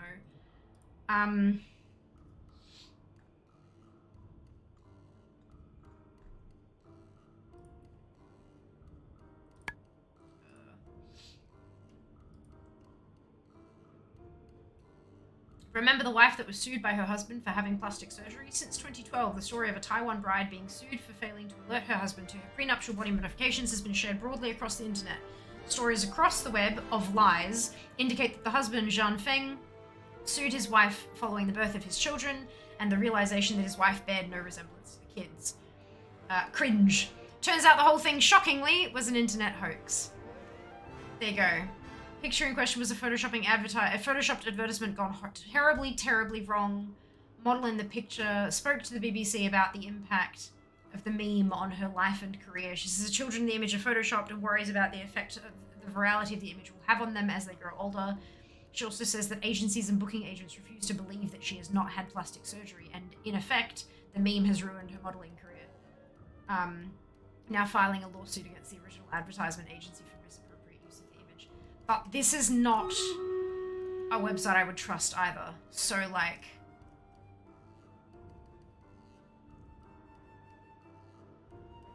okay, there's the BBC. That one actually might be...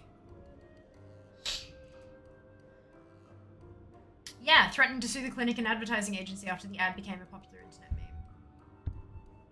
Yeah, so it's legit. It was an ad gone wrong. People thought it was real.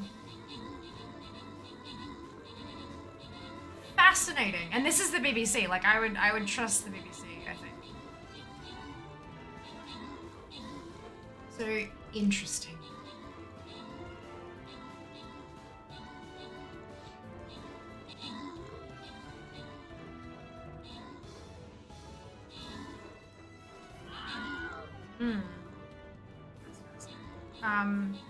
Alright, sorry. Good.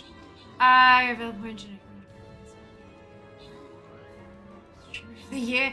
Not according to the Streamer Awards, but thank you. I appreciate it, Neft. Welcome back. I hope you're doing well. I'm not anywhere close to being large enough to be winning any sort of awards, so that's okay.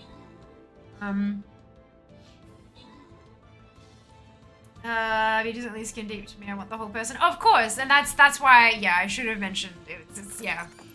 If we're talking about an actual human connection, it's very different to like a marketing image for sure. Harlequin, Sync, Coin, and Zam, congratulations to all of you on your bonus shit. Well done. Neft, we're always talking education here. What are you talking about? We are always talking about educational topics. It's like a feature of the stream. Is it this belief that we seek out people who are around us, fill in the attributes we lack, can improve us? Yeah, like people who like fit like puzzle pieces. Yeah, for sure. For sure. I mean, doesn't always work out like that. Sometimes, like, obviously there needs to be some commonalities, and then like, yeah, for sure. But that makes sense. It's got to be, you know, in the end, like if you are choosing to form a partnership specifically, if you are choosing to form a partnership with 2 people, it needs to be well-rounded. It needs to be balanced. If everything's different, then there's no common ground and it's probably not going to work particularly well. But if it's all same, then neither of you will like expand the other's horizons. And then having differences in things like skill sets is a really good thing to have, because like you can learn from each other and all that kind of, it's beautiful. Oh, excuse me. Excuse me. Yeah, it's I agree with that. Education's never over. Learning new things constantly in the stream with hashtag Fear Talks. That's it. That's the one. My conversations have such diversity. Always learn something in your channel. That's thank you. Thank you, Pico. I appreciate that. And I have a lot of fun talking about it too. Like sharing of opinions and learning new things from each other, and yeah, it's great. It's really great. So agree. Yas. Welcome back. My goodness, I am 11 minutes behind on chat, so I am catching, I promise. How's your D4 journey? It was wonderful, freak. I'm level 12. I finished Act 1. I'm playing on easy mode because chat distracts me. And I am hoping that this week I can get enough of my work done that I can sit down and have a proper sesh and get myself to 20 next weekend. I'm so keen, so keen. Personally, I think the middle category is the altar group. We don't really have an altar type thing here. So we have like, so you have your like, your Kmart that'll have a small, like a limited selection of things like Maybelline and Rimmel and NYX and Max Factor, that kind of stuff. But also a lot of their like home brand kind of makeup that is mostly lip balms, you know? And then you have, and so that kind of thing. And then Target will have kind of a similar thing, maybe a slightly broader range of selections, but it's another department store, just a slightly different market. Priceline is a pharmacy that also does like whole skincare, beauty, hair care, all that sort of shenanigans. Like it's like a drugstore. I mean, drugstore is obvious, a pharmacy, but it's, yeah, that kind of a place, sure. Toiletries and whatnot. And that'll also have those brands, but it'll be a much wider range, like a wide range of a selection from those particular brands. And they've also done something a bit more recently where they're bringing in some US brands. So we have things like Makeup Revolution, I Heart Revolution, all their fucking sub brands. I think they had a selection of Benefit products for a while. I'm not sure if they stuck around because Benefit's pretty expensive. Benefit is not the price point that I would have had it at Priceline. Yep. And then you've got the department stores that are higher end, like Maya and David Jones, and those will have your Benefits, your Kiehl's, your they'll have a Mecca stall, and Mecca is an Australian, essentially the Australian equivalent of Sephora. They were here well and truly before Sephora tried to come here, and when Sephora did come here, they had to cut back their range a bunch because all the stuff they had to cut back had exclusivity arrangements with Mecca. Also, Mecca trumps Sephora in every fucking way. Sephora in Australia never has stock. Like, the shelves are never goddamn stocked. They never have anything in the back. When you try to talk to them, they are rude as fuck. Like, the actual attendants or something, I swear to God, they actually test out their, like, how bitchy they can be as part of the, and that's not a gender-specific term here that I'm using. I understand what the word means, but, like, they're just so snarky, and just it feels like the moment that you talk to them, they feel like you've interrupted on my precious time, and they look down their nose at you and like, oh, I can check in the back, I guess. And they never had anything in stock. Their website's always out of stock on everything as well, so it's like impossible to actually shop at Sephora, but they've got exclusivity on a whole range of stuff. Stuff they don't have exclusivity on is at Mecca. Mecca is the same as Sephora, but better! But it's all the same sort of price range. They have Mecca Maxima, which is your like Urban Decay, Too Faced, Hourglass, etc., etc., etc. And then you've got Mecca Cosmetica, which is sort of I'd go to Mecca Maxima, but my grandmother would go to Mecca Cosmetica. But that's not like an offensive thing. It's just they've got a much wider range of fragrances.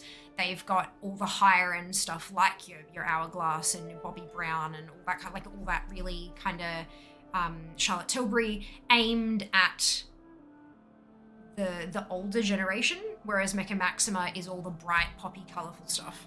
So, but it's similar price. Well, the Cosmetic is a little bit higher, but similar sort of price point. And then, yeah, we spoke about Sephora, which is trash. And so, like Maya has a Mecca counter, which is like one makeup counter, but it has all like a small selection of all the different hair and skin and makeup care that they have at the bigger Mecca stores.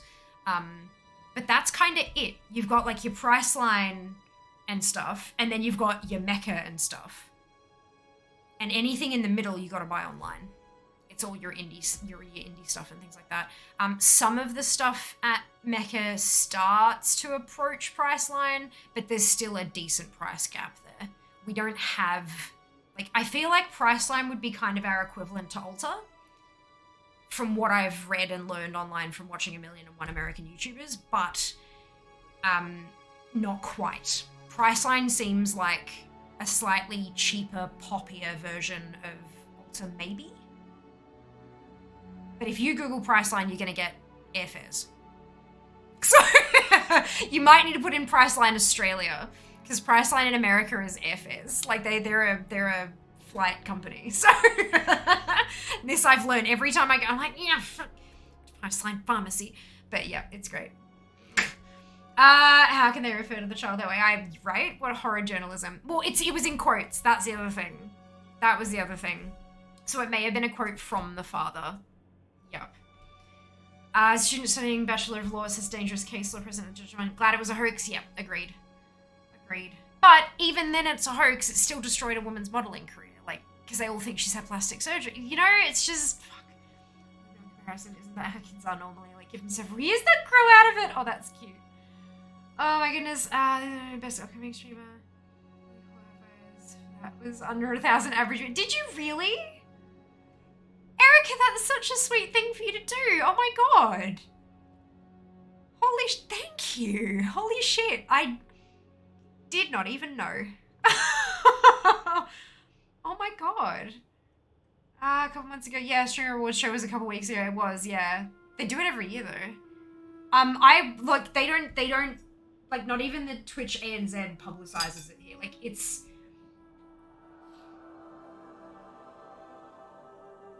I feel like it's such a niche subset of creators who actually see and know that that's a thing, because it is not publicized here at all, the Streamer Awards. The only reason I knew what it was because every so often I see someone who has some award that they got in their Twitter bio, and I'm like, what is that? Who gave you this award? Kind of, you know? Rat bag. Well, the Harvest French company would change a lot to be successful here in the US. Yeah, they're not gonna, they're yeah. I have a feeling they've destroyed too much of their, like, they have brand recognition, obviously. I think the only reason Aussies shop there is because there is literally no other place to get those things. The brands won't ship to Australia directly because they have the exclusivity agreements with Sephora in Australia. So the only way we can get those brands is to get them through Sephora. But we can't get them because they're always out of stock.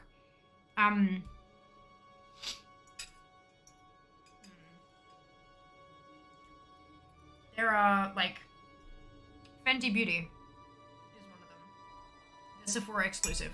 The only way we can get them in Australia.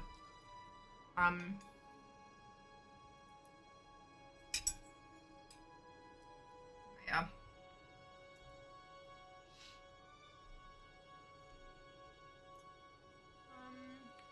Maximum is like what our altar is. No, it's Sephora. The problem is Mecca Maxima is the exact, like, the only reason it's separated into Maxima and Cosmetica is to target those slightly different, I mustn't have explained this very well, the slightly different demographics. Like, it's the older, like, think the 55-year-old woman who would not be dead, who would not be seen dead purchasing a lipstick from a store that also sells purple lipstick. Like they want to view a selection of lipsticks that are all varying shades of red and pink. That's it. They don't want to see, like they'll be turned off from a brand if there happens to be a blue or a green or a purple or something that's just a touch too dark red. Like, no, I don't buy those, darling. That kind of a demographic goes to Cosmetica. It's the same. There are their same brands are in both Maxima and Cosmetica. It's just that they take out the colourful. They don't sell Urban Decay in Cosmetica. They only sell that in Maxima because of the brighter colours and stuff. Like that's the difference there. They are the same brand and they are the same price point as Sephora. Yes. And Maxima and Cosmetica share the same online website. There is no two separate, like it's one thing. Because the older generation from Cosmetica probably won't shop online anyway, is kind of the idea there. Yeah, so that was Transmog. It was actually new Transmog, so we're very happy about that. Yay, but not amount. Oh, excuse me. Funny saying they have candles at hundreds or thousands-ish dollars. What I would love to get my hands on one day is the advent calendar that's $3,000. But fuck you, Diptyque, I'm not giving you that much money. That's the brand you're talking about, though. I know exactly who you're talking about as soon as, yeah. This here's like Target, Ulta, Sephora. Yeah, we don't have an equivalent of Ulta. Yeah, Maxima, Mecca and Sephora are the same. They are in direct competition. There's no, like, no, they're the same. Do they have big, scary Aussie spider repellent? Not at the makeup stores. Not at the makeup stores. But no, there's, like, you can't, like, there's no spider repellent. You bug spray will kill a spider. Regular bug spray will do just fine. What's really funny is how Australia is where US companies go when they die. They try. We don't take shit. Like, we really don't take shit from most of the companies that try to come out here. Starbucks was like, hello, and then was like, oh. Yeah, we don't drink shit coffee, Starbucks. Sorry. Like, they had to massively change, like, their entire being to even survive with the limited number of stores they have now. We do not drink shit coffee. Well met. Goodbye. It's kind of funny. The ones you don't worry about. Yeah, that's, yeah. That's the only reason I knew about it was because Jessica was tweeting about it. Oh, fair enough. Yeah, like you know, there's a little clique of streamers who know all about that stuff, but it's like run by that clique for that clique kind of thing. Like, yeah, I don't know. Yeah, it's not something that's marketed at all.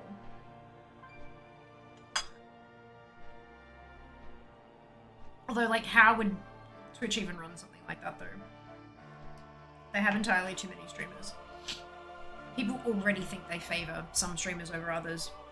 They probably do. So, like, doing something like that and giving people awards, it just, oh, they'd be asking for trouble.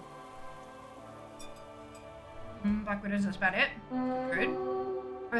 Black Widows are nothing to fuck with, but, you know, at least that's all you've got. Like calendar at Macy's does. At least Sephora and JCPenney's. It's super expensive. Yeah, Diptyque. Floor or something.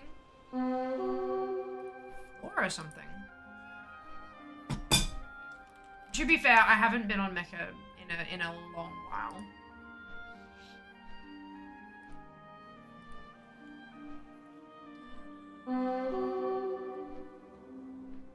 F. Floral Street. Is that the one you're thinking of? Because I've got a few of their perfumes and they're really, like, I thought they were reasonably priced. Oh, $72 for a candle. Yeah, okay, no. They've got their mini candles for like $38 for a set of 4 of them. But I've got the little baby perfume bottle, like the little sample bottle pack. The Floral Street perfumes are good. They're really good.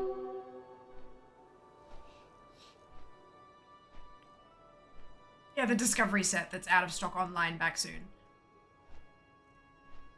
Like the big one, the 8. It's $34 for 8 little sample vials. I have got quite the collection of like 5ml, 10ml, 15ml kind of bottles of perfume that I've just kind of accumulated from gift sets and stuff over the years.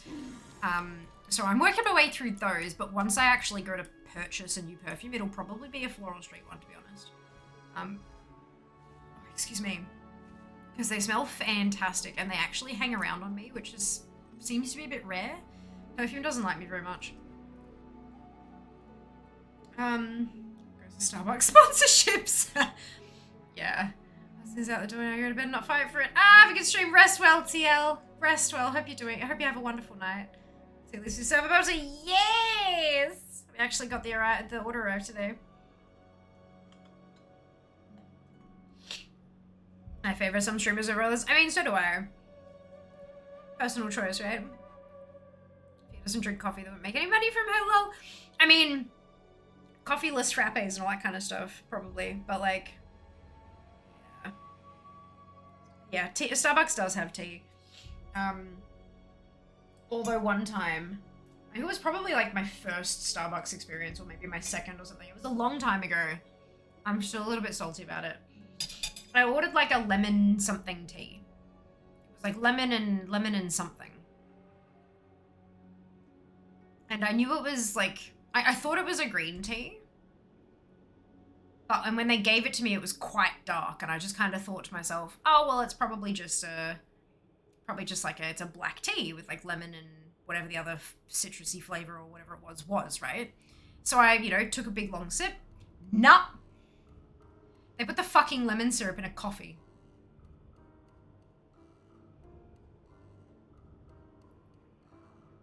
So I went back and I said, hi, that's coffee.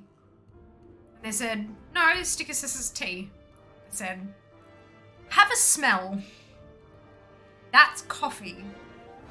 And so, like, I popped the lid off and I put it down and they kind of went, oh, sorry.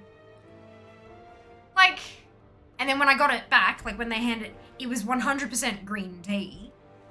Clear and like that yellowy browny kind of color. And I'm like, how could you, like, if everything you make is to a recipe, how the fuck did you get the color that wrong? Like, how could you not notice, not see the label?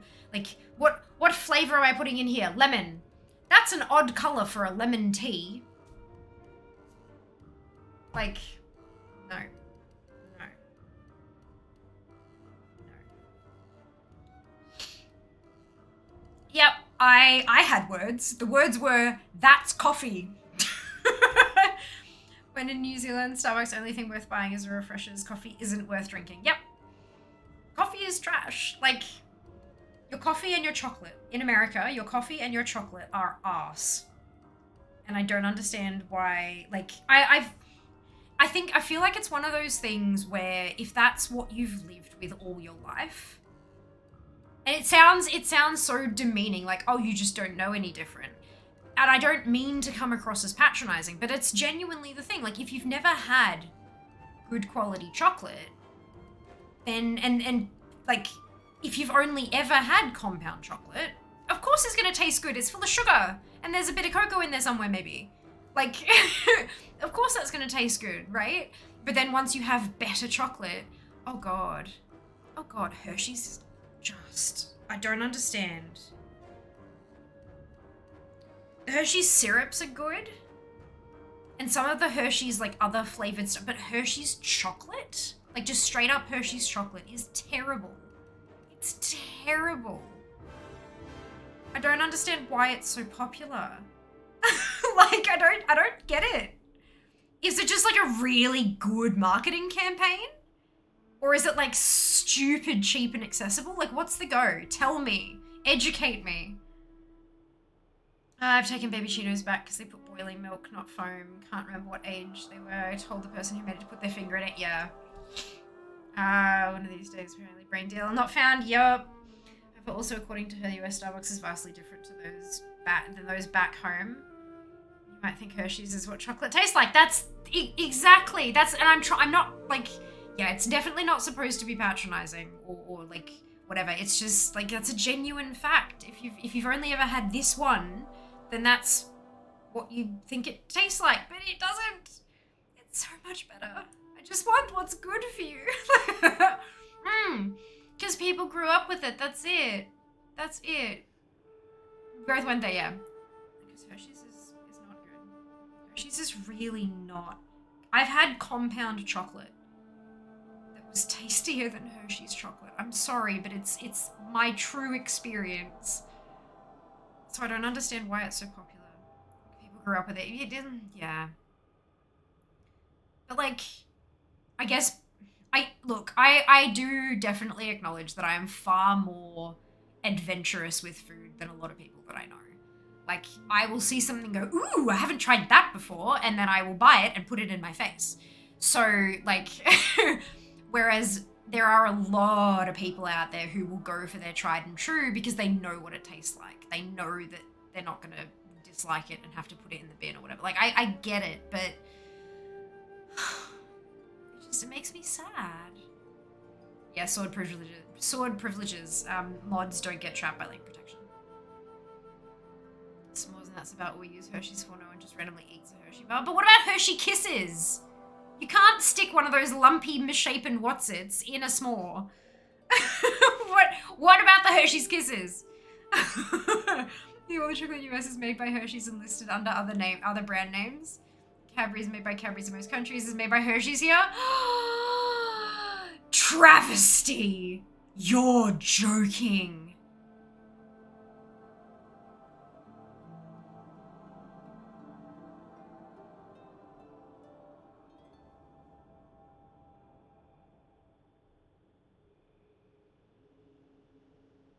You've never had actual...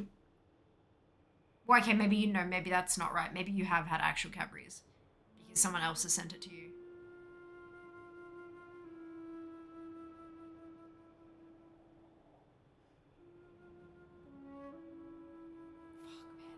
That's... I am personally offended by that. How dare they put shit in a wrapper that has Cadbury's on it? I have to, like... So my first job was working in a chocolate shop. So I grew up on Lindt and chocolates from all over the world and a fuckload of Cadbury. Like Cadbury, you know, your Freddos and your furry friends. Hands up if you remember the furry friends. But like, it just makes me so sad that they're like, oh yeah, this is Cadbury's, but it's just literal trash. Literal trash. I have heard from a lot of people that here in Australia we are genuinely spoiled for chocolate. Like obviously you've got a lot of European brands that are like, you know, Belgian chocolate, what's it, and all this kind of stuff. But in Australia, like that kind of those fancier chocolates that are really, really nice are also really, really expensive.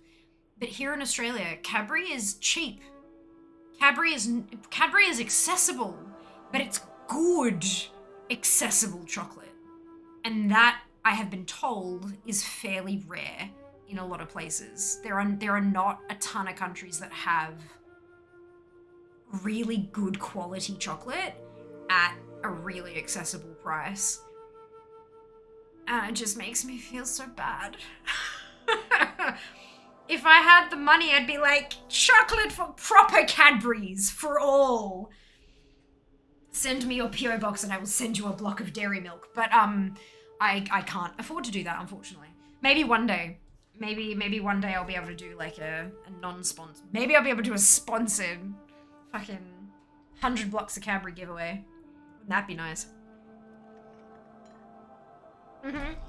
Macadamia nuts are cheap as chips too. There's like 10 different chocolate items in the US and it was all terrible. Oh no, it tastes like less sweet but more sickly. Yeah. It's almost like they use sweetener instead of sugar, Jack. Right?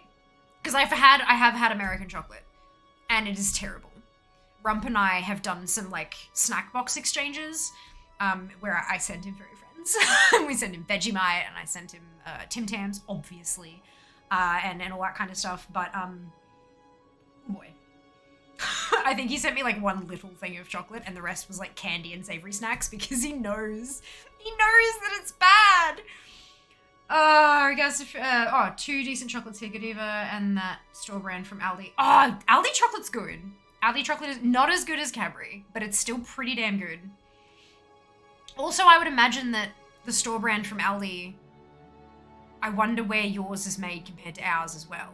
You know, because it's like shipping is expensive, right? So best to make it where it's being sold. But can you? Yeah, I don't know. Be interesting.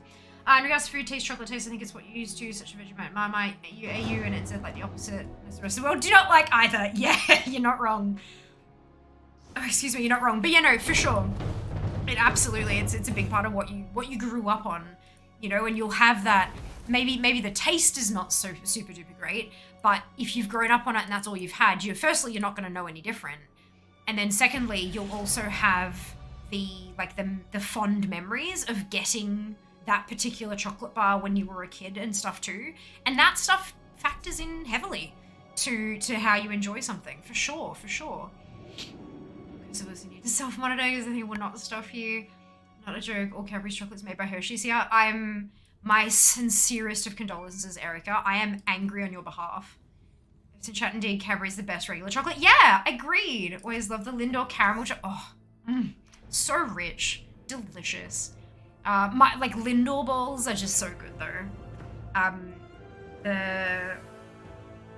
The Lindt cafes where they have like the big cylindrical thing that's split up into a ton of segments, and it's got the different flavors of, so like in the shops, you know, you can get milk and white and dark, and then they've started a few different flavors of Lindor balls in like the Woolworths and Coles and stuff like that. But when you went to the actual Lindor, like the Lindt cafes, they had a crap load of different flavors. You know, your raspberry, your orange, cookies and cream, caramelized white chocolate, all that, like all of those different, dangerous. And it's like, you know, pick 10 and for this much kind of thing. What brings you here? Good shit. Makes for good gifts though. Really good gifts. Macadamia nuts, yes. Cadbury also love Darryl Lee. Darryl Lee's not a bad one. I love their Rocky Road specifically. They do a really good Rocky Road. Bourneville is better than Dairy Milk. Personally, Cadbury should be like a baseline for everywhere. I know we get Bourneville Cocoa. We've got Cadbury Bourneville Cocoa. So what a...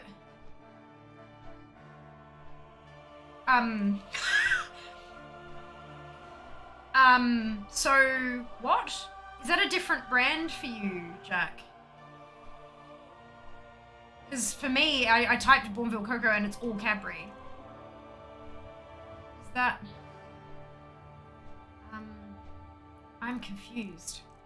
I would like to learn. Like, I'm not, like, yeah, I'm confused. There's like Cadbury's dark chocolate brand here. Ah, okay, gotcha. So it's still Cadbury, but it's just they... See, yeah, so we've got Bourneville Cocoa, as in, like, the box of powdered stuff you use for baking and stuff. But I'm pretty sure the blocks are just... I'm pretty sure the blocks are just dark chocolate. We've got Old Gold, which is Old Gold's dark chocolate. Maybe that's the equivalent.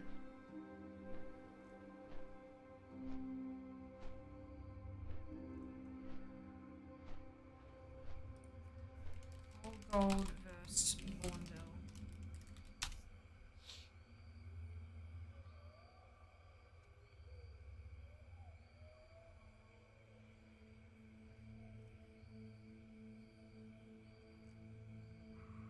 Yeah, I'm not getting up any...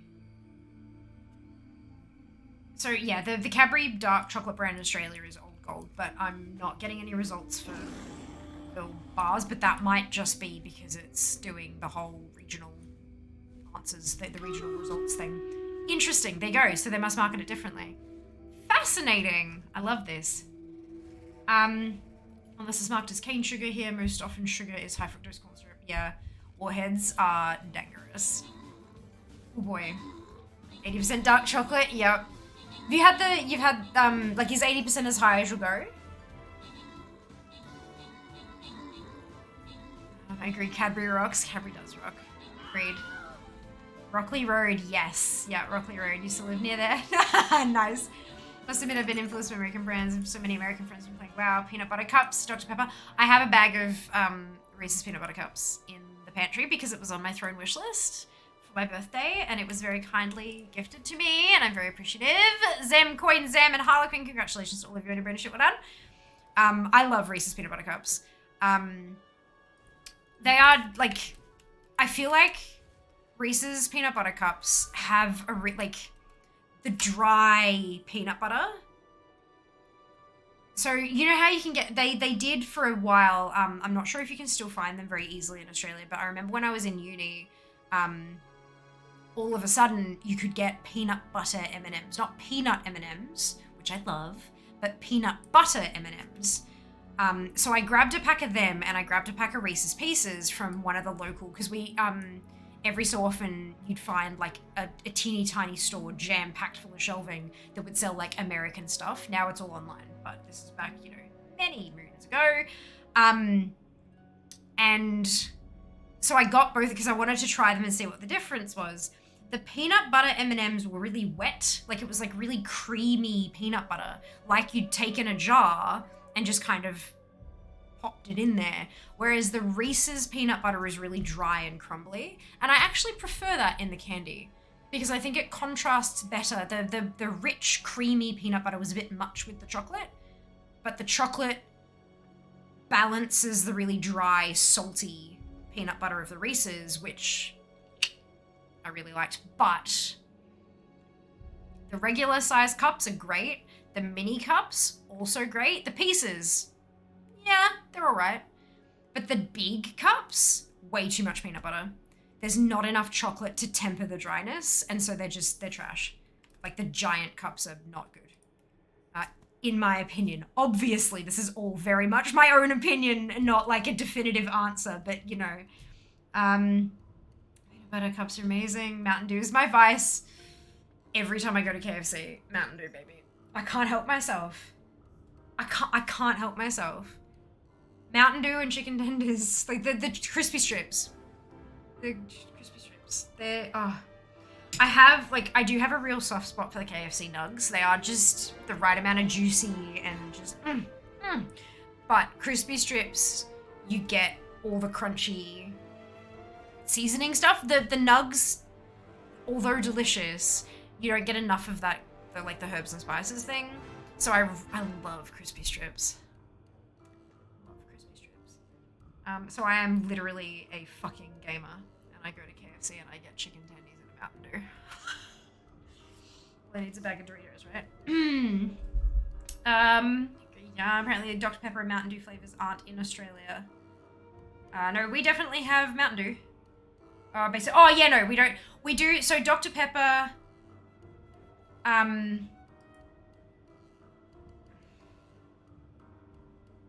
No, yeah, you're right. I'm trying to think because I have seen different Dr. Pepper can designs, but I'm thinking that might have just been a can redesign, not a different flavor. But no, we have Mountain Dew. We used to have Mountain Dew and Mountain Dew Energized, and now the original one seems to have just gone away. All I can really tend to find anywhere, except for like, even at KFC, a lot of the time it's got caffeine in it. Like it's a caffeinated drink like Coke, but we used to have non-caffeinated Mountain Dew, and I don't think we have that anymore. But no, we don't have the flavors. No, just the straight up stuff. Yeah.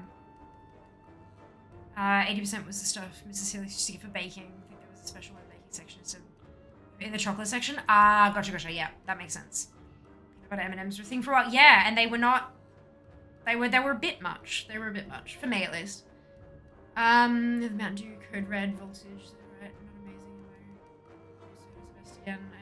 Yeah, no, we don't have any of the whatever Code Red is or voltage. Saddened to hear TB was stopped in the US. Okay, so you say TAB like that, Dupe, and I think of the betting place. They're like the gambling, the sports bet style places. So I'm confused. So much peanut butter on the spoon is preparation. Yeah, but when you're talking about a Reese's, like the Reese's peanut butter, it's not creamy like a spoon of peanut butter from a jar.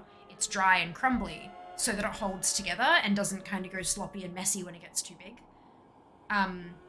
So that dryness combined with not enough chocolate, like the peanut butter to chocolate ratio is wrong, in my opinion. Mountain Dew with Zigger, no mayo. KFC spicy chicken sandwich. I need fear to go to USA Foods in Melbourne. Maybe, but is it like $20 for a pack of cereal? There are a few places here, like there are a couple of convenience stores that are popping up around the place that have a really wide selection of US candy and cereals and stuff like that, and it's all like price gouged. I'm pretty sure I've been to, because there's a USA Foods has a website, and I'm pretty sure I've shopped here before. Yeah, I have. Excuse me, this is where I got my Pop-Tarts. I got so many Pop-Tarts.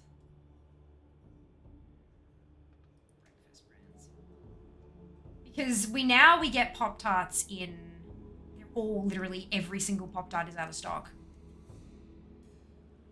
None of it, they're all out of stock. What the hell? Ain't that embarrassing. But they have like chocolate, cinnamon sugar, like cinnamon brown sugar, strawberry, and blueberry in the grocery store now, like in Woolworths. But they don't have all the fun flavors. Like, I mean, cinnamon brown sugar is one of my favorites by a long shot, but they don't have all the extra fun stuff. So I went to USA Foods. I got a few boxes of Pop-Tarts from USA Foods a while back, like a long while back, a handful of years. But yeah, this is all out of stock. I wonder why. Are they just not doing Pop-Tarts anymore?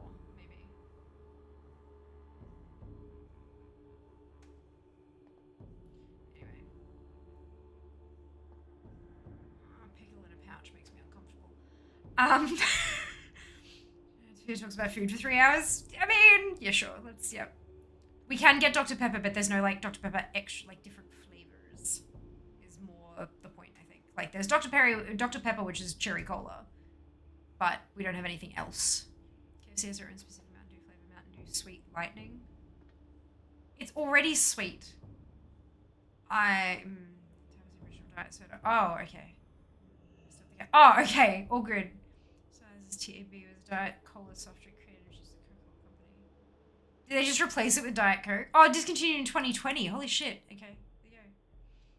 Alcohol seems similar with more cocoa butter, alcohol, milk solids and stuff. Interesting. Thank you so much for looking that up, Jack. I appreciate it.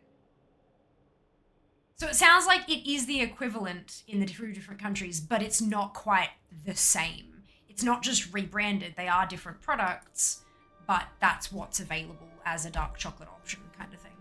Interesting. Okay. Don't be gross. I'm not sad. I have a friend who's devastated, though he loved it. So I want to get things too expensive. Yeah. Oh, crap. I forgot to turn on World Boss Timers. It's from Sydney too, I think. Sorry about my spray cheese. It says Melbourne store here, but it doesn't.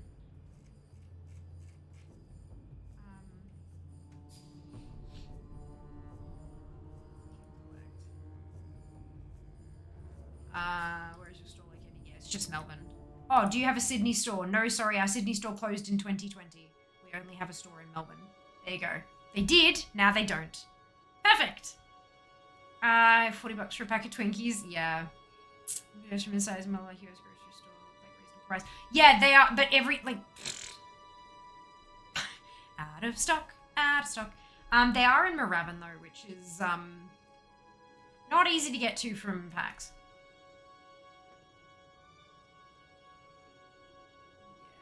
That's a bit out of the way. I mean, I could probably convince Mum to swing by there on the way to dropping us off in the city. But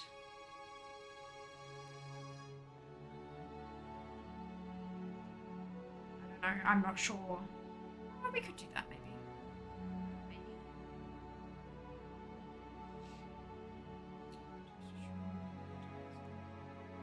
Isn't Pop-Tarts just a brand name for a toaster strudel though? Aren't like Pop-Tarts are a brand of toaster strudels? Is how I understood the relationship between those two phrases. She got Tom's grocery warehouse and again grocery stores are expensive. Hello D. So no pre-rolls today? Haha. Fantastic.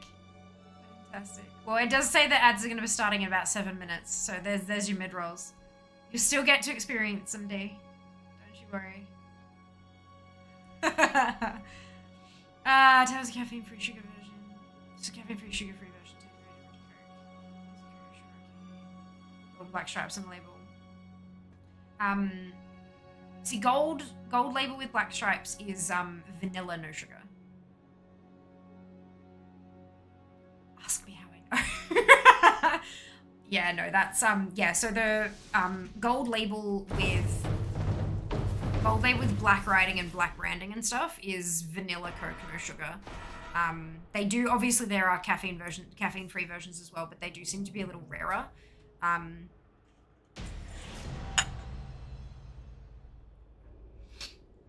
I don't see them anywhere near as often as I see the sugar-free versions.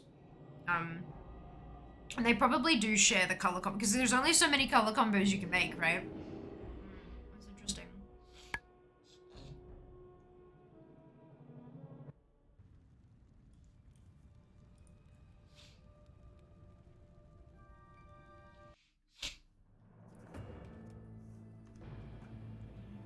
$40 for Twinkies.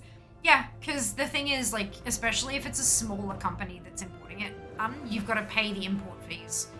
So you've got to purchase them from an American company. You've got to pay the shipping and import fees because you're a business intending to sell them on. So the taxes and fees and stuff are different, especially when you're buying in bulk. And then so that you've got to pass that on to the consumer. Especially when a lot of them were these little tiny squished in stores, so they'd have to pay for storage elsewhere with all of the shit too. Like, all of those overhead expenses need to be passed on to the consumer, otherwise your business will go under. So yeah, it got that expensive. Not so much anymore, but like, it really depends on where you go to get your stuff. That's kinda, yeah. Also, we don't know how many Twinkies were in that packet. That's a really important question too. Because $40 for one Twinkie, not good. $40 for 40 Twinkies, not bad, you know? So yeah. That is a piece of missing information. Okie dokie. Friend, ancestors watch. Just ship to Brisbane from Melbourne and to Melbourne. Yes. Equals trip to Loon, but we've got 2 of them in Brisbane. But although yeah, Mum will probably want to take me to Loon. That'd be a thing. Is cordial common American? No. They've got like drink mixes and stuff like that that are like powdered what's-its that you add to water, but not like liquid concentrated, like concentrated fruit drink that you dilute with water and then immediately drink. No, it seems to be more a powdered thing. A cordial is a very English thing, I believe, from memory. It's so let's buy 10 pack of Twinkies for $3 online. It's not worth that much. Cordial squash diluting discussion with an American recently. Ugh. What we have is the Toronto syrups. They have powder. I know! Like, what the hell? Red label, thin black and thin gold stripe. Oh, there you go. Interesting. Fruit extract to flavor water. Very, very heavily sugared fruit extract to flavor water. Usually. They do have a lot of sugar-free versions now, but traditionally it's brewed down with sugar. Pretty easy to mix up. Yeah, right, Sync? Like, they've tried to color code them a little, but it's not super, like, croissant and some cordial.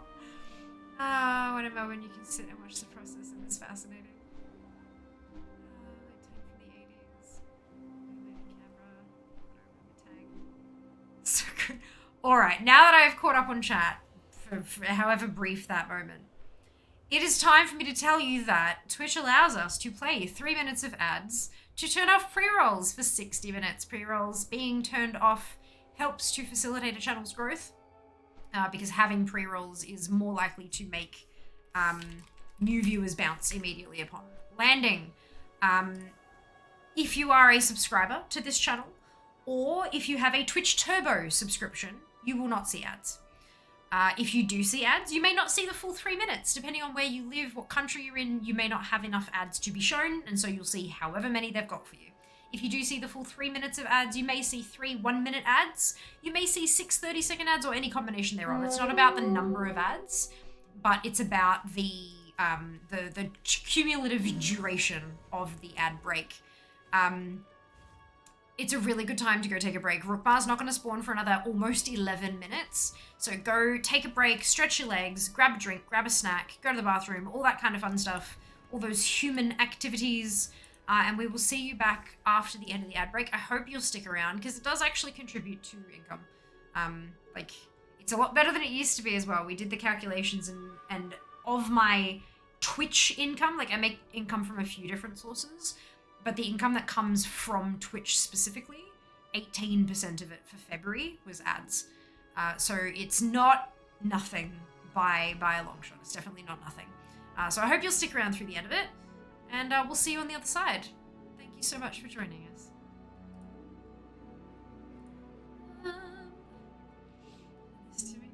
Cordial is mostly a thing from World War II and black currants. Ah, there you go. Interesting. Right meter. Num. Mouth ulcers from dipping my finger in as a kid. Oh no. I add power packs to bottled water instead of fluid, making the bottle overflow. If you add enough powder, it'll still overflow though. Like, you don't need bottled water. You have water out of a tap. Make it up in like a cordial jug, and then you got like multiple servings and stuff. Fridge. Mouth ulcers both. Listen very quickly. Oof. Mouth full of ulcers, full of mouth. Ah! Gross. Gross. Kids seem to be like, Sherbet, I was mistaken. Oh no. Wouldn't drink water out of a US tap personally. I know, I'm just, that's why I'm saying, like, here in Australia, we have tap water. Sorry, that was the, it didn't come across that way, and I acknowledge that. But, yeah, no, the intent was, you know, we don't have to buy bottled water, we can just drink it out of the tap. Packs are measured to mix with 500ml bottles. Yeah, but, like, we have a 500ml jug that goes in the fridge. Or like a 100ml, like a liter jug that goes in the fridge, and you just add, like, enough cordial for both of it. Perfect. Kill small moths that way. Oh, God. Oh, God. Twizzlers are another thing that tastes like shit. They just taste like wax. There's not enough flavoring in there or something. I don't know. Never had candy corn. I have had, not the you know, it's this one on the website is Smucker's Goober Grape PB&J stripes. I haven't had, I don't think it was that particular brand, but I do remember my dad getting something when I was young because we'd spend like every second weekend at his place.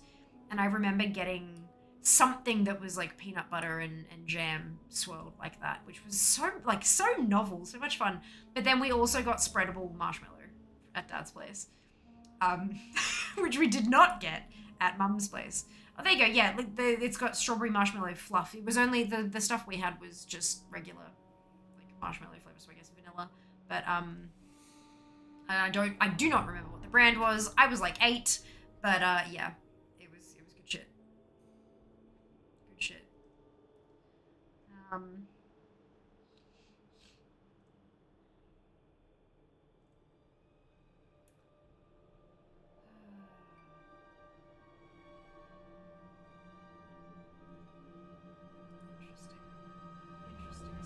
I've hit browse in stock on the USA Foods website.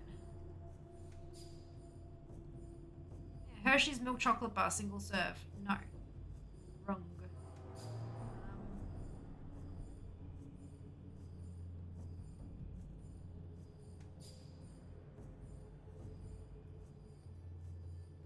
Yeah, there you go. The Reese's Big Cup with pretzels. It's just dry. Really, really dry. But that's, yeah, again, my opinion. powdered creamer being super, like Australia does not have powdered creamer. You got, what is it with you guys and putting powders in your drinks? Oh my god! Now that I've got bubble tea creamer, that's a powdered creamer. The Bubble Tea Club powdered creamer, so I use that in my tea now. But like, you don't get powdered creamer like in the stores, like in the what's it's with we just put actual milk in there, you know, like from a cow or from an oat or from an almond or a soy, you know, yeah, like we just put milk in there, instead of literally the best bit is looking through like the ingredients for a creamer and realizing there is nothing on there that even close to resembles milk. Yeah.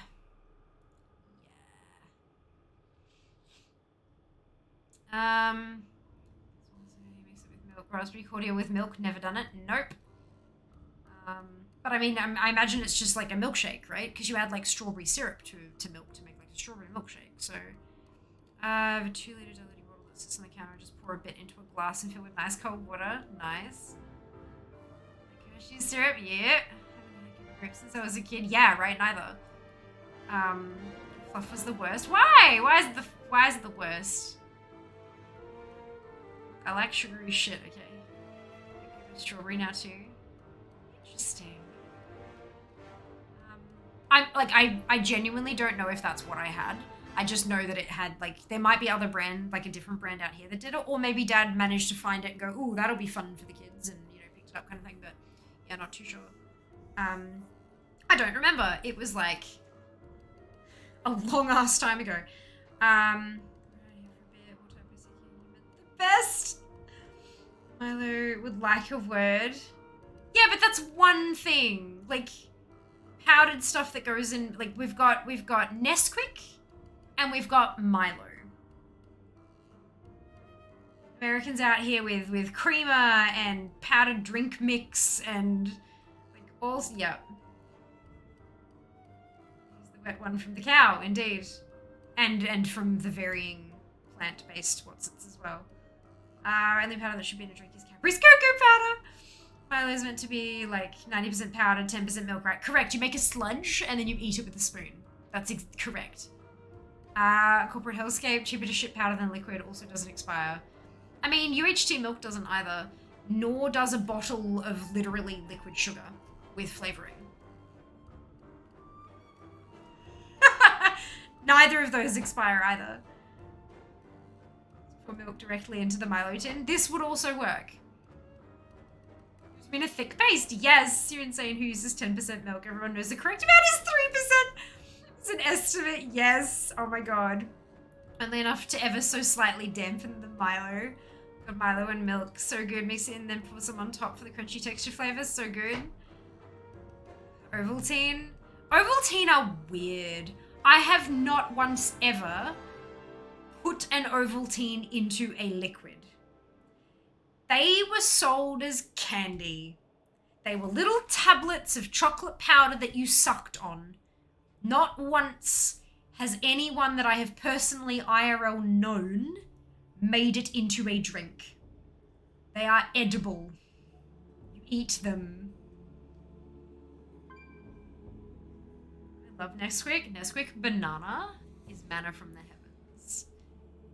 Banana milk is just the bomb, okay? Ovaltine is a devil's powder. Nescafe Blend 43 has left the chat. Oh, fuck. Instant coffee is not a drink. That shit's poison. Remember that was great in Activite. Pretty sure the cordial stuff I use has a shelf life of 6 months. Oh, really? Interesting. I don't like malt drinks very much. Ovaltine is different than Ovaltine. It's still the same shit. I've not ever seen it in a powdered form. I've only ever seen the tablets. Yeah. This has a different Ovaltine drink powder. Yeah, I've not seen that. So that's, yeah. That goes to show how popular it is. At least in the time that I was growing up. You know what Ovaltine is in milk. Ovaltine did make powdered form like Milo. Yeah, nah, didn't say it. Never. Like, this is the first I'm learning of it. Rich chocolate Ovaltine. Bullshit. Expiry April 24. Never mind, more than a year. Yeah. This is next to the Milo, just never seen it because Milo. I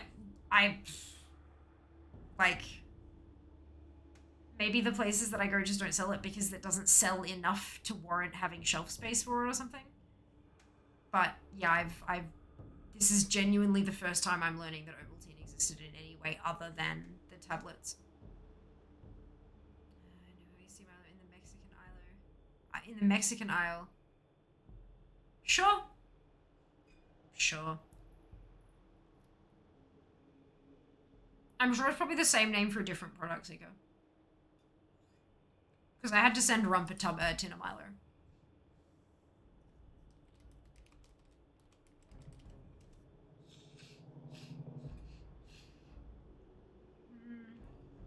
Is it not marketed in the US? Milo by Nestle, mexgrocer.com.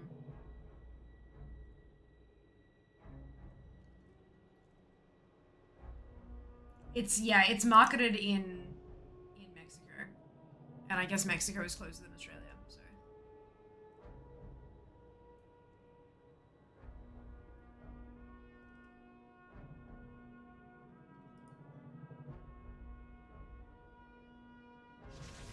It is Australian though.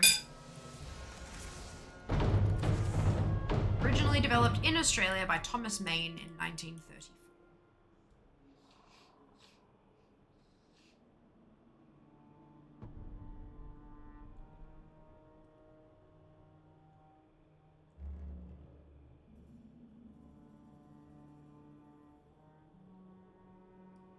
Aww. Milo, I'm like a child. We've got a tub of Milo in the pantry. We've been using it in overnight oats.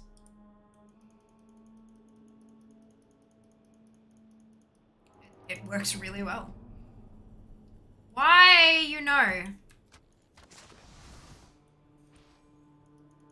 Someone else has to come around here and like... I'm gonna die if I go down there.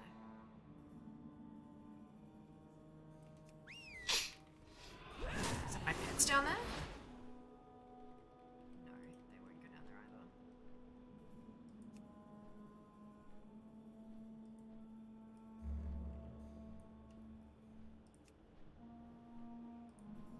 They won't go.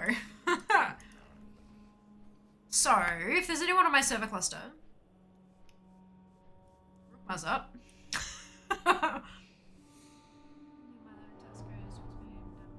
Work, not religious. If I were, this would be my feelings on the matter. Not sure why folks would mix it with water though. Fewer calories. Yep. I've had Milo mixed with hot water. Look, it's not terrible, but you got to use like enough Milo. Creamer. Nestle Milo here because Milo is the name of a tea brand. There you go. Interesting.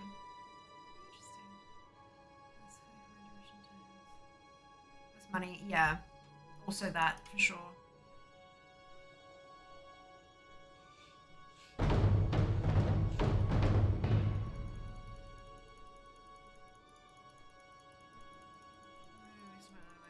Don't bother.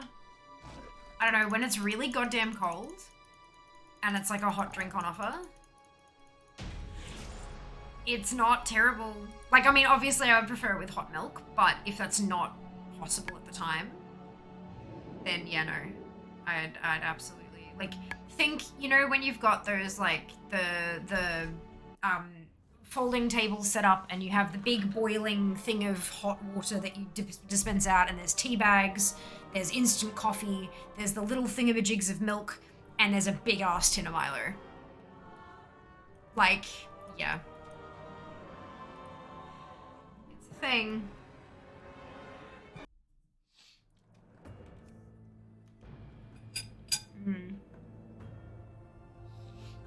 Directly in the tin. Well, if it's a communal tin, they're probably not going to let you, Seeko.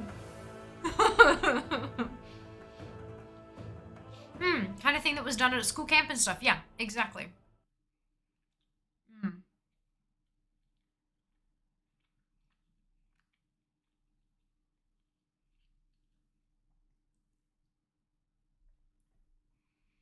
The sandwich is a common way to refer to a burger. Like, they call it a chicken sandwich instead of a chicken burger, etc. It's weird and wrong, but we put up with it.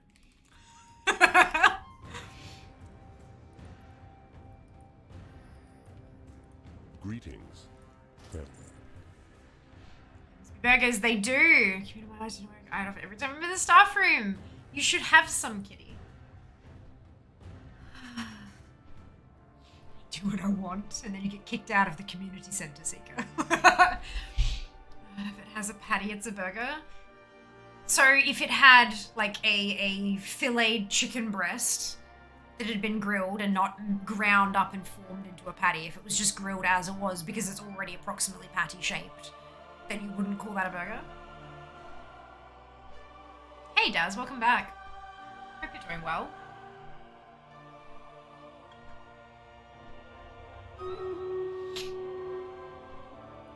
BK is pretty much the only one that uses sandwich since it's a salad in a sandwich thing.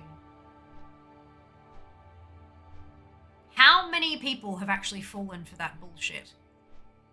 Also, it's funny because here their thing is the burgers are better at Hungry Jack's. How, oh goodness gracious. How funny is that? All food is either soup or a sandwich. A salad is a soup, a burger is a sandwich. I mean, what the B stands, burger. Burger King. It's not it's not Sandwich King. Probably not, we call that a chicken buddy. Sure, okay. I just... Oh, it's trippy. Don't know what they're doing here. Yeah. That's battle. Thank you, dude. But I haven't actually started up yet, so... Watch me forget that in the space of 20 seconds. Harlequin Zem, Sync, congratulations to all of you on your bonus ship. Well done. Well done. Hungry Jack's here and everyone makes me sad. Burger King, you rule. All caps for Max. Lord have mercy. He's all out of argues. I'm like, yep, sure, whatever. Sure. Call it what you want. Still a fucking burger. Oh, man. That's funny. Like, I find this shit interesting, but I also find some of this shit incredibly silly. What am I placing? Necromancer, which is probably still on goddamn cooldown. Yup. Alright, a rogue then. You may have a rogue. So you can't argue with stupid. Oh, no. Oh, excuse me. Let's do a burger than a sandwich. Burger King, chicken fries. Oh, I went too far. What the fuck is chicken fries? Is that like chicken chippies? Like the little slivers of chicken that are crumbed and deep fried and are dry as fuck? What's your problem? I need a lot of bonus shit to pity odds. For new players, as your bonus. No, so the bonus shit, you have to be in chat to be able to get the bonus shit. So a lot of people will just place the units and stuff, but they won't watch the outcomes of the battle. They'll just keep placing as like on an active captain's battlefield, and they don't bother watching or tuning in for that. Some do, some absolutely do, and they lurk because that still gives them the ability to earn bonus shit. But yeah, some people don't.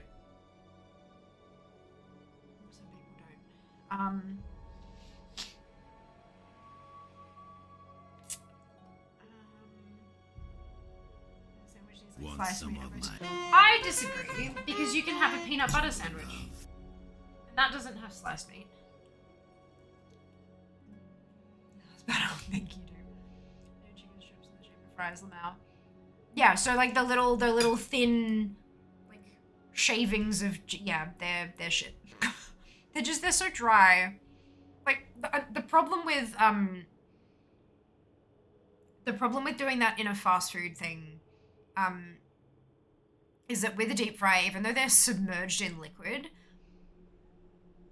they dry, like, stuff dries out and gets really chewy and hard and kind of like jerkifies. Like, you know, it's like jerky. because it's so dry and chewy and stuff. But the problem with something like chicken chippies, if you do them at home, they're mostly fine because you can take them out at precisely the right moment kind of thing. But in a fast food restaurant where everything's go, go, go, go, go, even if you leave them in the fryer for like 30 seconds too long, there is such little meat already in there that it just dries out. All the moisture's gone and they're all of a sudden shockingly bad. So I do not buy that kind of stuff from a fast food joint because it's not good. I'm not gonna waste my food. I'm not gonna waste my money on shit that is not good. But I absolutely buy boxes of them and put them in the air fryer at home because they are amazing when you take them out at the right moment. Hot tips with Fair. So no worries, Zika, rest well. I too am zonked, but that's fine. We're almost there. Almost there. But in fry shape. Yeah. Dry and crap. What do you call bread with jam between it, Jack? Yeah, peanut butter, right? It's a jam burger. Making and fries at McDonald's would be popular, I think. Well, over here, Hungry Jack's fries are just a little bit thicker than Macca's. Not by much, but by enough that it's noticeable. Yeah, it'd be funny to see if y'all know the difference between a sub, a hoagie, and a grinder. Because I sure don't. I would say, Erica, the difference is likely the area of origination.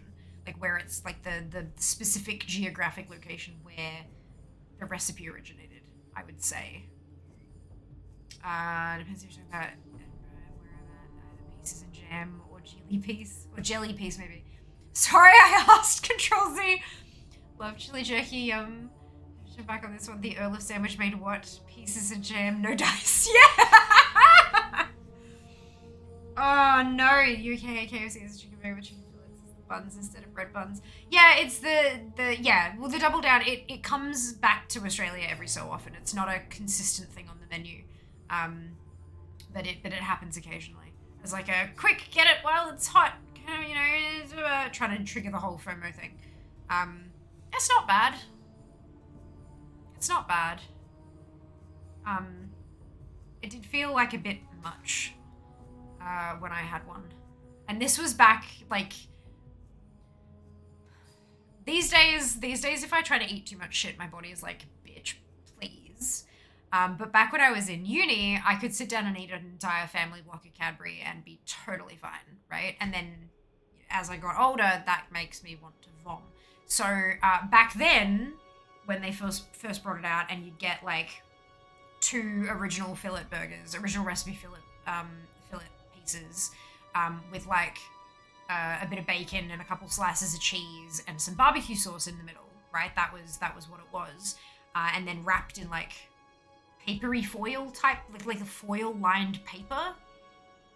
I don't know. It's because it's full of goddamn oil, and they can't wrap it in paper because the whole thing would drip grease in 2 seconds flat. Anyway. And even back then, when I could eat like crap and my body would not care, I still struggled to get through a double down. Or whatever they called it when it was here. I'm sure it was probably the same thing. It's just... you need something to break it up texturally, and the barbecue sauce did a bit to cut through all the greasy flavor, but it needed more. It needed... I don't know. It just... Honestly, stick it in a wrap and add a bit more sauce and it'd probably be perfect. Like, but I understand the whole idea is that it's like, no fucking carbs except the coating on the chicken and all that kind of, like, I get it, but it's just, it's a bit much. For me.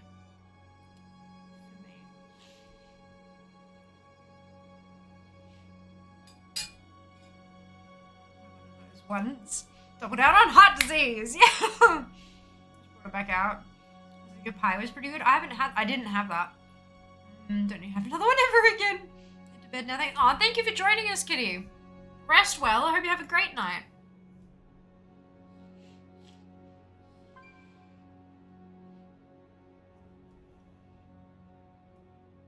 KFC AW restaurant. I don't know what an AW restaurant is.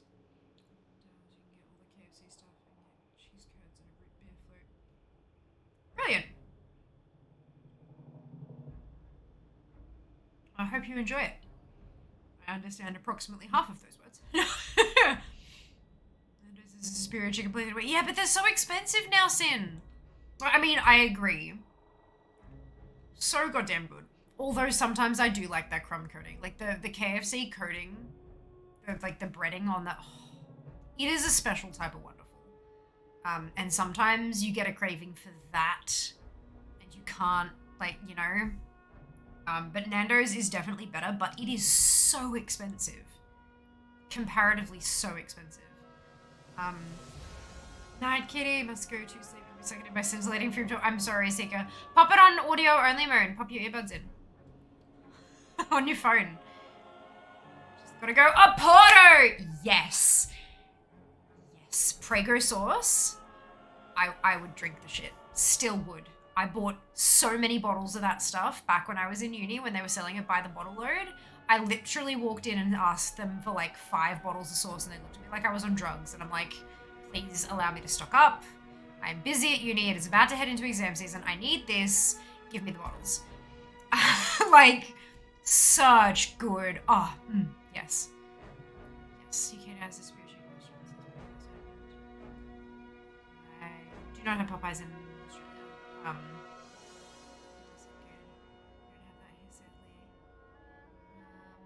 Yeah, Porto is delightful. Cheeky Nando's only exists to confuse Americans. Urban Dictionary. No, Cheeky Nando's is an actual thing. I promise. I mean, Americans confuse themselves calling things beer and cider when they're not alcoholic. They do. You're right, Jack. You're right. No kappa required.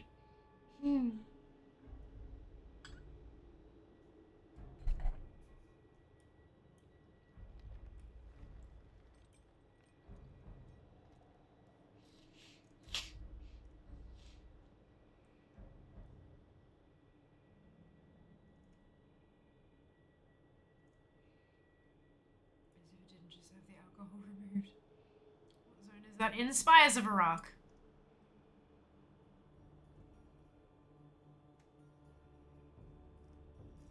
Spires of Iraq.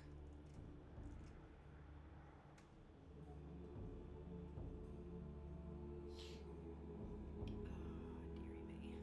I had to correct the Instagram captions for the zone name. It did not hear me correctly. Shocking nobody.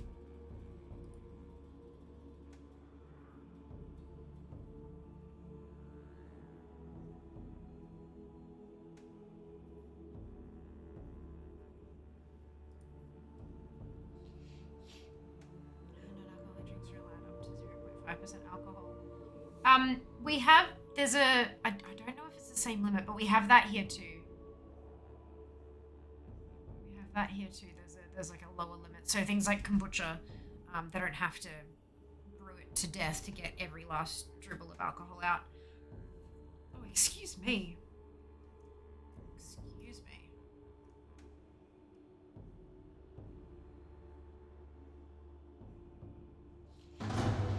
Go!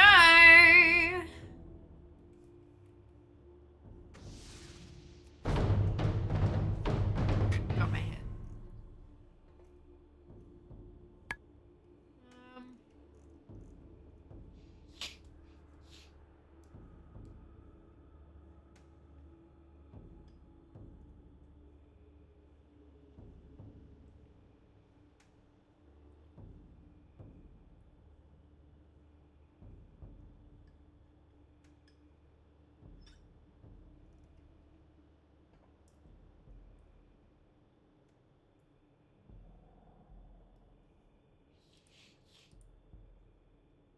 Cider, it's apple juice, correct.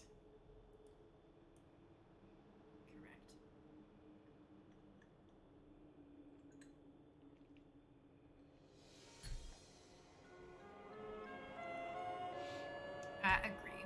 Come on. Where's my Solar Spirehawk? Carbonated apple juice, otherwise known as fizzy. Fizzy apple juice.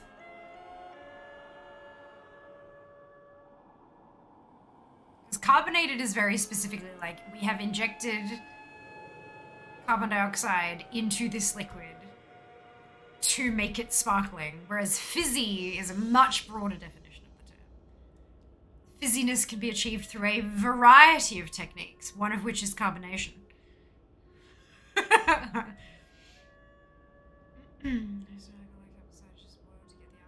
Yeah, but at that point it's still just apple juice. Like that's the whole point. It's like why so many different classifications? It's literally just apple juice.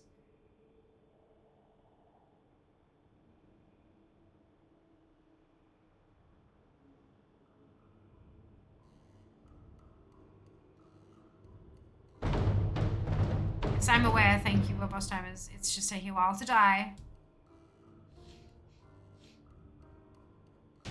There we go. Right, back we go. I feel like keeping the alcohol in sounds like a much better idea. Yeah, but then you can't sell it in certain stores. Because some stores don't have alcohol licenses and things like that. Why do we use metric but call it by old imperial units? What do you mean by that?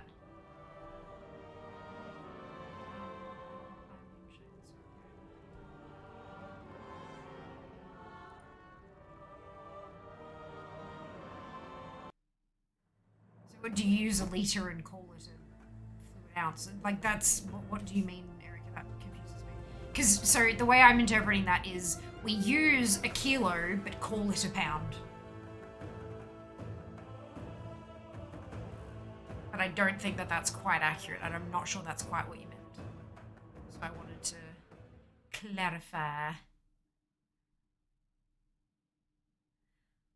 Misinterpretations are fun. So fun.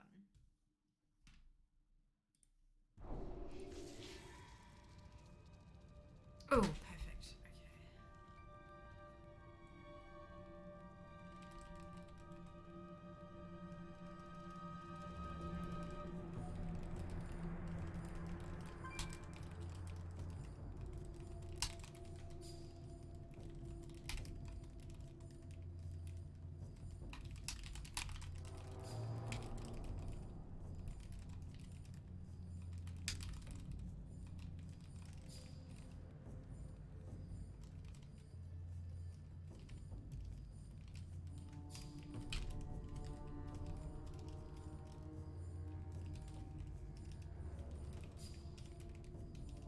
Oh my god, I cannot type.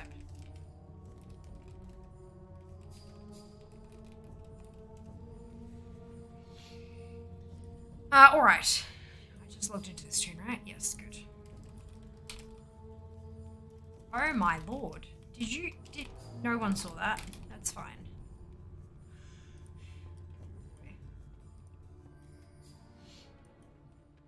Well met. Goodbye. Here in the US, most everything is metric, but still called names. A pint, half a gallon, etc. are not actually a pint. 1/5 of a gallon, half a gallon, etc. Is it just like, so they use like half a liter, excuse me, and then round it to the closest lower old imperial measurement or something? That's fucking stupid. Wow, companies really do treat y'all like you're idiots, eh? Cater to your precious minds that can't handle change or something. Sounds bad for baking. Well, no, because baking, when you're baking, you'll do the calculations yourself, and a baker will know what a packet actually weighs because they'll have used it for their baking and stuff like that. Like, yeah, they know that that's more chemistry than cooking. Back in the 70s. I'm so sorry, Erica. Like, I understand that there are some issues around, like, the average American reading grade level and things like that. Like, I understand there are some actual issues with, like, education system and stuff like that, but for companies to just be like, oh, it's fine, just do this, they'll never know the difference, that's fucking gross. Like, yeah, that's, like, legitimately disrespectful. It's worse in the UK than that. Oh, is it? Shit. Why? How? Fuel in liters, efficiency in miles. You're joking me. Is that because it's like an American-made vehicle and they can't, or they don't want to do the conversion in case it's a little bit off? Oh. That's stupid as hell. That's just silly. Is it to try to confuse people so that they don't... But, like, you can still directly compare efficiency from car to car. Distances in miles, milk in pints, drinks in litres. So the only time we'll have a pint in a schooner is at a pub. Like, at a bar or a pub. Like, a place that is serving alcohol on tap. You have, like, a slightly smaller glass and a slightly larger glass kind of thing.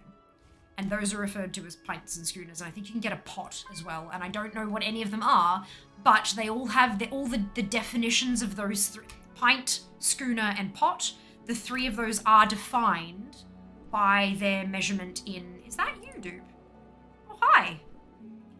They're all defined by their measurement in milliliters. So there is actually a definition for those. It's just instead of asking for a 375 ml glass of beer...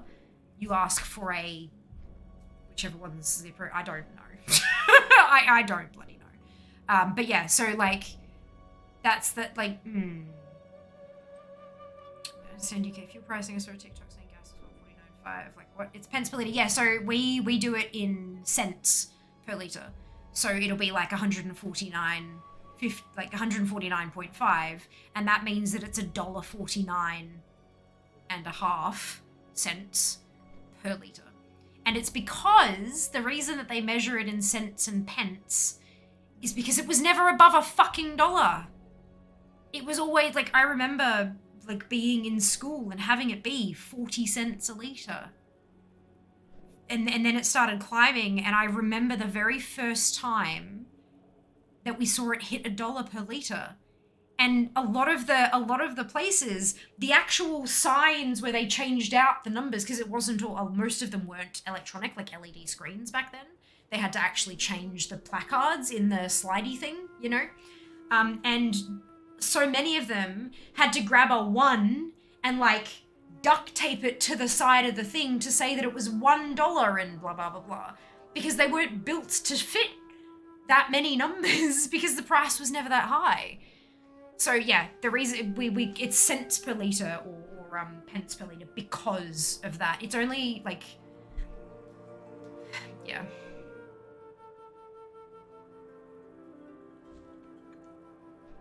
So yeah, there you go. That's an explanation. Hope that helps. Hope that makes it make more sense. Schooners are 425 mil. Perfect. Yeah, I don't know what each of them are, and I don't really care too much. But I know that, like, when you're talking about silly words for measuring things, that's the only one that I really know of in Australia where it's a bit silly, but even then it's not really silly. We abbreviate fucking everything. And so we've taken a milliliter measurement and abbreviated it into a word. So yeah, it makes sense. We're lazy. We talk less. Well, most of them talk less. I talk a lot more. As I'm sure you've all noticed. Delicious. I think I need to... Oopsie. I need to load up my mount farming add-ons.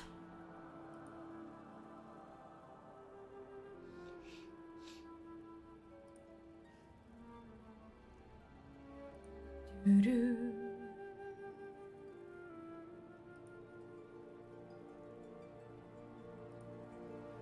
Okay, measures the gas prices in PPL.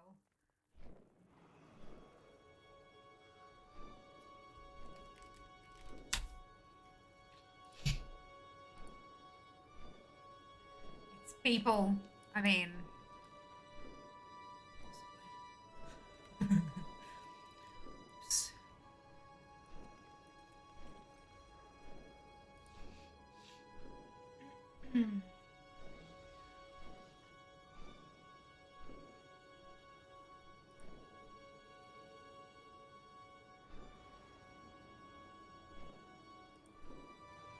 Measure people in stones.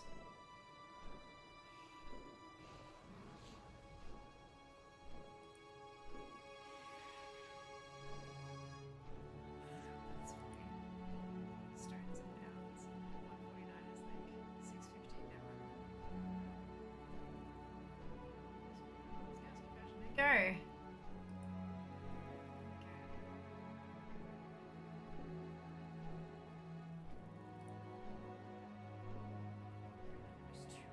Jesus. Yeah, we I believe we tipped over into 200 for a little while there, but it seems to be fairly reasonably stable at the moment. So some of you may know that I plan to move to Melbourne as soon as is practically possible. As soon as is practicable. It's a fun word. And the idea is that furniture and stuff will backload. So backloading is like you get a moving truck and you hire people to drive it down, but you don't hire the whole truck. You tell them what you have and you hire just as much space on the truck as you need, and other people can rent the other areas in the truck. So it takes a bit longer because they're not going from point A to point B in like one kind of, so they'll pick this up here and then they'll pick someone else's, they'll pick your stuff up and then pick someone else's stuff up and then pick someone else's stuff up and then drop that off and then drop another one off and then drop yours off. So it takes a bit longer, but usually it's quite a bit cheaper depending on how much stuff you have. If you have enough to fill a truck, just get a whole truck. But if you don't, it can be cheaper to backload as long as you're not in desperate need of your stuff now. So the idea that we have is that we're going to backload stuff down to Melbourne and then drive Precious's, because things like a PC, my livelihood, I'm not putting on the back of a truck. So stuff like that you take with you in the car. Plus it adds the benefit of being able to take the car. It is starting to look like, and then because you road trip it, that takes up half of the time that it takes to backload anyway, so then you're living without your stuff for less time, and it all kind of works out. But it is with the there was a little bit there with the fuel prices where it's like, is it just going to be cheaper to get a whole ass truck, stick the car on a truck, and fly down because of the fucking fuel prices? Oh boy. But it seems like it's coming down a little bit again. So it's just kind of, it's sitting fair. I mean, it's still fluctuating up and down during the week and all that kind of thing. But, it's not bonkers. It's not as bonkers as it was currently. Pray for us. Apparently our fuel price here is 118 per litre AUD. Stuff is over $2 here. Depends on what you call crude, really. They have two different kinds. Yeah, we have a lot of different types of fuel. Like, at least maybe like 7 or 8 different types of fuel. From what I've spoken, I don't know cars. To be very, very, very clear about this, I do not know cars. I have no interest in learning cars. It is not an interest of mine, as long as the one I get into gets me from point A to point B in relative comfort with some fun music. Then we're good. I'm not a car person, and I never will be, and that's fine. So from what Jas has told me, Jas is also not like a super duper car person, but he knows enough about his car and about like the mechanical stuff behind it, that he can inform me on things I know nothing about. And apparently, like, there are not very many differences between a lot of our different types of fuel, and for a lot of the time it really just depends on how much of a car person you are as to which fuel you put in your car, because some of it will keep your engine cleaner and stuff like that, but not by a huge amount. And it's not like, for someone like me, it would not be worth the extra price. I'd go for the cheapest thing that my car can use, kind of thing. But for a person who cares about the performance of their vehicle, then there are more pricey, more refined options that they can go for. But there's not like most cars will run on most of the types, kind of thing. Not all, and not all, but like most will run on most kind of thing. Apparently. Again, I'm paraphrasing what I was told by another human, and my memory is trash, so yeah, good luck with this. And in a lot of places, they're replacing premium with no ethanol, but charging even more. Oof. Hey, Di, welcome in. Hope you're doing well today. How are we all? I would be better if I had my solar Spirehawk, but that's okay. That's all right. This is Mount Farm Monday. We chit chat and we hope for drops. We do the best we can. Ugh. Is there someone on the ground who is going to get the kill done? Well, yeah, someone parachuted down, so that's nice. You could levitate down if you wanted to, dude. Not that I suggest you do so. It's not a mount. That isn't even new transmog. That's a shared appearance. It's a lie. 47 attempts. Not bad. We started on 26, so we did 21 attempts today. How did we miss 3? Oh, I missed a couple of spawns. Because I didn't get to hit them in time. Or I didn't even see that it spawned because I didn't get the alert from boss timers. Yeah, so it's fine. So we could have had up to 24 today, but we got 21. That's still pretty good. 21 attempts ain't bad. We're going to be back here next Monday unless you guys redeem the leveling challenge, like finish the challenge with the channel points, and then it happens on next Monday. But unless, we'll be here. I buy all those detergents and such separately in the stores, like $5 to $10 per tank. Oh, do we have additives in? Oh, we might do. Yeah, you're right. I know you can buy separate stuff that you can add to your tank as well here. I know that, and it's all in pretty colors to try to convince you it's not cordial. But there must be additives in the fuel as well, I guess. So that you can just kind of buy it all in one if you really wanted to. Bubble yeet. Oh yeah, I could have bubble yote, but it's fine. I didn't. Look, levitate you down too if you want. Nah, it's alright. It died. It died. If it took a while, then yeah, but nah, it's fine. Sick. Oh, good. I'm glad you enjoyed it, Di. That's wonderful news. Fantastic.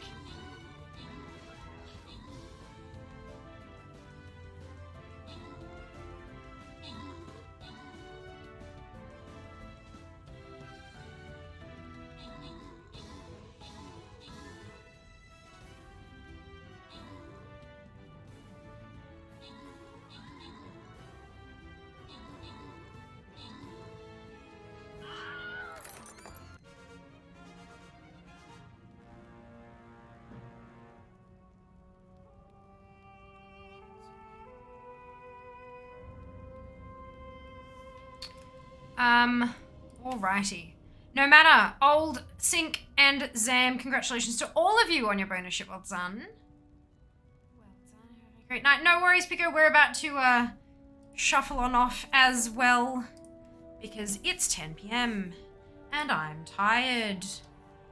Oh, look. It's a graphic. Today is Mount Farm Monday on the 20th of March. On Wednesday, we will have a sponsored stream. Thanks to Square Enix, we're going to be playing Final Fantasy XIV again, continuing off with that MSQ, where I am playing a paladin, having an absolute blast with that one.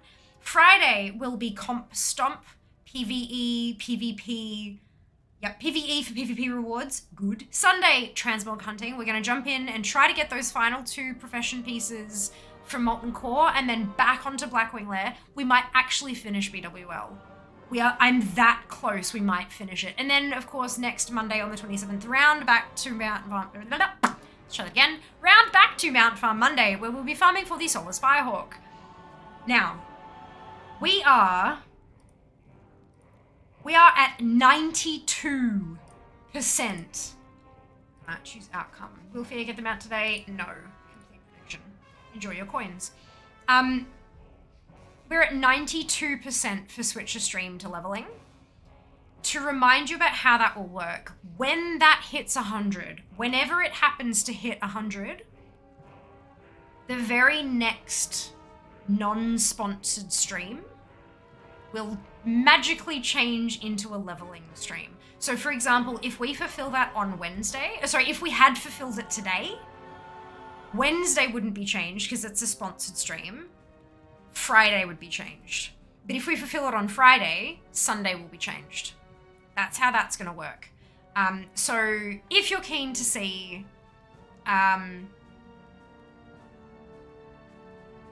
good. If you're... Sorry, my brain just went...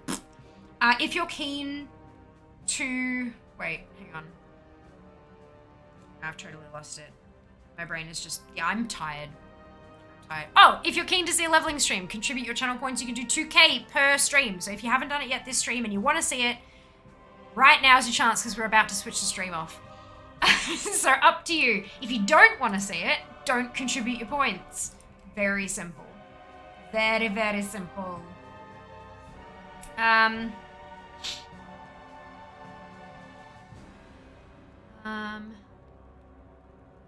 The vault. Love it.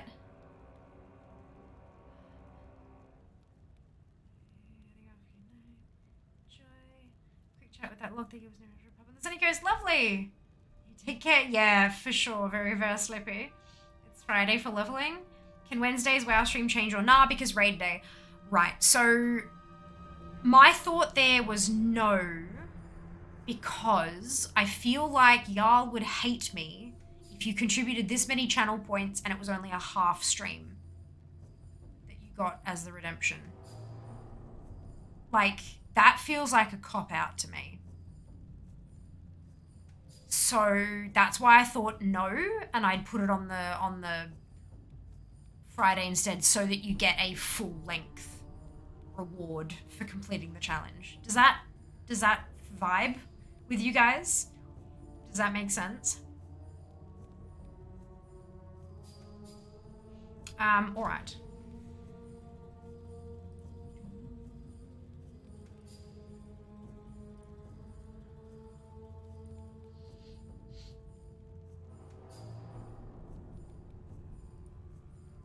Around what time does work start on Wednesday? Halfway through-ish. Yeah, I don't really know. It depends on how long the sponsored segment goes for. Like, I'm not just gonna cut it off mid-quest.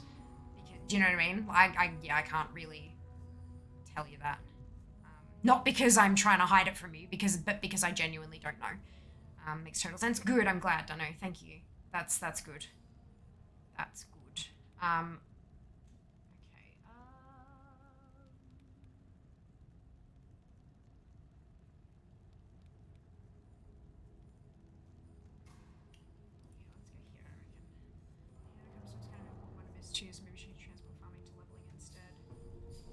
I mean, I could always change the transmob farming to comp stomp because it is within the same week. Like, that's, you know what I mean? Like, I could, instead of replacing it with leveling, I could, like, move it across and put the leveling in. I would say thanks, dude. Sorry. I would love to give you super accurate information, but I don't even know, like, how quick it'll take me to change from one setup to the other setup as well. Like, it took me X amount of time last week, but fucked if I know what'll go wrong this week. I'll try my best. That also works. Yeah, so we can do that. Like, BWL's not going anywhere, but Comp Stomp is. So we can shuffle things around. All right. Let's do this one, I reckon. Stream 2. Definitely a possibility, but it feels like the decision has already been made on that one, so I didn't want to, like, push too hard. But yeah, look, having more viewers to response stream is always a positive, because I do have to screen grab those statistics for the sponsor. So that's a thing that exists. Okie dokie. Let's piss off, shall we? Here we go. Grab your copy paste if you do not have the Fiamma Hype emote, either because you are not a subscriber or because you haven't unlocked it using your channel points, either of which is totally fine. You can still copy and paste the entire message, change the Fiamma Hype to your favorite happy, hypey, celebratory emote, and then drop it into Tomcat's channel when we get there. Tomcat is a lovely, lovely kitty. And very, very talented too. He's currently working on his own add-on. He's a coder. He makes an add-on. It's called Tomcat's Tours. I have seen a couple of streams in the past where he's been working on other people's add-ons, like helping them out with their coding and stuff, which is super cool. But today he is working on his own add-on. Be aware that he will absolutely flip the screen upside down if he has it set up and talk to us with upside down text. It's adorable. Just roll with it. And I will see you on Wednesday for all of the fun times. Take care of yourselves. Be nice to each other. Can't wait to see you again next time. Oh, love. Mwah. Bye, guys. Job's done. Oh my god, it said George Stone in the captions. It's amazing.